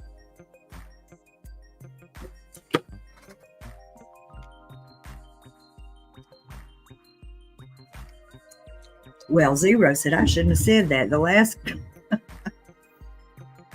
My last girl robbed me blind. Those gold diggers. Bo Peep says, I take it every day. Okay. Glucosamine. Okay. I have seen that, and that helps you. Bo Peep, that makes you feel better and helps your arthritis pain. Well, I have ignored all of that advice my whole life because I was not going to have pain and arthritis and be stiff and old. And here we are. Liza Joe says, those records are particularly extremely valuable. I hope you're able to break through the administration clog. Not sure about that. Lamicia says, Bo Peep, I need to get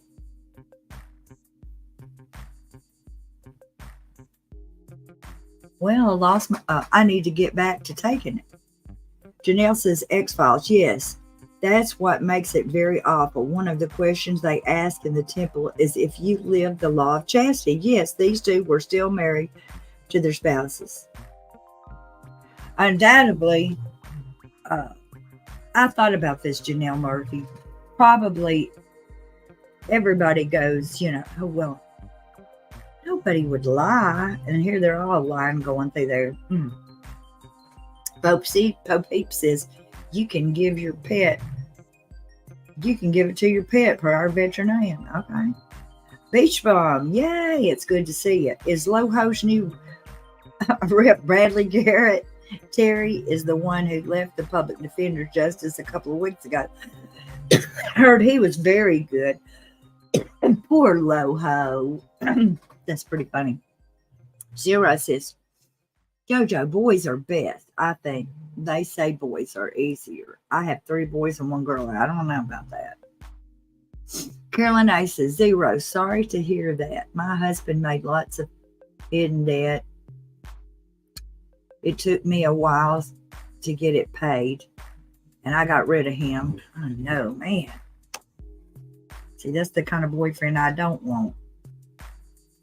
Liza Joe says, these freaks are exalted from committing a sin. They're not exalted from committing a sin.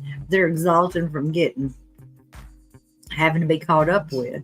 Fancy Nancy Burbauer says, Janelle, not done yet, but if it filled my heart to hear your beautiful laugh. Excuse me, you are so joyful. Macy says, Carolyn A. Good for you. That's incredible. Okay. KJ and the Ray has got the information. It is. She says it's Gerald Bradley, who is now the Hussey's attorney. Gerald Bradley. Oh, Jerry. Uncle Jerry's defended her.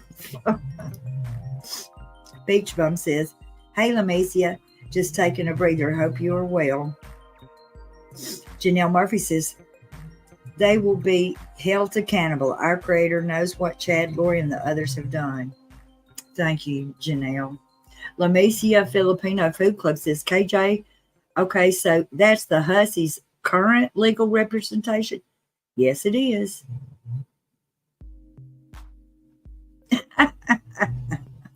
Beach Bum said, Gerald Bradley. That was it. I messed up the names. We need ourselves some Emma or Julie. We'll have to wait for Pryor, I guess, for Emma. Beach Bum says, thanks, KJ. Gloria Fitz says, KJ and the Ray. Who is he? Gloria Fitz, that is,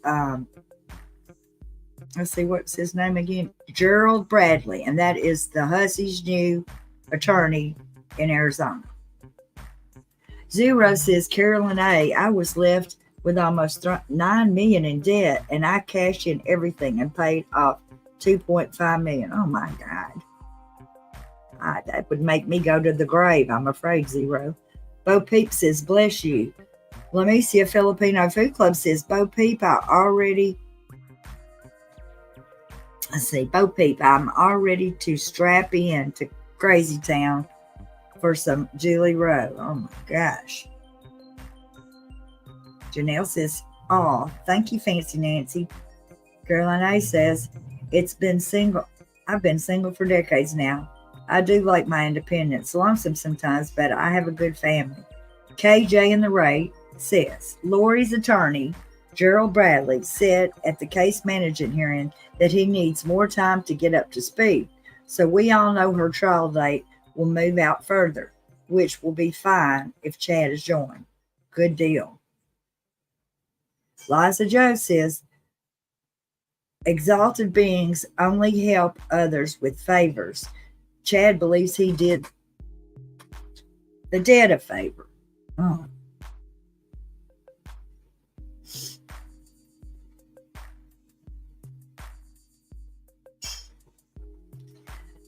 Carolyn A says, Zero, some people are just like barnacles. Janelle Murphy says, I wonder if Gerald Bradley was one of Lori's sons in another life. I don't think he was, Janelle. That's my guess. Mohawk Mom says, KJ and the Ray, that is the one that was assigned to her? Yes, it is. Beach Bum says, I want to know why Pryor didn't ask Melanie Gibb if she had a plea deal. She lied. Yeah, I think she may have. I'm doing laundry. Let's see, Jet Set Jay says, I'm doing laundry and I just made bacon and eggs. That sounds good. Bo Peep says, Janelle Murphy, wasn't Mark Means Lori's beautiful blue-eyed son? I think so. Beach Bum says, Janelle, I still won't help her. Call him what she will. He ain't the savior. Dennis Gray says, Chad will be charged in Arizona once this is behind him. I think you're right, Denise Gray. Robin Hazel says, when court returns, I'll be doing my cheesy eggs while using my headphones. Yes, I am still on a strict diet. Oh. Beach Bum says, pray for charges in Arizona. Gloria Fitz says, Beach Bum, I thought Pryor did it. Asked me, and she said no. Now, does anybody know that if Melanie had I heard him say specifically that Zulema had immunity. Does Melanie Gibb have immunity? Did you hear that specifically? Beachbone says, okay. Clancy says, repeating myself, watch the Daybell kids on 48 hours. Emma said, quote, if my dad was starting a cult, he would have started with us.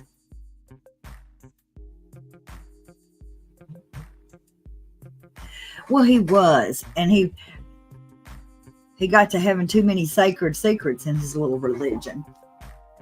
Kelly Louise Brown went to the doctor with my hip, and he told me to exercise and swim. I can't because my lungs. I'm doing genealogy. It's interesting. It is interesting. George Washington is, I think, my 14th first cousin.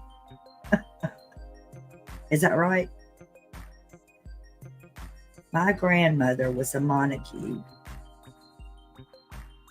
And George Washington's grandmother was a Montague. And when I went back down to the, when I was on Ancestry.com, I was really surprised whenever I landed on that. Most of the rest of my family, their records are not as clearly able to find as those.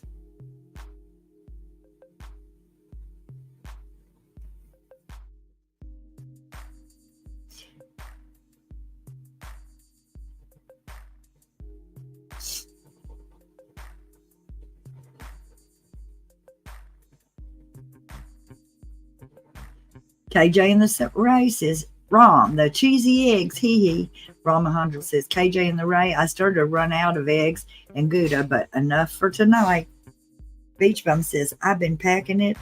If he did, I sure did missing it. I've been packing. I don't know if he said it or not either. KJ in the Ray says, Rom, all. Kelly Louise Brown says, chlorine triggers my lungs, but my hip was so bad I fainted. Just told me to take painkillers.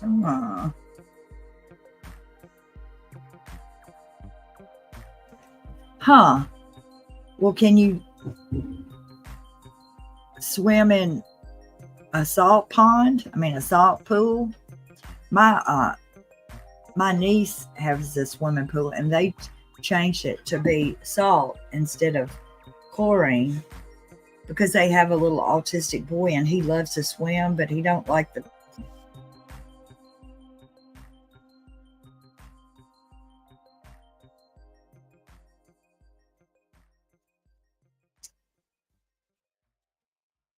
Zero says, Carolyn, you got it. They sent me to Florida saying he would join me. He went into crime. Was living with a prostitute when he got cancer. I did stand by him and did. Last thing was I had his cheeks. Oh my gosh, that was a tough way to go there.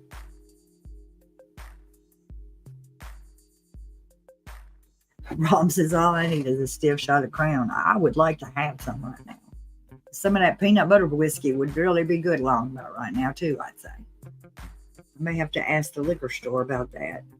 Karen Leah Holland says, sure seems like they're making a case for the Arizona charge. I know it. They're making a case for the jury to go over there and say, are y'all going to charge him?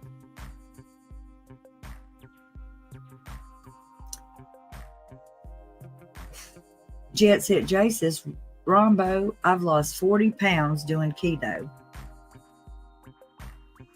I lost about 35 pounds, and I'm thinking I'm putting on weight doing trial.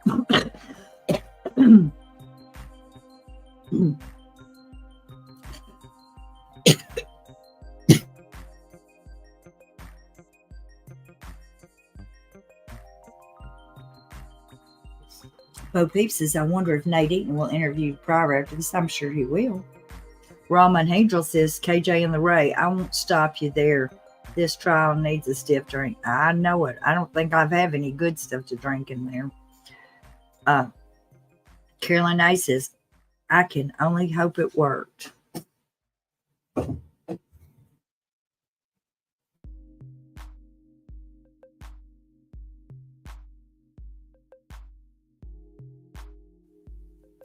My mommy just went by the door and said that she was going to go lay down. She's had her dinner. Now she's going to go rest a while. She's got a home health nurse coming on Friday, and she's been cleaning since Monday for the home health nurse to come by. I think that's how she hurt her knee, is doing some extra scrubbing. Got to clean for the home health nurse. Kelly Brown says, ibuprofen gel helps a bit. Genealogy, I found a Scottish Earl in there linked to Robert the Bruce. KJ and the Rays off topic. Donna, what's your mother's favorite foods? KJ, she likes the old-timey cooking.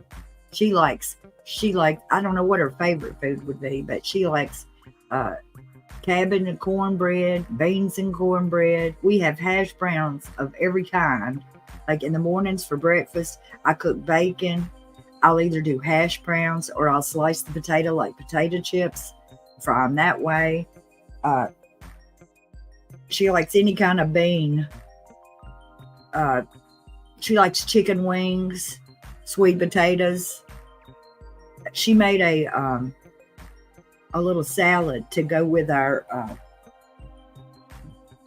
a side salad of cauliflower and broccoli and raisins and a little bit of white wine vinegar and mayonnaise, a little sugar. Oh my God, that stuff. She just likes old-timey cooking, really. But like, I went, we have a little restaurant here in our town, and they do fried chicken livers and a baked potato, and she loves fried chicken livers. So I go get that for about once every couple of weeks. And she also likes fried catfish. So that same little restaurant has fried catfish. We do that once in a while. And we have a Chick-fil-A in our little town, only because it's on the college campus. And I'll go get her a little Chick-fil-A once in a while. But she's only about 110 pounds. She's just a little thing, and she can't hardly eat very much at a time. So that's why I try to cook something, every day, and something tasty. Because, people, they don't have a lot of enjoyment in their life about, getting to go on trips and this, that, and the other thing. So you can at least make them something tasty. She likes once in a while, even though she's a diabetic, I'll go get her some damn Donna. Yeah, that's what I'm saying too. KJ says, damn Donna, I'm coming to visit you and your mama. We're going to eat. I'm saying, yes, that's the kind of food I'm cooking. It's just old-timey cooking food. But, that's what she wants to eat. So that's what I cook. And my son lives here too. And so I usually I usually, well, I do make, I've never made sweet potato biscuits and tomato gravy, but every Saturday I cook buttermilk biscuits and gravy. And, but my son, you know, he likes things a little different. So, I'll cook him a piece of meat at night to go with whatever vegetables and stuff that we were already doing at lunch usually. So it's not really 3 meals. It's generally, you know, 2.5 meals. But yeah, I don't know about that. She likes it. She said the other day, I can't wait to get a tomato, some fresh tomatoes, and have a tomato sandwich. Woo. I like a fresh tomato too. A fresh tomato makes anything better. Those were my mom's favorite foods as well, says JoJo. Chicken livers and catfish. I know. She doesn't eat a lot of anything. She eats small portions of everything. So she's a tiny thing. She is a tiny thing. Well, y'all, it is 2 o'clock and they should be starting to get back pretty soon. I'm going to see what Nate is having to say.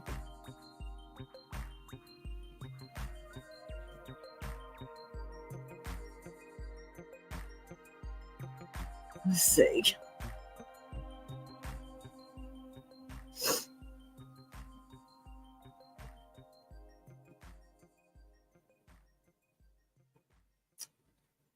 So it should be, like I said, it should be soon.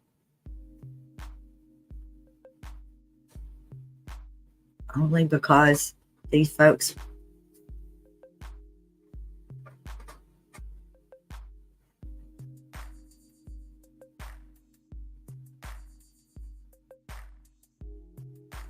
(207) whistleblower says, I think Ross is my name and Fuchs the Jewish Scots.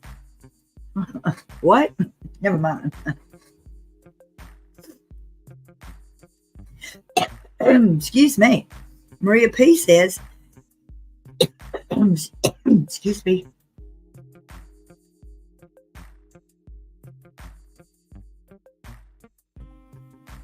Here we go. Thank you. Please be seated.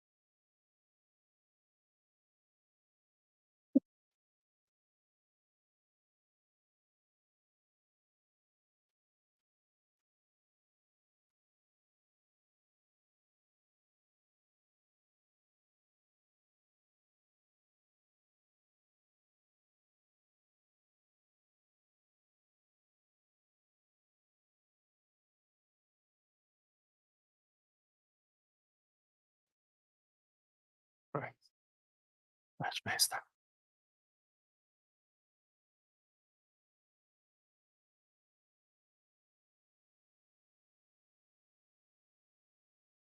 All right, please.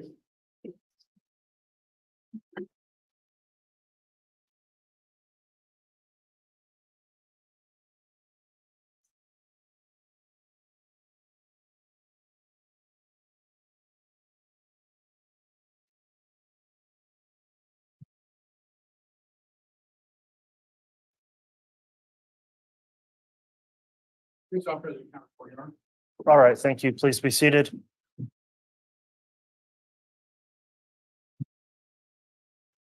Okay, we're back on the record on case CR 22-21-16-23, State of Idaho versus Chad Guy Daybell. Detective Werther's on the stand. I'll remind the witness you're still under oath for your testimony.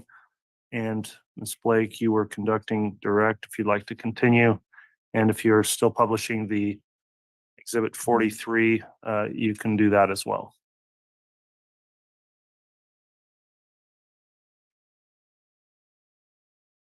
Thank you. And we may need to go back one screen.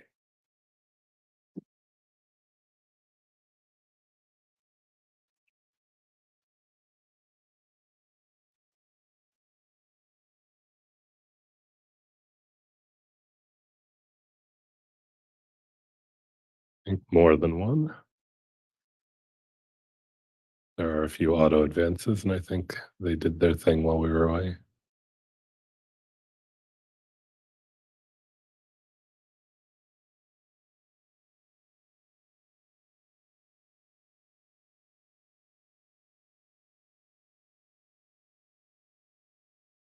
And I think this is the slide we left on, correct? Believe so. And again, to remind the jurors, what were we seeing on this slide? This was GPS location data extracted from Charles Vallow's phone, and this represented that at about 7:50 in the morning, the device left the area of the Four Peaks address that we've been discussing. I had mentioned that that's about 18 minutes after the device arrived and about 46 minutes before the call would be made to 911. And I think we talked about it, but I believe Lori had indicated she had Charles' phone with her. That is what she had claimed, yes. And if we go to the next slide.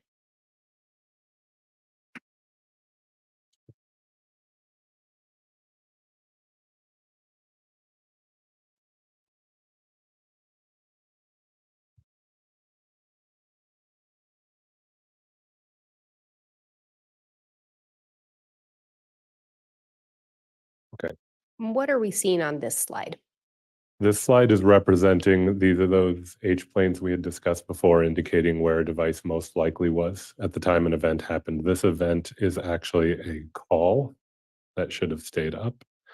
This is a call made between Alex and Lori, between Alex's device and Lori's device, rather, and shows that at 7:52, sorry, the auto advance is going to keep doing that. At 7:52, you can see the devices are communicating, and it shows the most likely location where those two devices were at that point.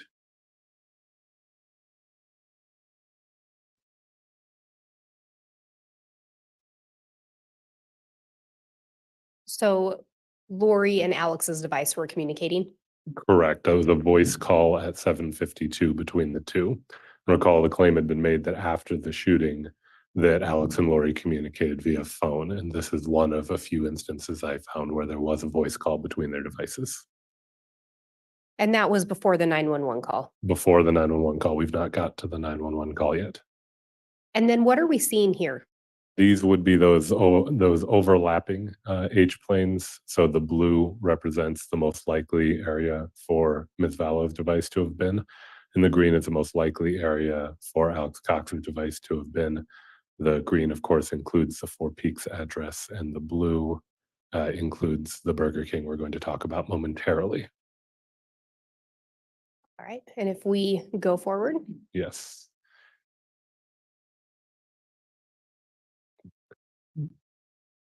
And what are we seeing here?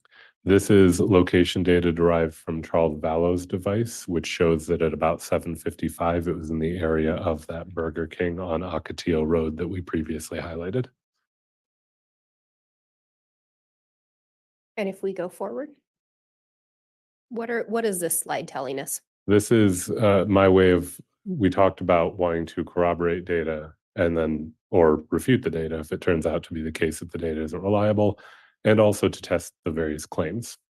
So if it is true that Lori Vallow was in possession of Charles Vallow's phone at this point, then that location data in the Burger King parking lot area would also be representative of where Ms. Vallow likely was. That would show the data set were apparently reliable, and it would also show that Ms. Vallow appeared to have the phone. So to test those claims, we look for that evidence. And one of the things I did in order to look for that evidence is go to that Burger King to view that video and see if in fact we saw Ms. Vallow. And did you in fact do that? Yes. And if we move forward.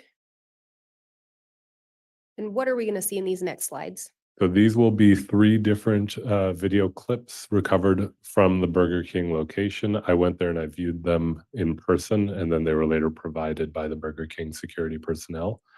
You see the timestamp of 7:54. One of the things I do, and that I did in this case, is while I was at the Burger King, I checked what their video system time thought the time was, and I checked that against my work cell phone, which I know to be reliable. And it showed that their timestamps appeared to be accurate. So the 7:54 is roughly accurate to the time. And is this particular vehicle one associated with Lori Vallow? It is. I personally observed this vehicle not the day of the shooting, but the next day. This red Kia Sorento with this particular Colorado plate that you see up on the screen. I went to the Four Peaks address on the 12th and I saw that vehicle.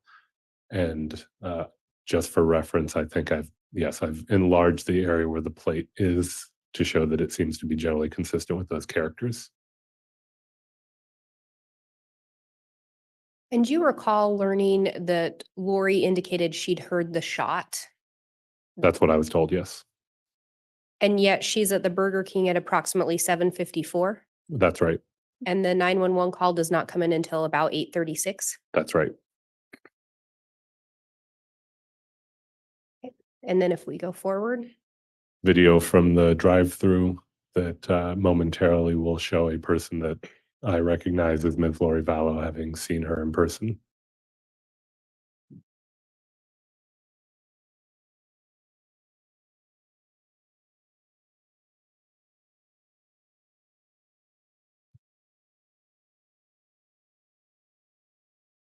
And from this video, could you tell who was in the vehicle with her? I can tell that there's at least one other person in the vehicle. I personally can't see that person clearly enough to say who that person is. And were you aware that Lori indicated she'd left the residence with both of her children? That's right.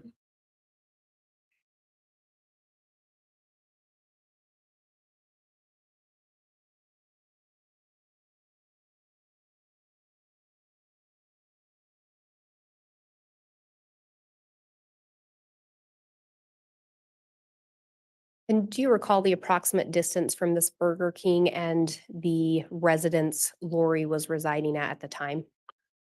I said it earlier, it was 1 point something miles. I don't recall what followed the decimal, Fairly close distance then. relatively.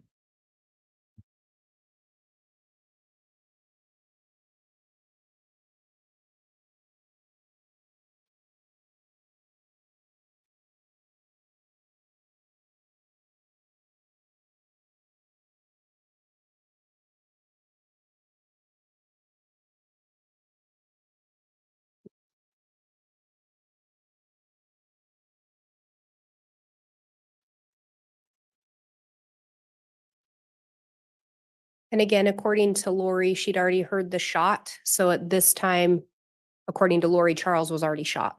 According to her claim, yes, And she's at a Burger King drive-through. correct.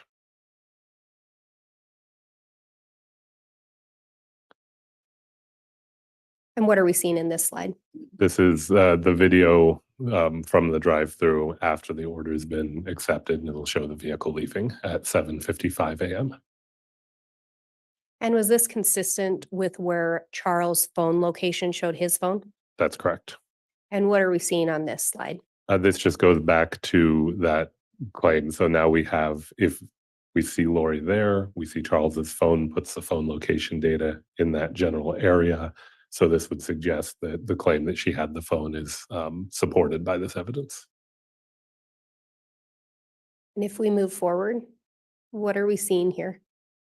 This is going to be another call, I believe, between Alex Cox's phone and Lori Vallow's phone, and also location data extracted from Charles's phone. And as the animation continues, there will come a point where the H plane from the phone call for Lori Vallow will be overlaid, I believe. Yes, there it is. And you'll see, as I mentioned before, the H plane is where the device is likely to have been.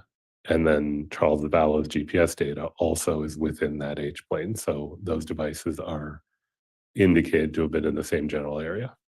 And there is Alex's H plane in green, showing an area that does include the Four Peaks address. And these are the details for each of those calls coming up on the screen now.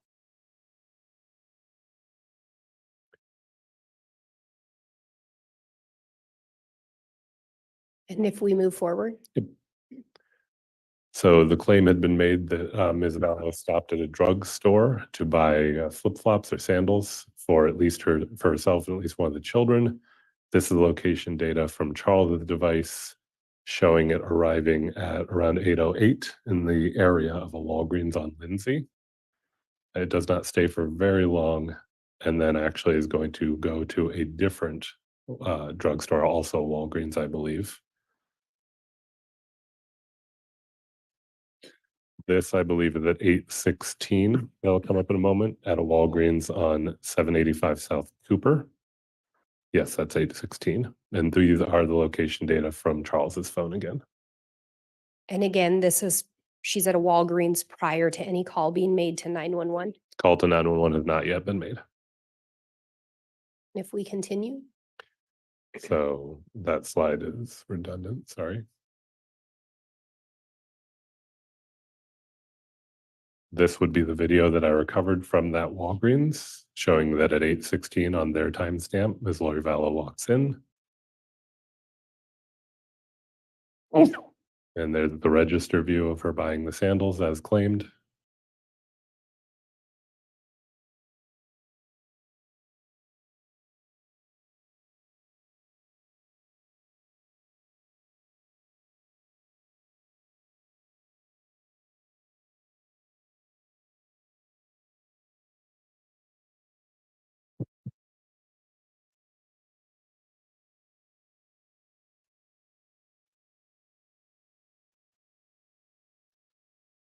and did this match up with the location data on Charles' phone? Yes, again, everything has an error rate, but the device is in the area of this Walgreens at the same time, And again, this is presumably after Charles has been shot, according to Lori. according to Lori. And again, prior to the 911 call being made. Correct.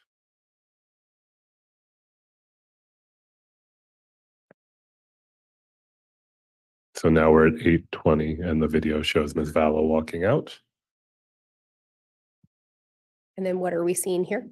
This is the location data from Charles of the device again, picking up over by Gilbert Road and then transitioning down towards the Lawrence Life Academy. You see that one data point that's in the area of the academy in the parking lot. And that data point's details will come up in a moment, and I believe it's 8:20 in the morning. Oh, sorry, 8:32. My apologies. And again, Lawrence Academy is where JJ was attending school. That's right. And if we move forward, what are we seeing here? This is going to show Charles Vallow's device location at the time that the 911 call was placed by Alex Cox. So that's the device location in red on Gilbert Road, north of the freeway. And that is the H plane for the 911 call made from Alex's Cox device, which initiated the police investigation in this matter. And this, for reference, is about 63 minutes after the device location data from Charles's phone first arrived in the area of Four Peaks in the morning. If we move forward, This brings us back to that CAD call showing again that it's 8:36, just so that we're oriented. We're back to that point that I brought us to earlier. and if we go to the next slide, what are we seeing here? This is going to be the phone location data from Charles's device in transit down towards the Four Peaks address. There's a point just north of the freeway right now. And then it should pick up and show it arriving in the area of Four Peaks.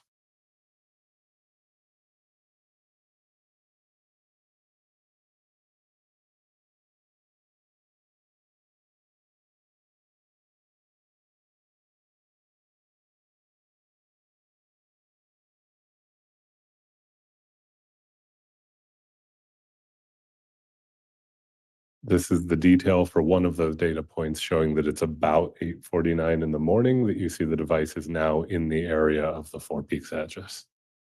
And did that correspond with the time Lori arrived back at It- that residence? It did.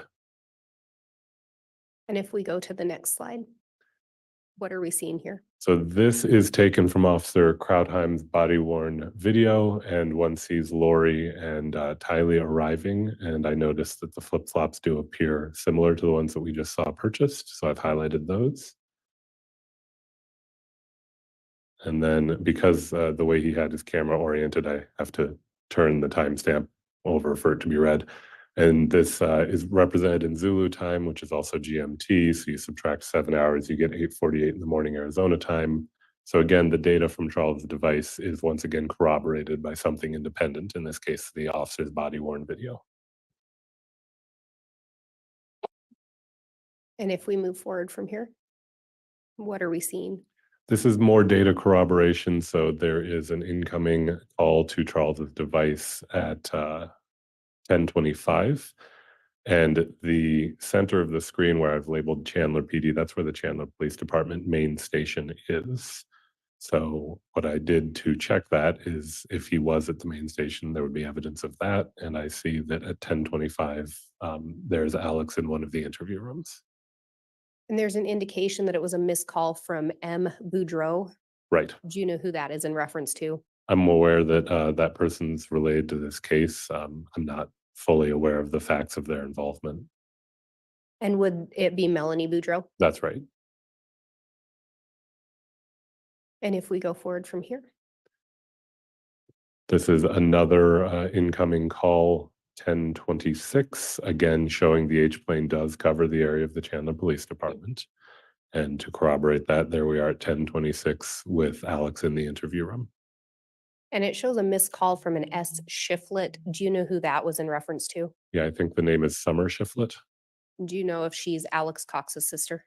I believe that's right. And this is Alex in an interview room? Yes.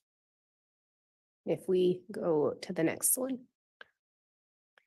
What are we seeing here? This shows that at about 10:40, that's Detective Nate Moffett there. He's returning some items to Alex, and that includes Alex's cell phone. So we've been seeing those missed calls and the indication the device was in the area of that H-plane, and there is the device. And I think you said 10:40. Would it have been approximately 11:40? Yes, thank you. And if we move forward from here, what are we seeing on this slide? This is an incoming call to Alex's device at 12:10, and the H-plane once again covers the Four Peaks address. And if we go forward from here, what are we seeing?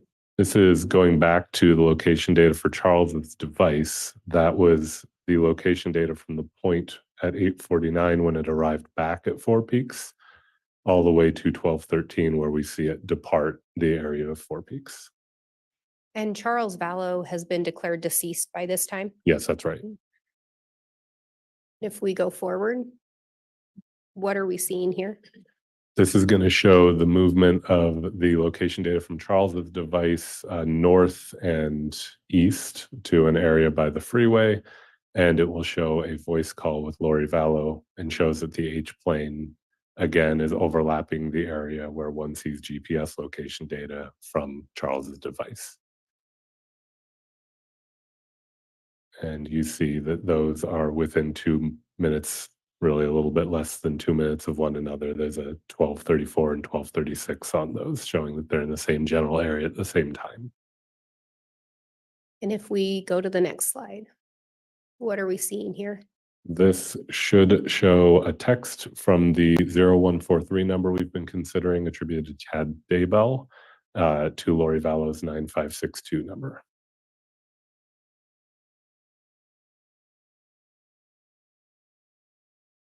And this is mapping the location data for that event from Mr. Daybell's records indicating that his device is now in the area of Salt Lake City, Utah.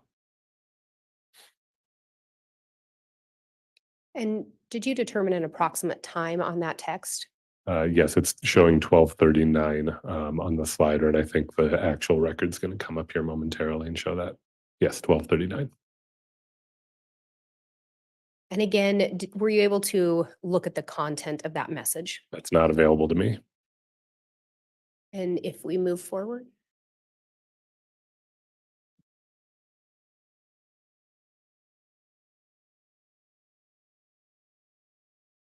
Maybe frozen, standby. It's not reacting on my end. Do you have the actual computer? And I am also not getting any reaction. That's less than ideal. Your Honor, if we may take a momentary recess. Yes.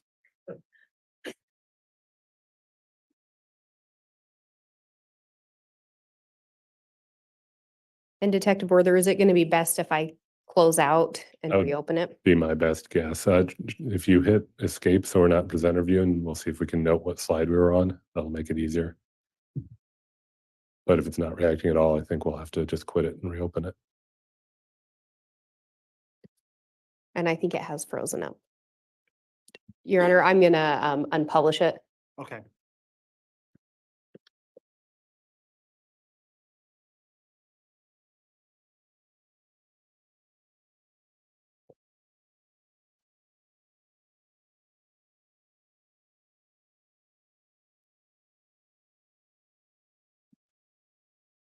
And I believe it may take about 5 minutes to get it back up and running if we want to take a stretch break. Okay, we can, yeah, we'll go ahead and do that.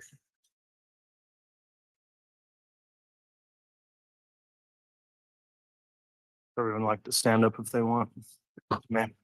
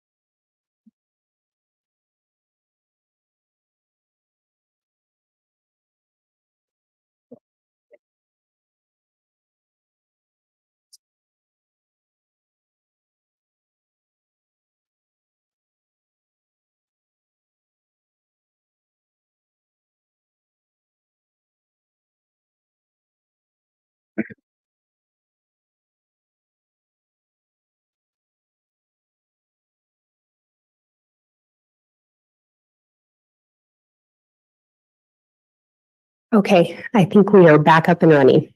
All right. Thank you for your patience.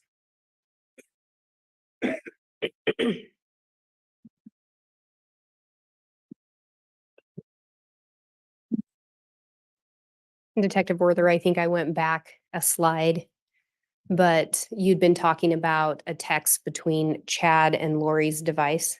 That's right. And Yeah. then what do we see on these next slides? So briefly as well, I may have misspoken. This is an incoming text from Lori to Chad.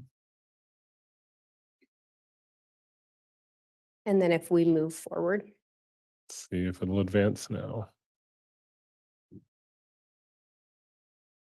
It will not for me.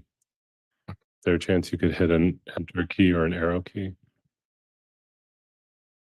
I'm going to see if I reconnect the mouse if it lets you. No. Yeah, I'm right clicking and it's coming up with nothing. It should come up with a menu. If you hit enter, will it advance? Without the HDMI cable, it was. Let me see.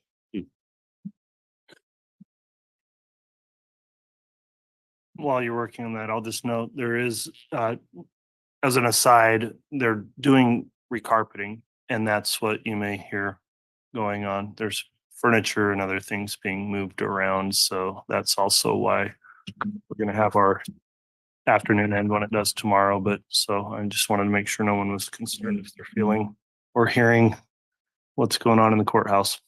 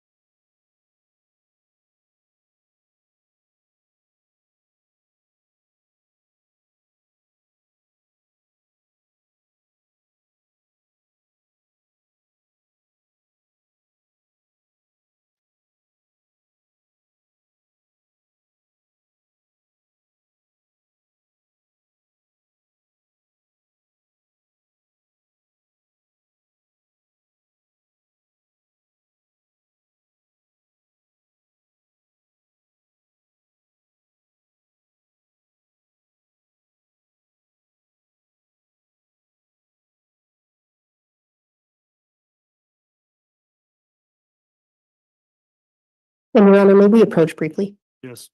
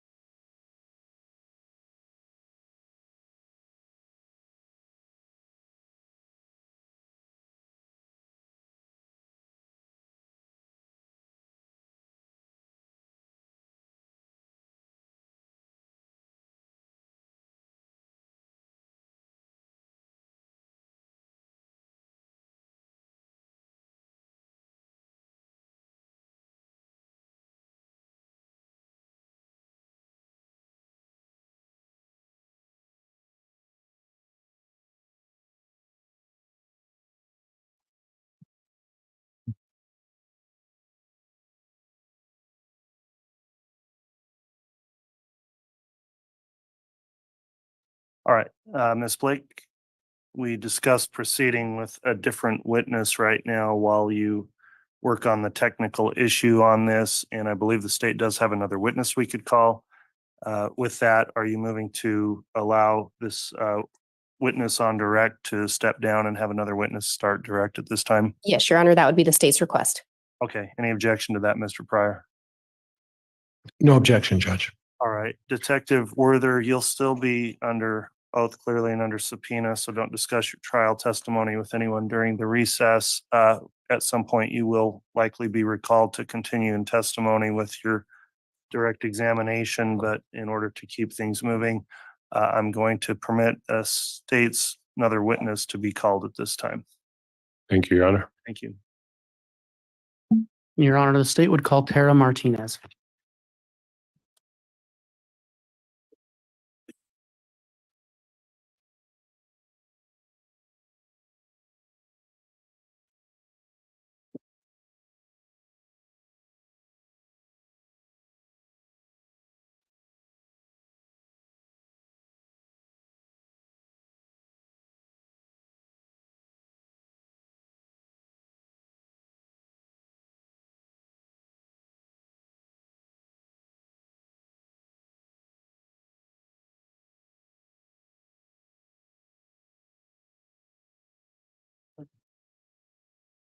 You solemnly swear or affirm the testimony you're about to give will be the truth, the whole truth, and nothing but the truth, so help you God?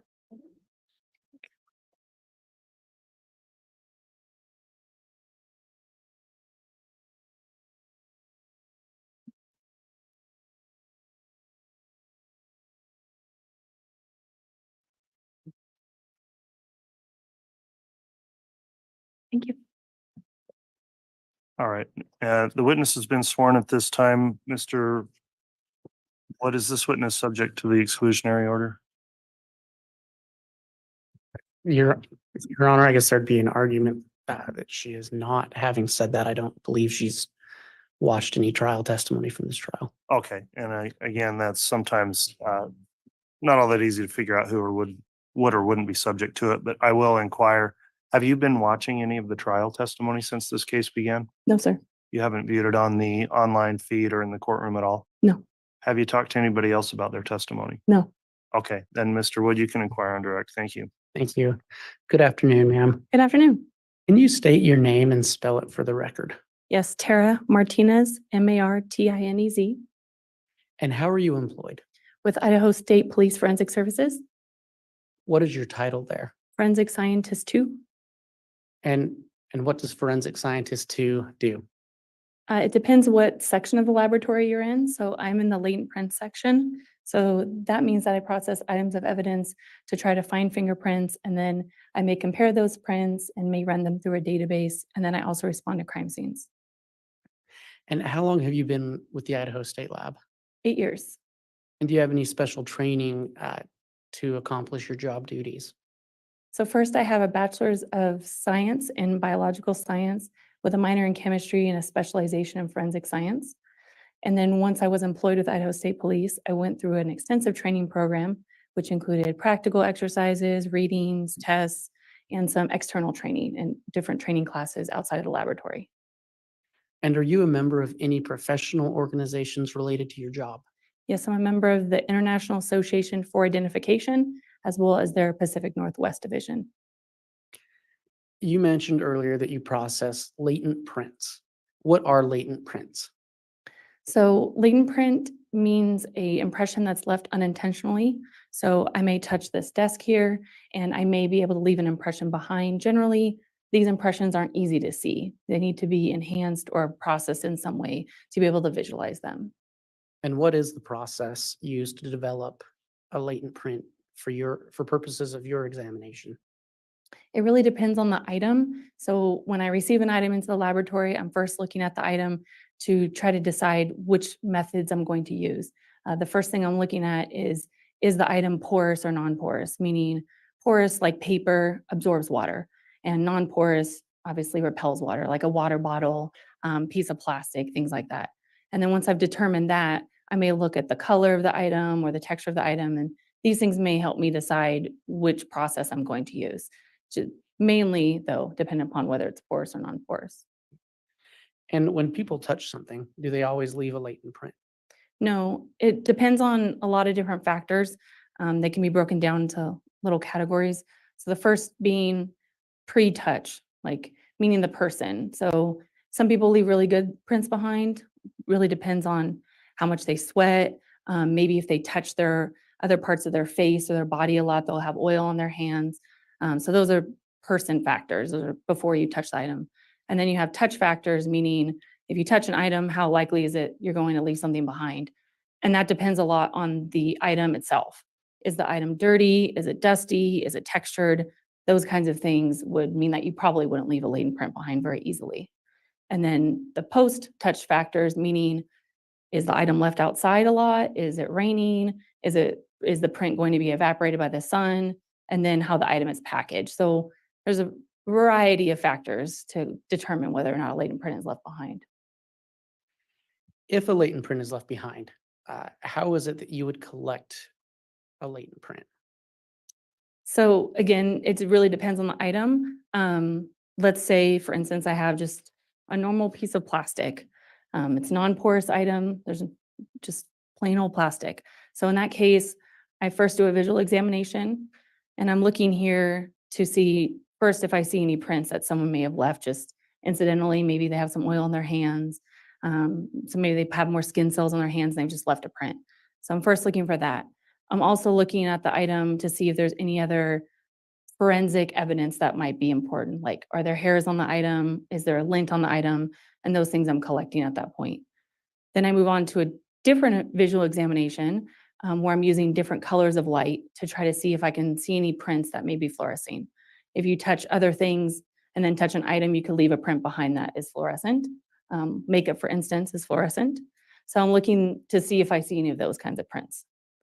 After that, I move on to super glue fuming. It's very similar to what you may have seen on CSI. It's super glue. It goes in a chamber, and the chamber controls the heat and the humidity. And basically, the super glue just comes into the air and attaches to any moisture on the item. And because latent prints are made of a lot of water, it will attach the latent prints. And this is helpful because the glue makes the prints more visible because it's white now, and it also makes them less likely to be wiped away. And then I move on to a dye stain, which stains the entire item, but will more adhere to those prints that I previously glued. And then lastly would be a powder, depending upon the type of item. When you say powder, is that like the dusting? Yeah, so it's usually black powder, but it's with a brush. And if any of those processes work and you're able to develop a latent print, and correct me if I'm wrong, is that the correct terminology, develop the print or? Yeah, develop a print, Okay. yep. How do you go about comparing it to another print or a person? First, if I see any prints during any of those steps, I'm preserving them at each step that I see the prints. And then at that point, once the processing is done, then it either moves to myself or another analyst to do comparison, what we call it, comparison process. So that process is kind of a long acronym, but it's ACE-V, which is ACE-V. So the A stands for analysis. So I'm looking at the print to determine, do I know where this print came from? Meaning, is it from a palm? Is it from a finger? Is it from the side of a finger? Do I know the location of the print? And then I also look at any kind of distortion. Every print you leave behind, you're making some type of distortion. So I'm looking at, do I see smears? Do I see voids in the print? Things like that. And then once I analyze the print and I say, yep, this print looks good, I'm going to move it on to comparison, then I can pull generally fingerprint cards from the persons involved that the agency has let us know about. And then I do a back and forth comparison between an unknown and a known. Unknown, again, being the latent print. And I'm doing a back and forth comparison to see if the features I saw previously in my analysis phase, are they there in the known print? And not just are they there, but do they look similar to each other? Is their spacing the same? Things like that. And then the E stands for evaluation. So at that point, I'm saying, okay, I've done my comparison. What's my answer? Is this print from this source of this known or not from the source? Are they the same source? And then at that point, I'll make my determination. And then V stands for verification. or another analyst goes through and does the whole thing over again. And so just to kind of summarize that, you look at the print, determine if it's sufficient to make a comparison, Yes, sir. and then you attempt to make the comparison. Yes, You evaluate that and then have it verified by someone else. yes.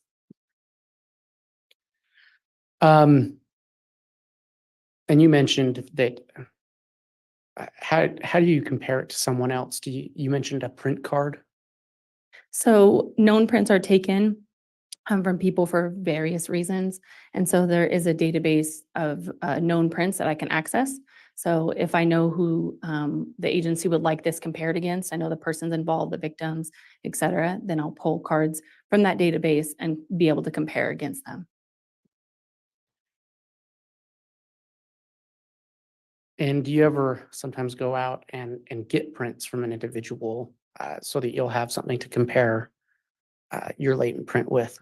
Yes, sometimes the record isn't very good, like the fingerprint card that was previously taken is of poor quality, or maybe I need areas of skin that weren't recorded, things like that. And we'll go out and take prints from known individuals for that reason.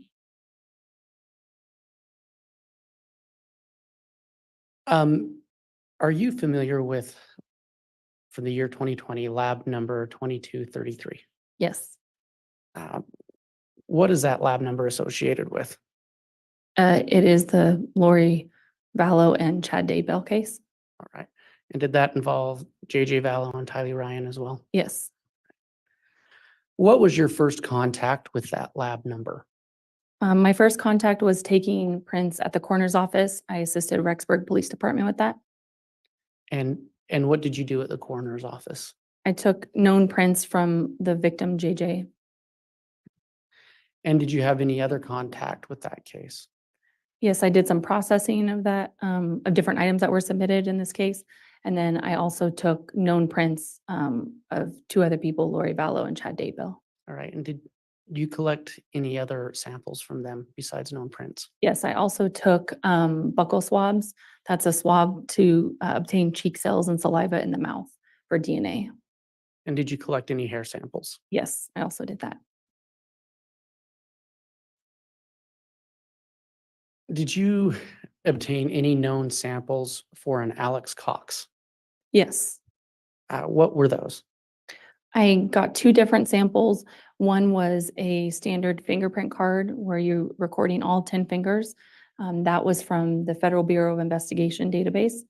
Like I said, you can be in there for a variety of reasons. And then the second cards I received were from the Gilbert Police Department that they submitted to me.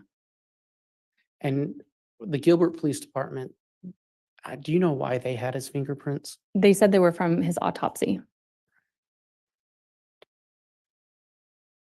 Did you do, referring to this lab number, did you do any actual latent print examinations? Yes. And can you tell us what items you did that on? So I checked out and processed items 10, 11, 12, 13, 14, and 18. And did you process those items to search for prints? Yes. Okay, so let's, do you recall what item 10 was? Yes. Item 10 was a white drawstring bag, like a trash bag, with gray colored pieces of duct tape attached to it. And per the agency, that was the bag around the head of JJ. Were you able to develop any prints on that bag? No. Next was, I believe, item 11. Yes. What was that?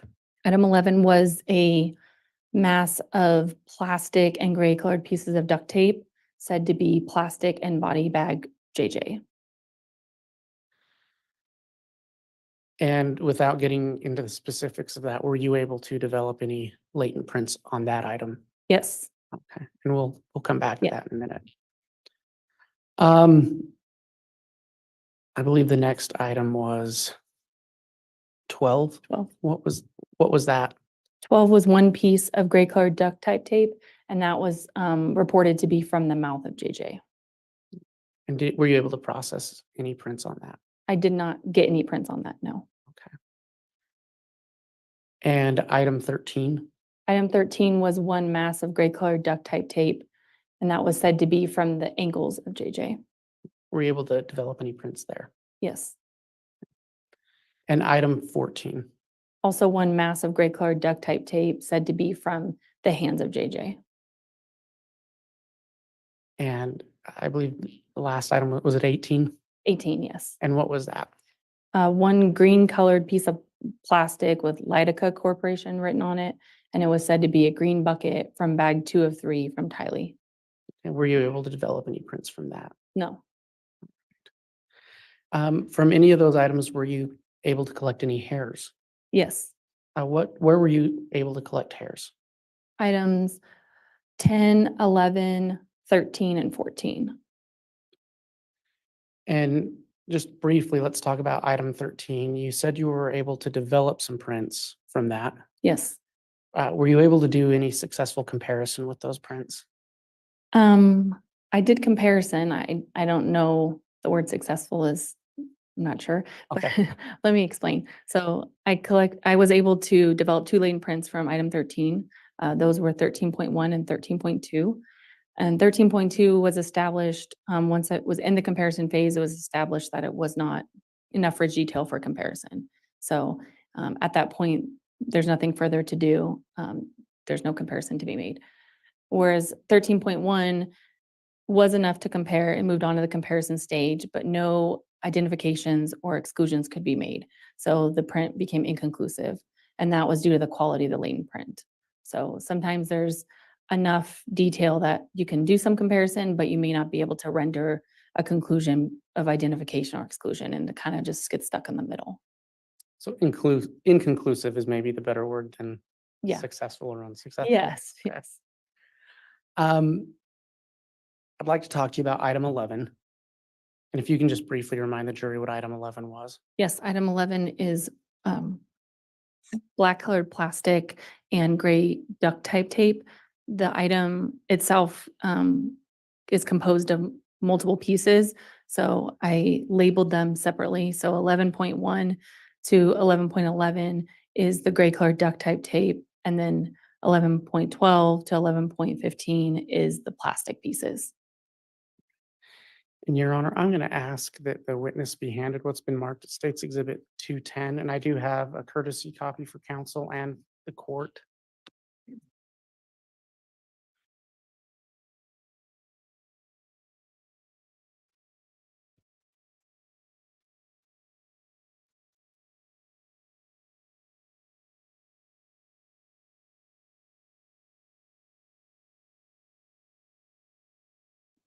Ms. Martinez, are you familiar with Exhibit 210? Yes, When you, in anticipation of testifying before the jury today, did you prepare this exhibit? yes. And what does that exhibit purport to be? Or what is the information contained in that exhibit? Let me ask that. This contains the items broken down so that you can see photos of each of the items, as well as photos of each of the latent prints that were compared. And it includes what we call our charts, which is basically like my markup of the prints. And Your Honor, I believe that this comes in by way of stipulation. But I would ask this exhibit, or let me ask a couple more questions. Did you prepare that in anticipation of testifying before a jury? Yes, And do you believe that that would help the jury understand both the work you did and the results you found yes. on this case? Your Honor, I'd ask that State's Exhibit 210 be entered into evidence. Any objection? Judge, it's entered by way of stipulation of the parties. All right, then 210 is admitted, states 210. And if I may publish, Your Honor. Yes, you may.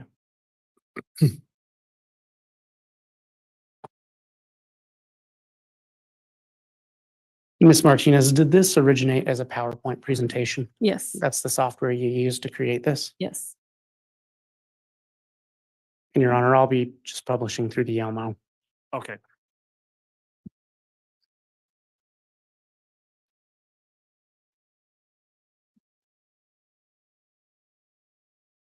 Can you tell the jury what they're looking at on this page of the exhibit? Yes, so on the left, you can see underneath it says item 11. So there's two different um, areas, I guess, of plastic on this photo.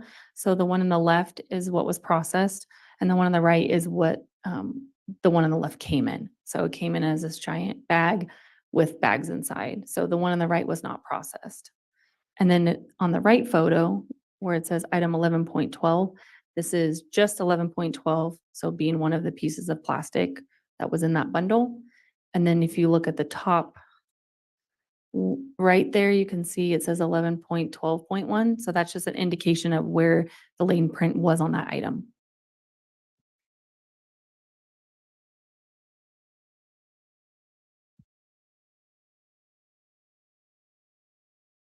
And if you can explain to the jury what they're seeing on the second page. So this is just item 11.15. So just this piece of plastic, just this little guy here is 11.15. And you can see there that I have marked 11.15.1, which is where the lane print 11.15.1 was located on the item.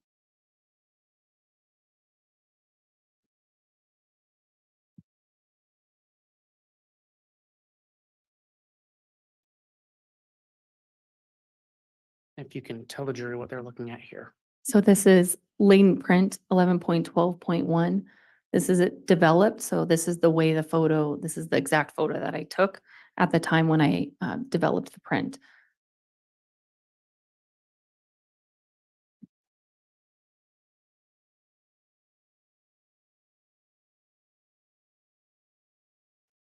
And what are they seeing here? And this is the same photo, but I enhanced it. So I took it into Photoshop and I made some changes to make it black and white instead of it being that yellow color, and up the contrast. So it's the same picture, it's just adjusted.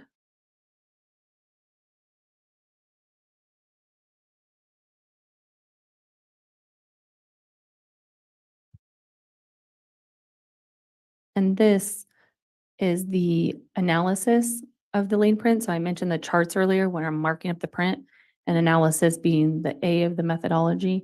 So you can see here, there's a bunch of different dots on the screen, these yellows and these greens here. So those represent what I'm seeing. If the dot is green, I'm very confident at what I'm seeing. If the dot is yellow, I'm less confident, meaning I see features there. I just may not be sure what kind of feature it is, or maybe not exactly sure on the location. So this is my markup of the print.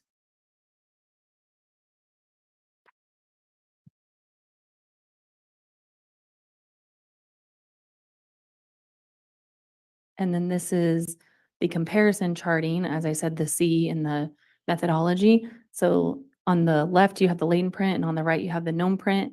And this is my back and forth comparison between the two.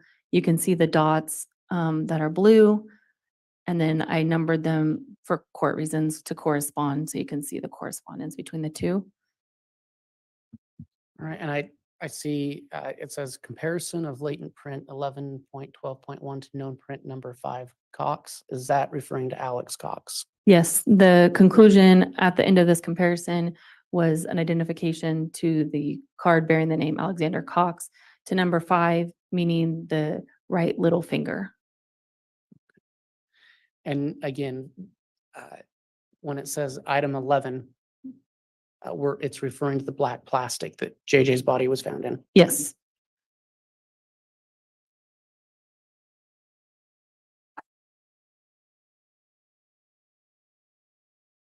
So this is the other lane print that was developed, 11.15.1. Again, this is the photo that was taken at the time when it was processed with the dye stain.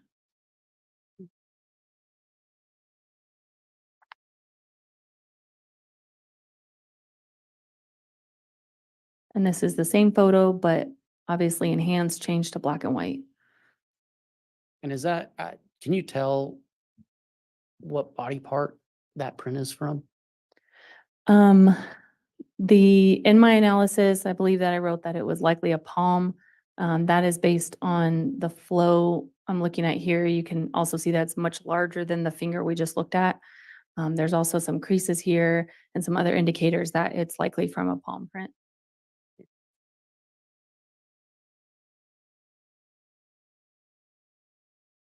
And what's the jury seeing And this is again, close up, and this is my analysis chart. So you can see here, there's some greens and some yellows marking up this print. So this is what my analysis markup looked like.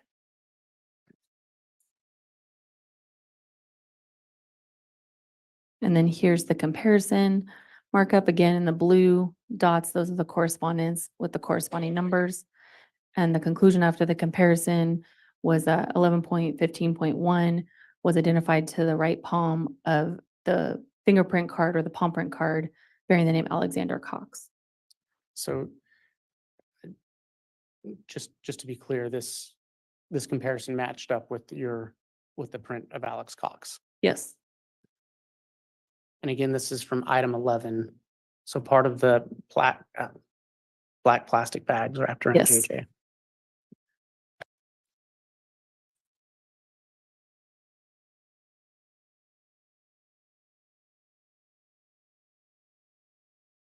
Ms. Martinez, were you able to verify any other fingerprints from anyone else? Oops, I'm sorry. On any of those items? I was not able to identify anyone else. All right. And you mentioned that you collected some hairs. Yes. What did you do with those hairs? I collected them using adhesive notes. So usually I use like something like a Post-it note. And I collected them and repackaged them in coin envelopes. And then they were returned with the item inside the item's original packaging. And was that for other people to do different types of analysis? Yes, I don't do hair analysis. So anything that I see that could be used for somebody else may want, like hair, lint, fibers, things like that, I will collect and save. Your Honor, I have no further questions at this time. Right.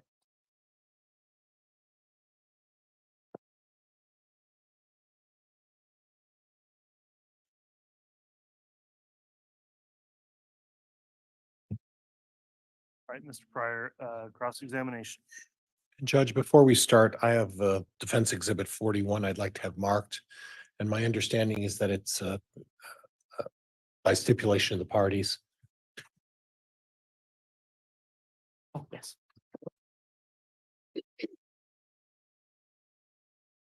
All right, can you explain what Exhibit 41 is, please? That would be part of the report that Ms. Martinez prepared as part of this investigation. Very well. If that's being offered, I'll just take that up at this time. Is the state been able to review Exhibit 41? Yes, Your Honor, we have no objection. Very well. Defense Exhibit 41 is admitted. Judge, may I proceed? Yes. Ms. Martinez, would it be fair to say that plastic is a good conduit to obtain fingerprints? Yes. It's because of the nature of how plastic is manufactured. It has an oil-based production, which would allow for fingerprints to be easily placed upon that kind of a surface. Would that be fair? Yes, it's a very good surface for laying prints, mostly just because it's non-porous and it does have a nice coating on it. Right. And in this particular case, you were clearly able to identify a fingerprint of Alex Cox. Is that right? Yes. And a hand, the bottom of the heel of the hand of Alex Cox on this plastic. Is that right? It wasn't the bottom, but yes, a piece of the palm, yes. The piece, I'm sorry, the piece of the palm. of Alex Yes, Cox. under the two fingers right here, the middle finger and the ring finger, so higher up in the hand. Okay. And then I don't know if I saw this in your report. You collected hairs in your process of going through all of the plastic that you were provided. Is that right? Yes. Do you have a recollection of how many hairs you collected as a result of your analysis? I have to look at my notes. It's written down in my notes, but it's not something that was reported at the time. Do you have your notes with you? Yes. Are they at the table with counsel? Yep. Mr. Bailiff, could you provide the witness? And Judge, could she use those to refresh her recollection? Yes, I'll have her identify them once they're there. Thank you. Mr. Bailiff, if you wouldn't mind, please hand those to the witness, and these are notes for you to refresh your recollection, but don't read directly from them or read them into the record unless the court allows you to do that.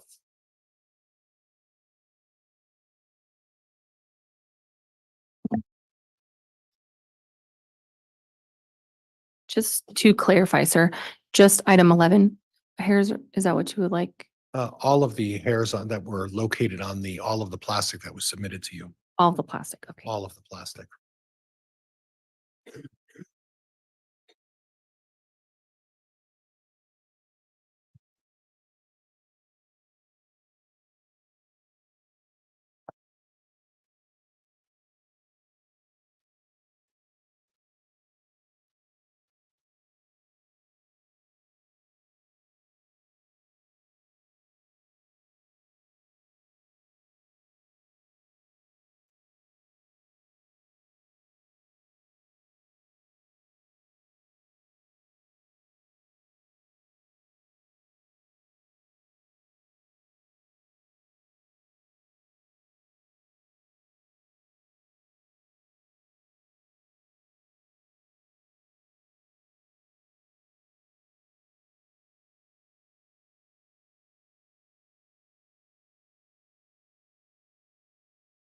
My apologies, I have horrible allergies today.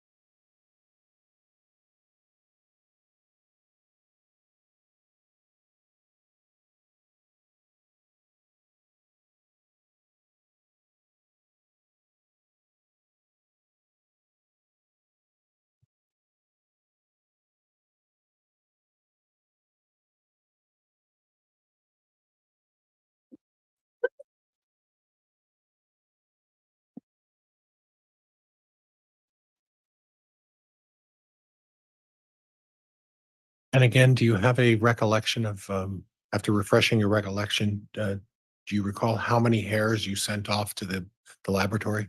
It's hard to say exactly how many because I collected them kind of as bundles and not every hair was collected individually. Okay, But it looks like about 50 different adhesive notes were used to collect them. And that's between items 10, 11, 13, and 14. okay. So there were a significant number of hairs that were located on the, Yes, on all the plastic that was submitted. and those hairs were sent off to Bode Laboratory, is that right? I don't know where the hairs went. I just repackaged them. Now, at any time, did you find all of those hairs on the first run through, or was that over a process of time that you were examining the plastic? You were able to identify these two latent prints of Alex Cox, is that correct? Yes, And obviously, you've already noted that you are not, it's not within your department to deal with the latent prints, is that right? it's within my department to deal with the latent prints. I do latent prints. I'm not. Do you I'm mean sorry, DNA? DNA. Okay. I am so sorry. No problem. Yeah, no, I don't do anything with DNA. And I don't have allergies, so I don't have an excuse.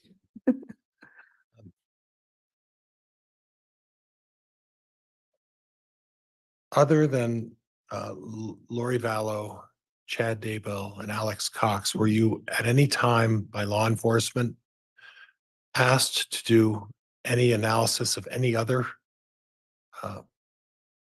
people, to do a comparison of any other prints? No, I was asked to just do the comparisons for the people that were involved. So JJ, Lori, and Chad were the only people that I compared against. Okay. And law enforcement determined who were involved in this, is that right? Yes, and that's pretty standard. We don't know their investigation, so they let us know who they would like us to look at. They set the criteria as to who you want to have hairs and prints tested against, is that right? Yes. Okay, Judge, I have nothing else. Thank you. All right, thank you, Mr. Pryor.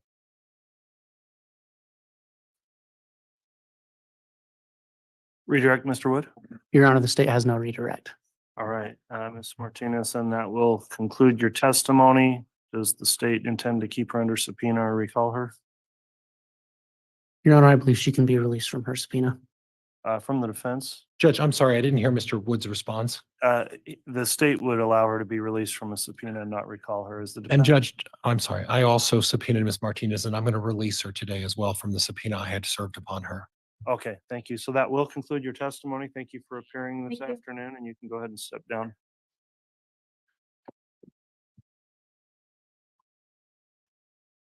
We could have a sidebar, please, with counsel.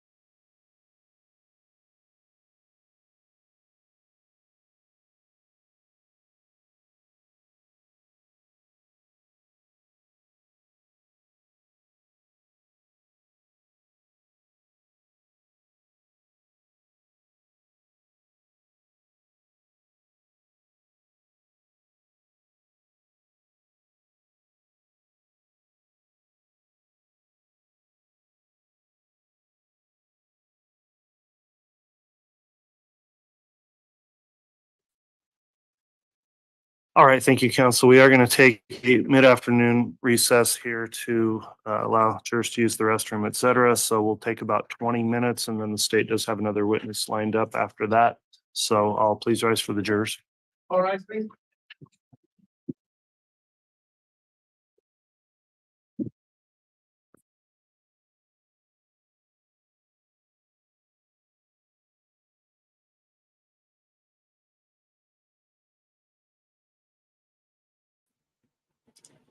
Well, I don't know why they even called that last person, because first of all, I guess they had to, but all that plastic, all that duct tape with no prints except for Alex.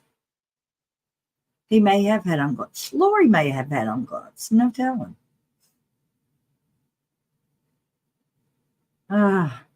Fancy Nancy says, Janelle, gonna have to think about that. In my opinion, he still gets conspiracy. What do you think?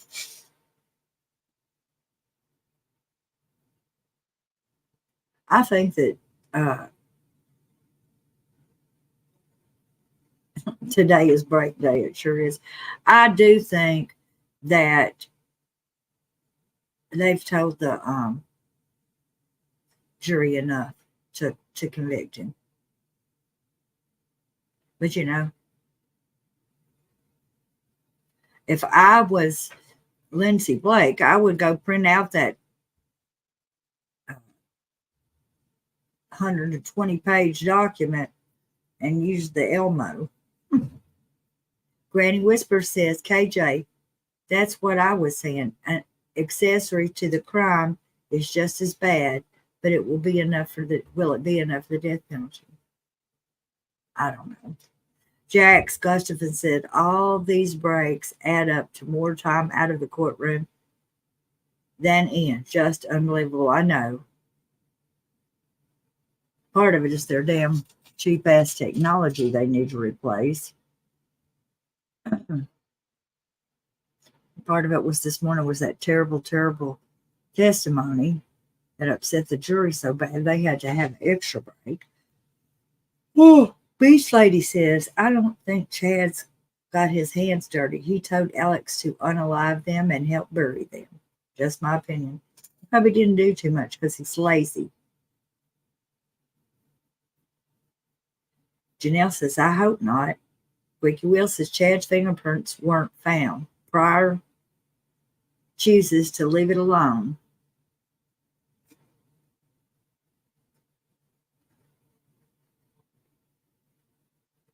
Right there. So true, says Angela L. Deneen Hester says, I agree, Donna. KJ in the race says, I'm not worried about conviction, just whether he gets the death penalty. It only takes the jury believing that Chad murdered Tammy and he can get the death penalty. That one thing. Yeah.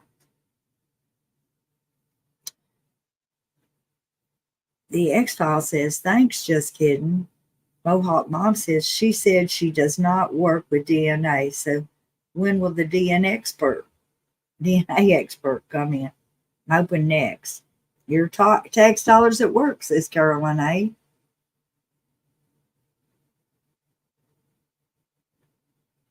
Marissa Ma DG says, hi, just popping in, not watching. I just heard about duct tape. I know it. It's terrible. People should not use duct tape for discipline or any of that. Oh, Trace, in the cases prior is not done with the subject. Marissa and DG, did Tammy have duct tape? No, Tammy did not have duct tape. JJ was taped up with duct tape. Drainage District says they can't afford new equipment because they stay busy prosecuting nuts. That's probably true. Heidi Smine says, oh, excuse me, y'all. Heidi Smine says they need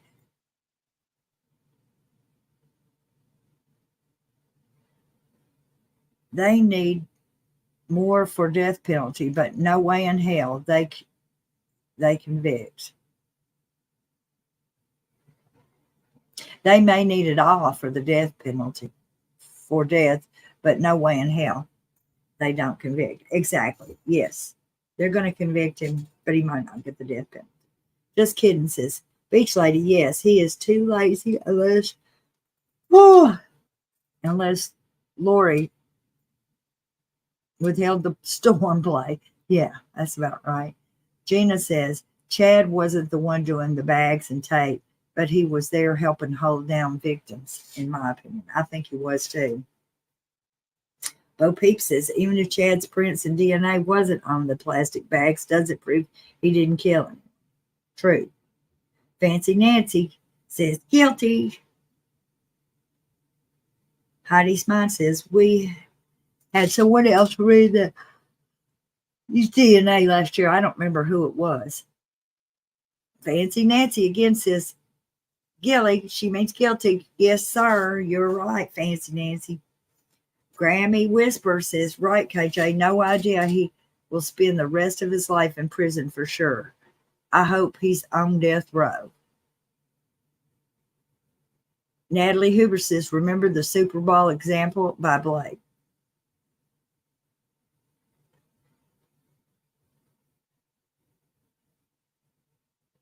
Oh, yeah.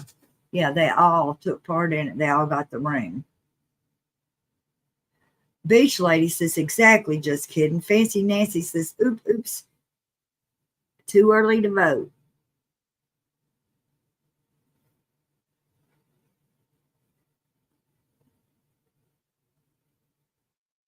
Angela L says, could he get the death pen with kids?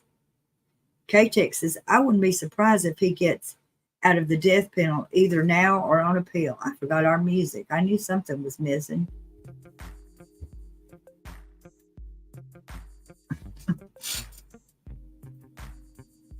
Gina says, I believe Chad is definitely capable of actually doing the murders. I do too, but I think he's lazy. Mohawk Mom said, think of the funds that Rexburg was charged so far in this case. Yes. They're spending way more than Lori and them were going to get to kill people for insurance money. Jenny Lenny says, yeah, just weird that Pryor didn't demand. Did you find Chad's fingerprints on any of these items she was paid? I don't know why he didn't say that either. I thought he would for sure say that. I thought we were going to have to listen to him say, did you find any fingerprints on a bag, on a tape, on the bucket? You know, I thought we'd have to go through all that in here. What about the evidence found under JJ's fingernails? Marilyn wants to know. I'm interested in that too. Maybe the DNA person is going to come in and tell us. I don't know. I'm sure that the jury must be beside themselves.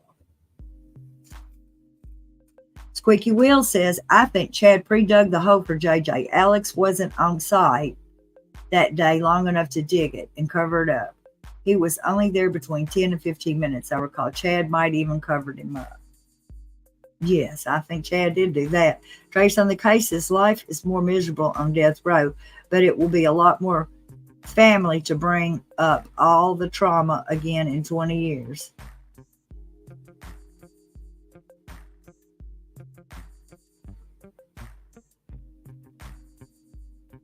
Natalie Hooper says, Gina, yes, he probably did.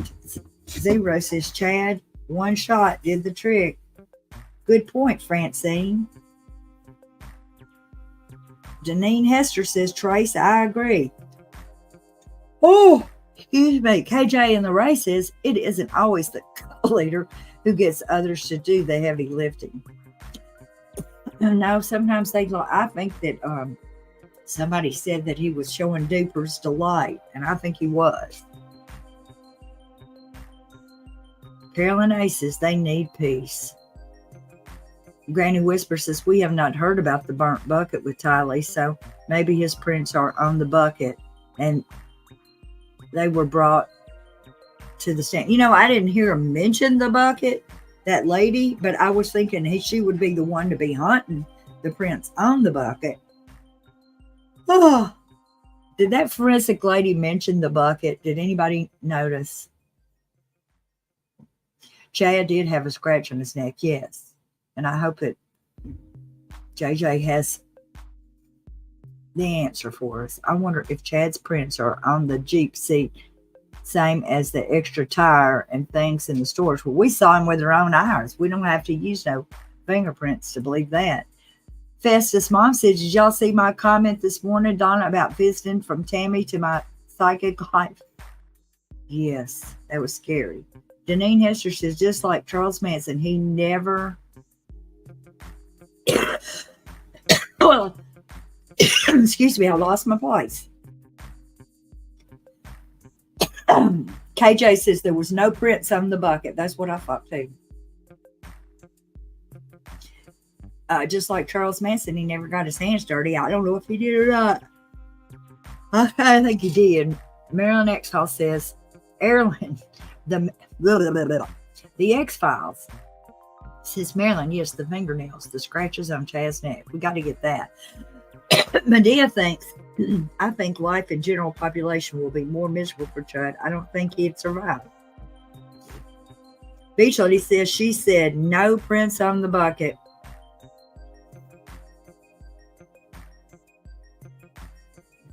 I'm so mad at them.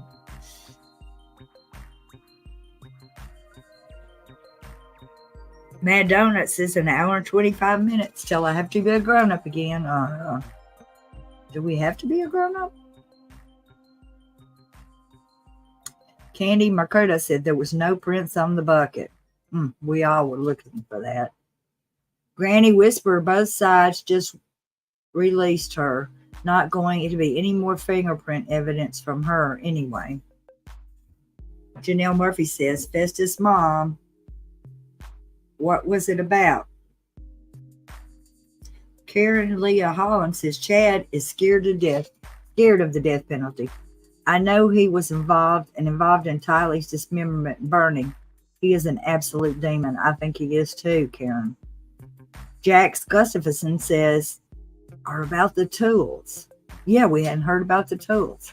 Trace on the cases, I think so too. I watched a documentary on a 20-year execution where they focused on the family's experience of bringing it all up again, and it was horrible on them. K-Tex says, Chad and Lori believed if they weren't there when the kids were killed, they couldn't be held accountable.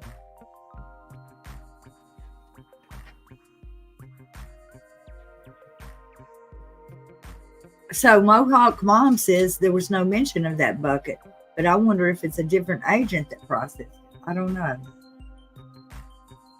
Natalie Huber says, all I know is if I had a ground dug up in my backyard, I would be asking questions. Yes.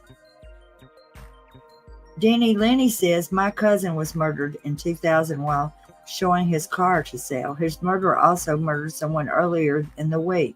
Anyway, he got the death penalty in 2000, and he still hasn't been executed. I'm sorry, Denny Lenny.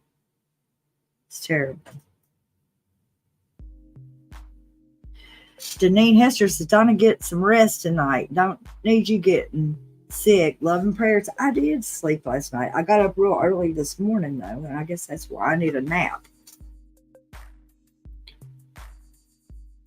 Oh, Peep says, I'd like to know how bad things can be for inmates in maximum security prisons in Kuna, Idaho, where he hopefully will go.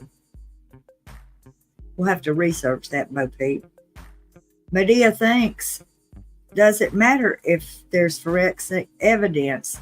The circumstantial evidence is very powerful. Yes, it is. Granny whispers, there's no prints on the bucket either. KJ in the race says, Idaho never enforces their death penalty laws anyway. Let him rot. I know that's true. Mad Donut said, unfortunately, I do. The boss called me in. Well, I hope you just have to sit and stand around again. Dear me to you, to all of us, we see the slam dunk case, but we know how yours could be. Look at the Casey Anthony case and look at the case a few weeks ago with the Apple River staffings. They were off base. Ew. Thank you, dear. I hope it works out. Fancy Nancy says, KJ, a bunch of thumbs up. Granny Whisper says, KJ, either way, he is a child killer and he will have a hard time in prison. Karen Leah Holland says, seems certain LDS are off limits. Yeah, that's for sure. But I think that that they're having visitors in jail, like religious visitors. Medea thinks the tools have Tylee and Alex's DNA on them. Right, we haven't got to that yet. Chad didn't shoot. He didn't shoot. But they called him right after they got off the phone shooting. Debbie Weber says, Chad looks dark to me. I think so, Debbie. Tracy says, it's going to be hard when it comes up, Denny Lenny, in the documentary, even in the next generation, that we're still very young faced with more trauma they experienced. A new developmental stage and had to be reprocessed. Have to get me a drink, y'all. Karen Leah Holland said Chad didn't shoot a raccoon, he shot Tylee. Maybe he did. But there sure wasn't no bullets found or any of that we know about. I do agree that that's what it would sound like that it would be.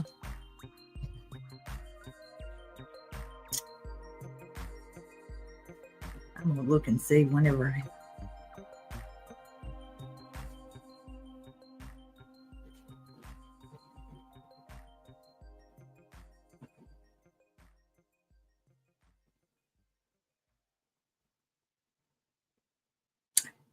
Oof.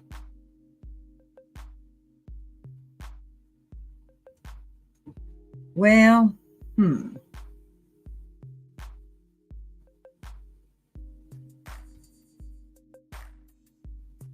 So, Nate Eaton says that the mid-afternoon recess started 16 minutes ago, and they'll be back in 20 minutes. So that means they should be back in about 4 minutes. I know they're always prompt.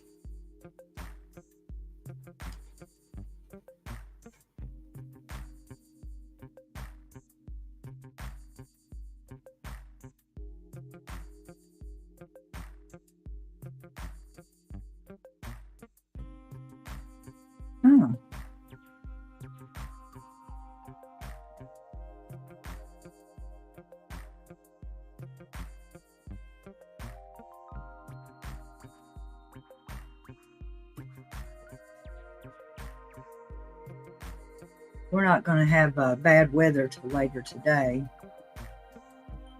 Thank goodness.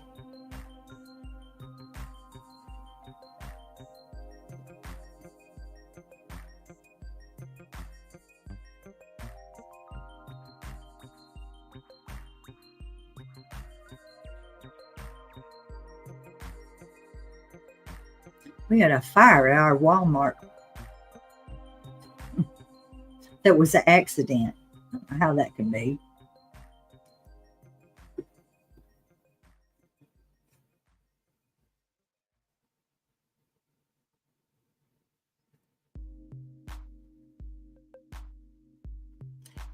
Bo Peep says Lori Hellis said that Idaho still carries the death penalty even for conspiracy to murder.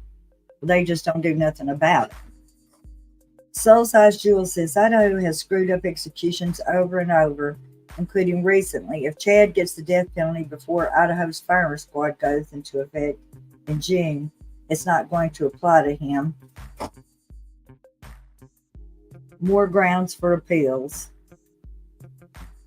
Well, I heard that they can't even do the firing squad until they get a facility. They have to have a facility. So they got to build a building to shoot people. Mad Donut says, look up J.D. DeLay. He explains the prison experience perfectly. Wood chipper. Woo. Cheyenne Penis says, I don't know if you all listen to the lawyer Lee. Her husband of 30 years is passing on to be with the Lord. If you pray, say one for her today. Is that a YouTube channel, Lawyer Lee? I don't know about that one, but we will. We will say a prayer for your friend. Lindy says Lindy says this should have been the next witness anyway, instead of the phone info on the day Charles was killed. Prosecutors need to continue with evidence like this. Squeaky Wheel says, keep in mind, most of these crimes were committed months before Lori and Chad were hunted down. Much of the fingerprint evidence would have been lost due to weather, moisture, dirt, contamination. Exactly. They were just busting through for months doing stuff. Here we go.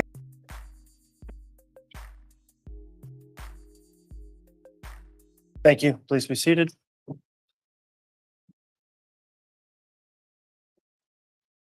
Have the jurors brought in, please.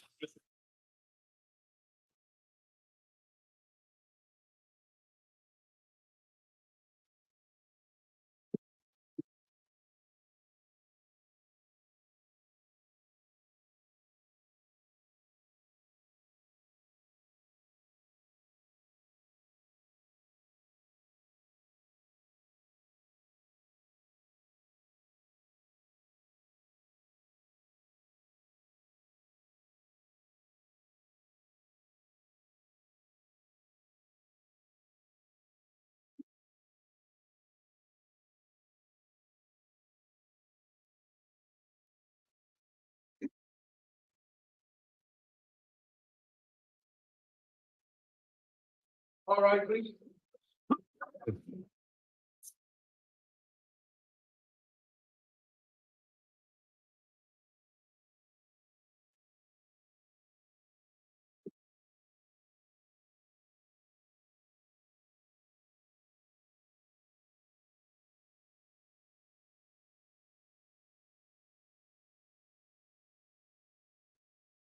Here's our President County for your honor.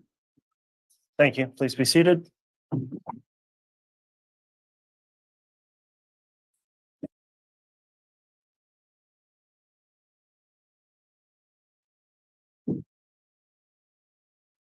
All right, we are back from the afternoon recess, CR 22-21-16-23, State of Idaho versus Chad Guy Daybell. And I believe the state's ready to recall Detective Werther. Is that correct, Ms. Blake? Yes, Your Honor. All right, if you'd like to inquire further on direct, I'll note the detective's previously been sworn today in his testimony and is still under oath, and you can continue with direct examination. Thank you, Your Honor. The state would ask to go back to publishing State's Exhibit 43. Fingers crossed. And Detective Werther, I think we'd left off with this was less than ideal. Was Yes. that in reference to the tech problems? It was. All right, if we turn our attention back to this slide, can you remind us what we were looking at here? Yes, we were looking at a record of an incoming text to the 0143 AT&T number that's been attributed to Chad Daybell from Lori Vallow's 9562 number at 12:39 on July the 11th, 2019. And if we advance to the next slide, Let you do it. Stand by. Okay, yep. what are we seeing here? This is the from 750 to this seems to be out of order. Stand by. Yeah, we're out of order. We're back much earlier in the day in ground that we've already covered. We've seen these slides before. Pardon me. Because this is going to take us through the Burger King again.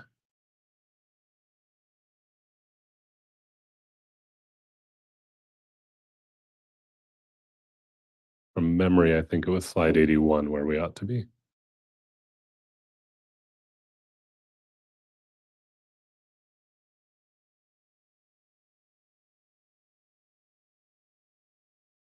And in trying to keep the tech happy, I'm just trying to get back to that slide.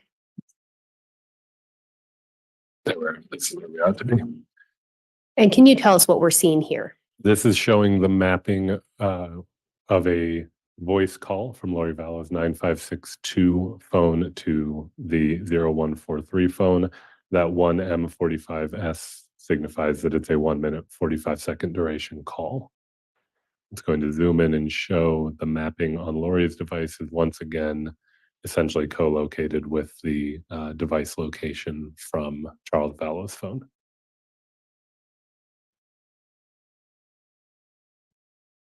And there we see the details of the call with the duration rendered in seconds, but that's 1 minute and 45 seconds.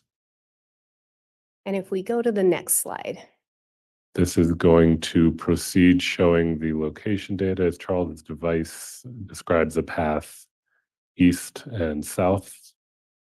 And then the next call record that is located along with the device location.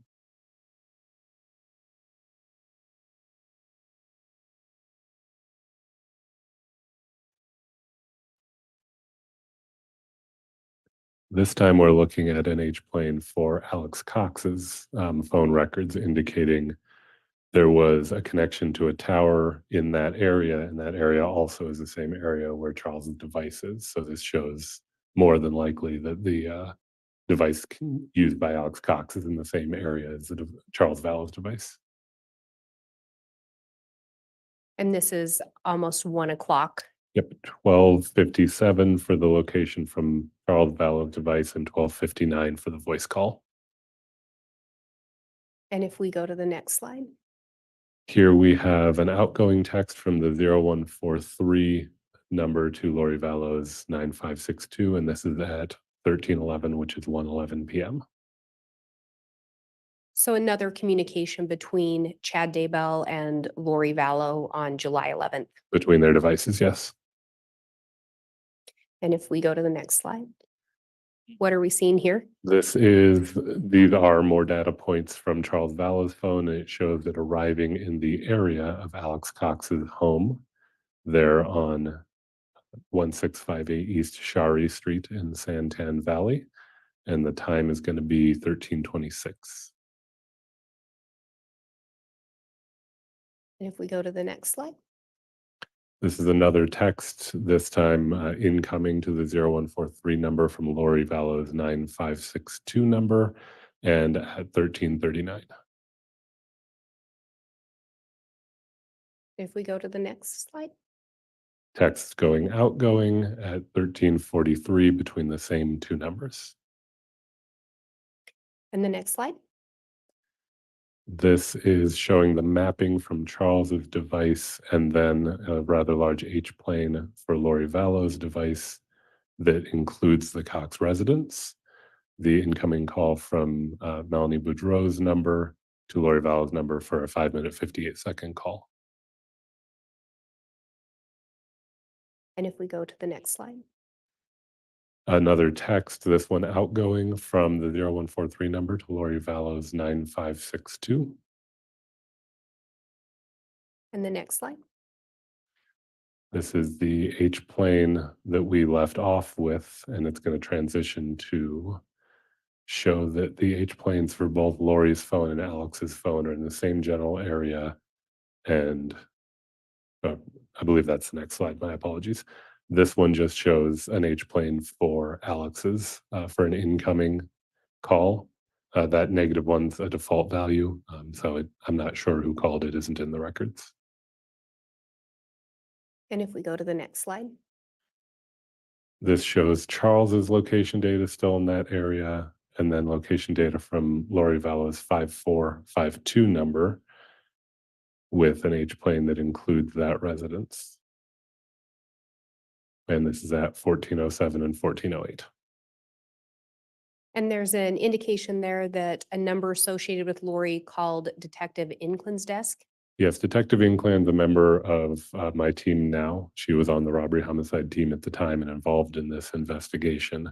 And she's the one who received that phone call. And do you know if she's also the detective that interviewed Lori Vallow? Yes, she is.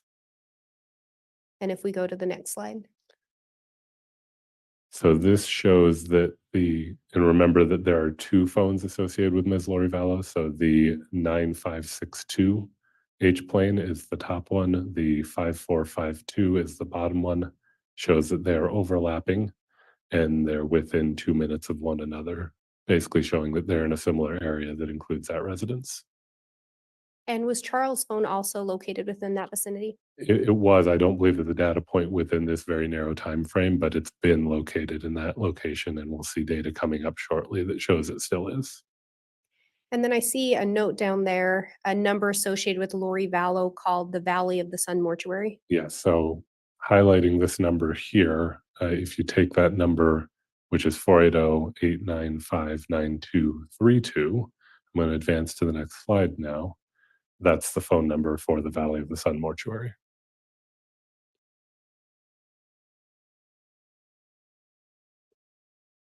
And what are we seeing here? Ongoing text communication, this an incoming text between Lori Vallow's 9562 and the 0143 number at 1424. Judge, could I have some foundation as to whether that's an outgoing or incoming text from? Ms. Blake, do you want to inquire on that? Detective Werther, were you able to determine if that was a text from Lori to Lori's device to Chad's device or Chad's device to Lori's device? So it's incoming to Chad's device. If you look here below the number, it reads incoming SMS, which is derived from the raw records, and it indicates the target number. So this is being received by the 0143 number, but because it's incoming, it's connected to the 9562 number. And if we go to the next slide.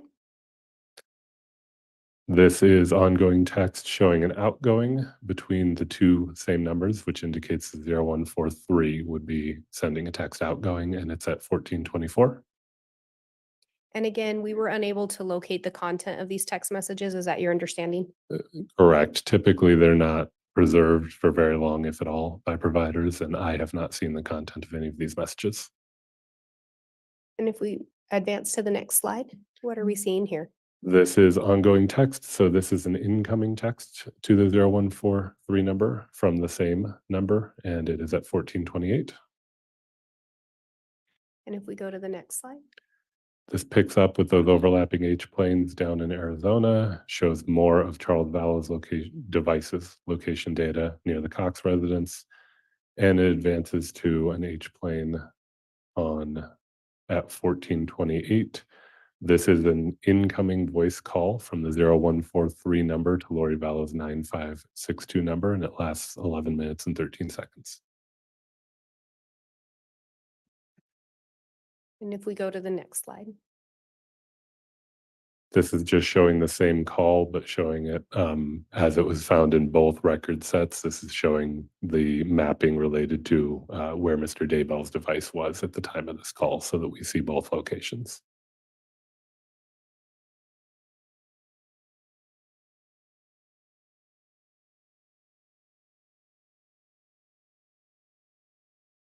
And the device associated with Chad Daybell is showing as in somewhere in Idaho at that point. Yes, that's right. So same call. And what are we seeing here? This is going to advance to where the device associated with Alex Cox calls Detective Inclan's desk. There it is. And it shows the location data extracted from Charles' device is in that same general area where that H plane is. And this is the call to Detective Inclan's desk from Alex Cox's device. And if we advance to the next slide.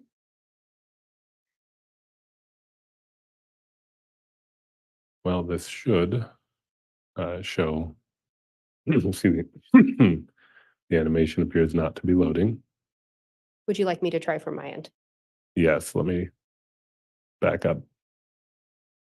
If not, the static images will ultimately show the data anyway.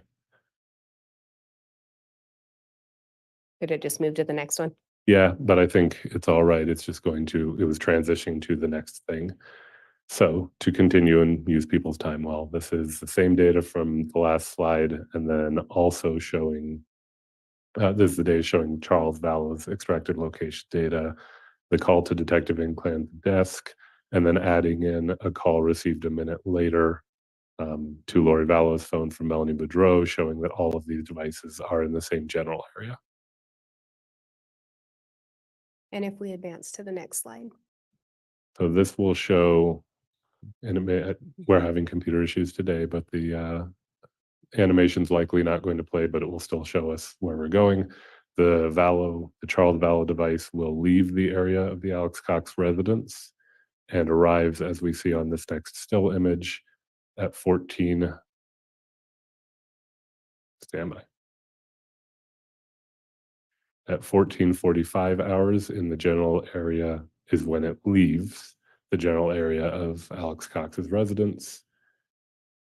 And then it's going to move on to the Four Peaks residence where it is turned over to detectives.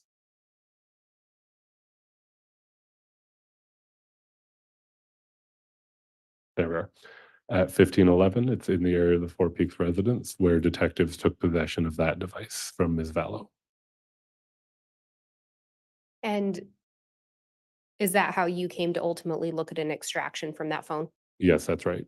It's, as far as I know, still in Chandler Police property and evidence.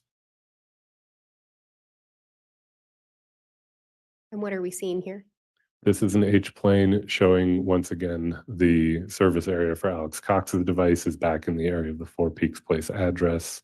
And there is an outgoing call to a phone number that on the internet was associated with USAA. It is a 10-minute, 55-second call. And then what are we seeing here? At 16:02, we see a call between, specifically outgoing from Alex Cox's device to Lori Vallow's 9562. The H planes are not overlapping. It appears that they are most likely not in the same place, the devices at this point. And then if we go to the next one. This is further text communication and outgoing text from the 0143 to Lori Vallow's 9562 at 16:10. And then an incoming between the two devices at 16:46. This is a voice call outgoing from the 0143 number to Lori Vallow's 9562. It is a 30-minute, 13-second call, and it is at 17:42, 5:42 p.m. And if we move on.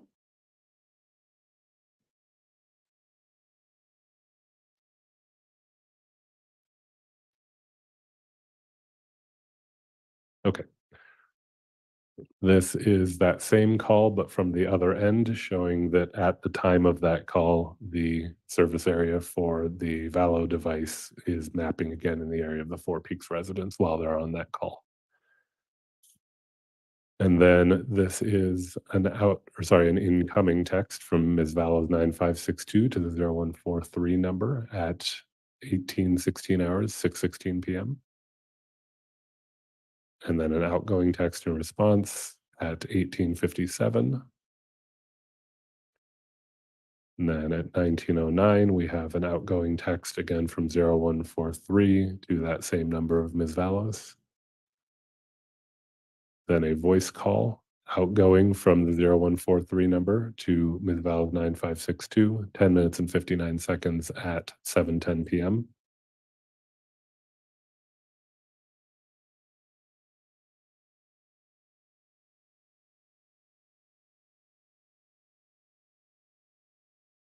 Okay. This is that same call mapped again on the Arizona side from Ms. Vallows records showing again in the area of the Four Peaks residence while that call is happening. Another outgoing voice call, but this one from the 0143 number to that Valley of the Sun mortuary number that we saw earlier. This is at 7:34 p.m. and the call lasts 7 minutes and 14 seconds. In my analysis of that day, which is what I did the analysis on, it's the only call or text from that device to any number other than Ms. Vallows. And Ms. Vallow had called the Valley, or a device associated with her had called the Valley of the Sun mortuary earlier in the day. Correct. And now the device or a device associated with Chad Daybell placed a call as well. That's right. Now it is 7:50 p.m. and there's an incoming text from Ms. Vallows 9562 to the 0143 number. And then at 7:52 p.m., an outgoing text from the 0143 to the 9562. And then there is an outgoing 7-second call from 0143 to the 9562. That is at 7:54 p.m. And the 9562 number texts the 0143 number at 7:54 p.m. And then there is a 13-minute and 2-second call outgoing from 0143 to 9562 at 7:54 p.m. I believe it's just going to show us the mapping on the other end on the next slide. Yes, this is that same call in Arizona showing the service area for Ms. Vallow's device in the area of Four Peaks. And coincidentally, around that same time, there is an H-play in a service area for Mr. Cox's device, and it also is in an area that covers the Four Peaks address.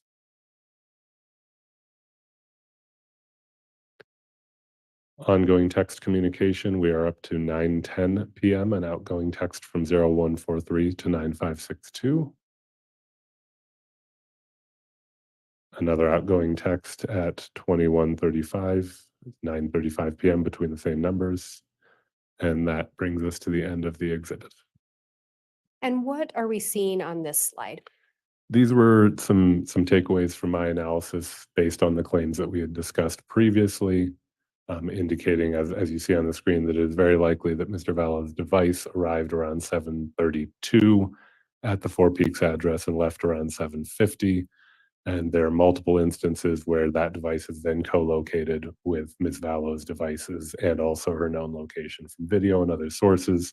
So that seems to support the claim that she left the Four Peaks address with Mr. Vallow's device, which, as I understand it, was claimed to have been after the shooting had occurred. If all of that is true, then there's at least a 45-minute delay between that event and 911 being called. Otherwise, if it wasn't true, then it would be hard to see how they could have witnessed the event as they claimed.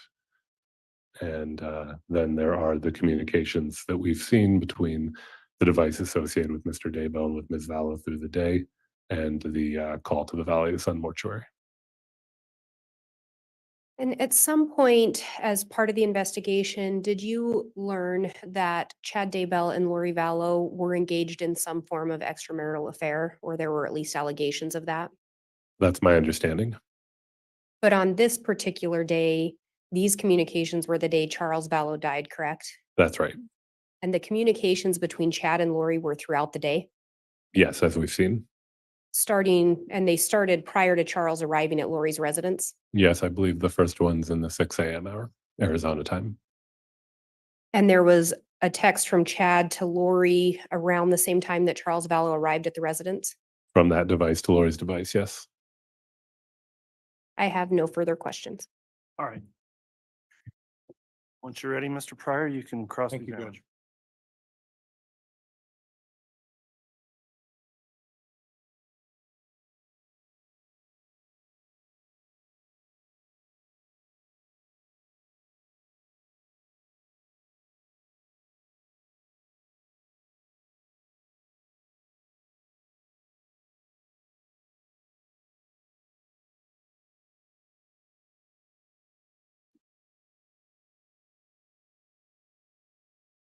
May I, Judge?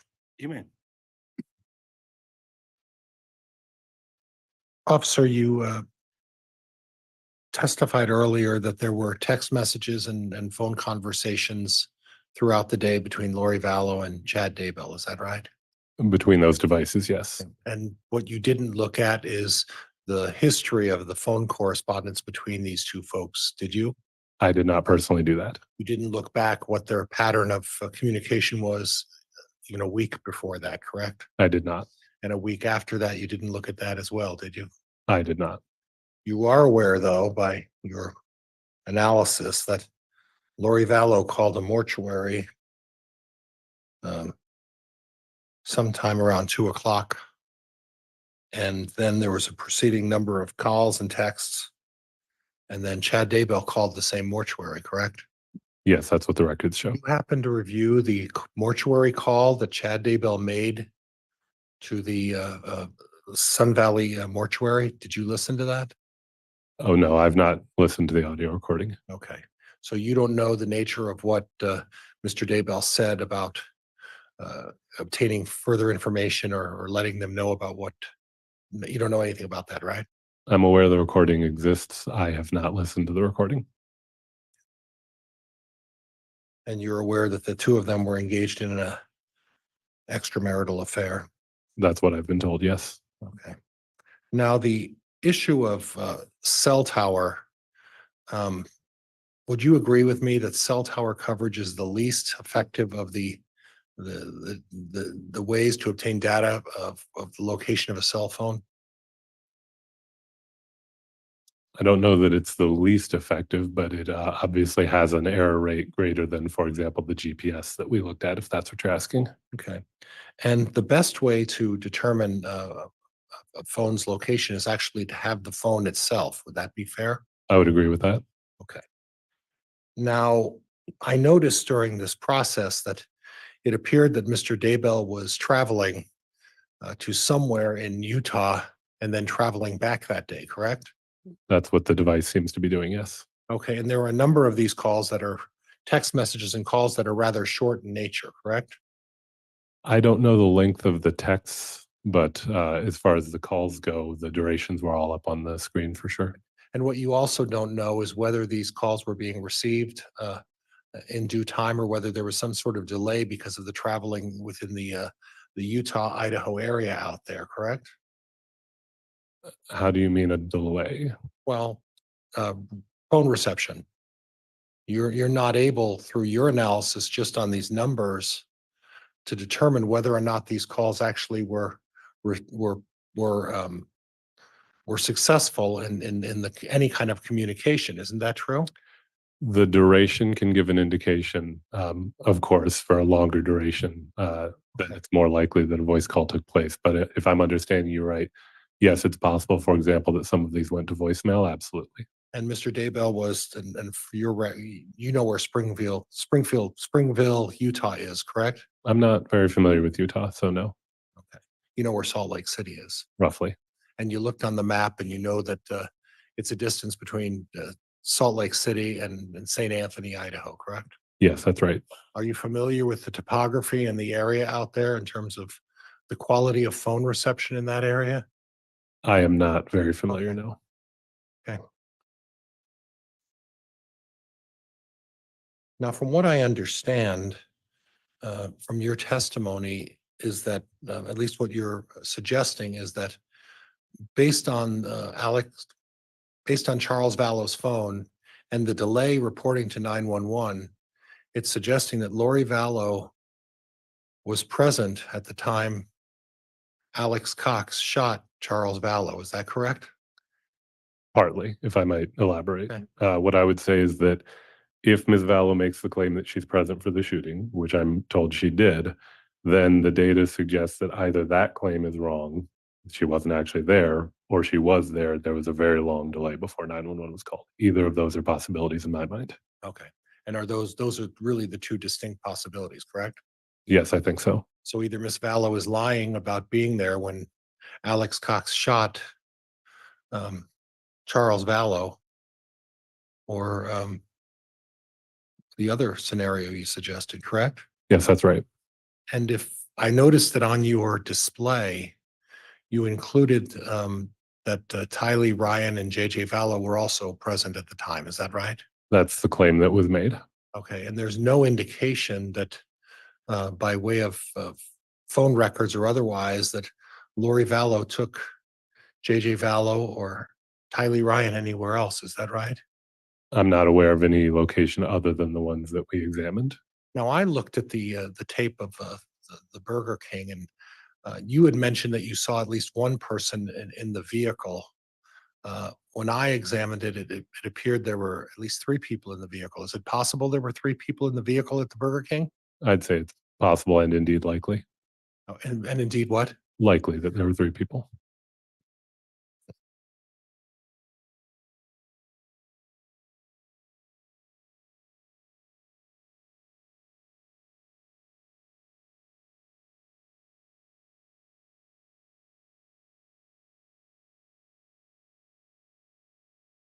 That's all I have, Judge. Thank you. All right.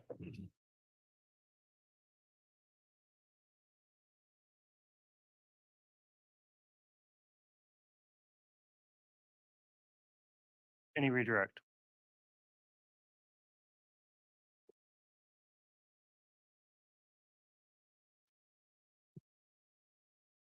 And Detective Werther, you were asked if some of the calls maybe didn't go through right away. Do you recall that? Yes. In your presentation, did you denote the duration of the calls that you were able to locate? Yes. When there was a voice call, I tried to put up what the duration was so that those viewing the presentation would know how long those calls were. And were at least some of those calls of such a duration that you would believe those to be calls that were received where a conversation occurred? I would. And again, conversations between Chad and Lori began approximately 6:06 that morning, That's the earliest one. Yes. and they continued throughout the day. Yes.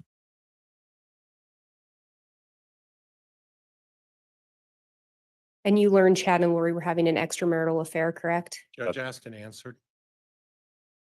World. That's my understanding. And on July 11th of 2019, what call did you respond out to again? That was a call involving a shooting incident, the fatal shooting of Charles Vallow. I have no further questions. All right.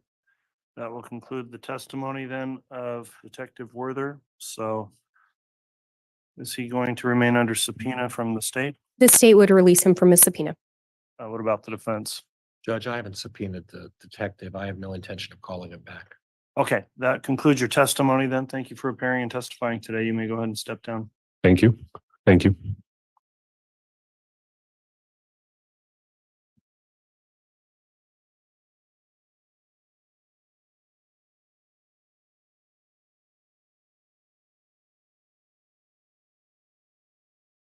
Okay, at this time, based on the nature of the testimony, the court's got a limiting instruction that I'm going to reread to the jurors. I've read this before, and this will also be included in your final instructions for deliberations. Ladies and gentlemen of the jury, during the course of this trial, ladies and gentlemen, during the course of this trial, evidence has been introduced for the purpose of showing that the defendant or an alleged co-conspirator has committed acts other than that for which the defendant is on trial. Such evidence, if believed, is not to be considered by you to prove the defendant's character or that the defendant has a disposition to commit crimes. Rather, such evidence may be considered by you only for the limited purpose of proving the defendant's motive, opportunity, intent, plan, or absence of mistake or accident. So that's the limiting instruction. With that then, let me inquire from the state, given the time where we're at, does the state intend to call or seek to call another witness this afternoon? Your Honor, could we just briefly, I know people are probably getting tired of the sidebars, but if we could just briefly chat about the schedule. Yeah, let's do that quickly in a sidebar. Thank you, counsel.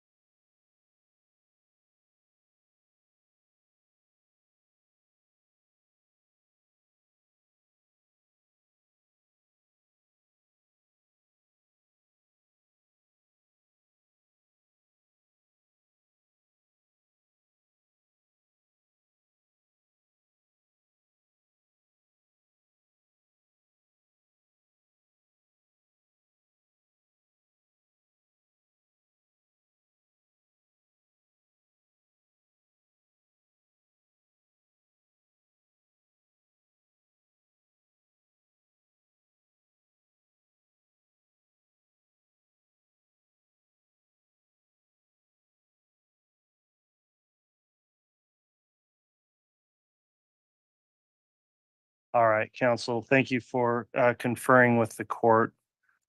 We are going to go ahead and conclude with evidence for the day and take a recess until tomorrow. As I mentioned, we'll go until 2:00 tomorrow. There's one other matter the court will take up outside the presence of the jurors, just outside the presence of the public, just with the attorneys, but on the record here as well. So for those reasons, I think this is a good time to break for the day. So ladies and gentlemen of the jury, again, thank you for your attentiveness today. And I will advise you, as I have at the end of each day, please don't discuss this case with anyone else or amongst yourselves. Wait to do that until the time for deliberations as well. Don't do anything to investigate or look the case up in any way. Or if you see the case in any sort of media coverage, news, etc., on your devices, please avoid looking into that. And that way you'll be able to sign your declarations in the morning that you've complied with the instruction. So thank you again.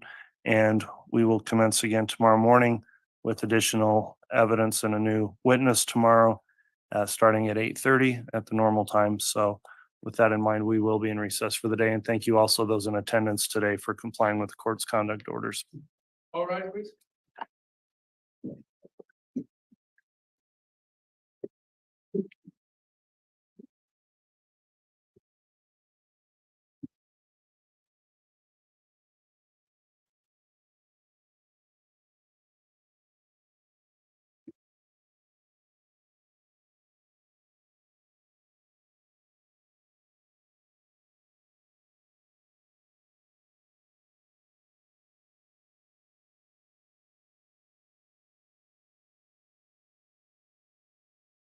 All right, thanks, everyone. Counsel, I'll just meet with you briefly in the room there with the court reporter, if we can, just to put one thing.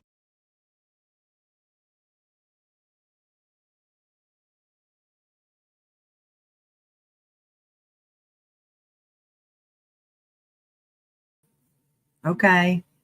Well, I'm guessing that court has ended today, and tomorrow we will be back at 8:30 in the morning.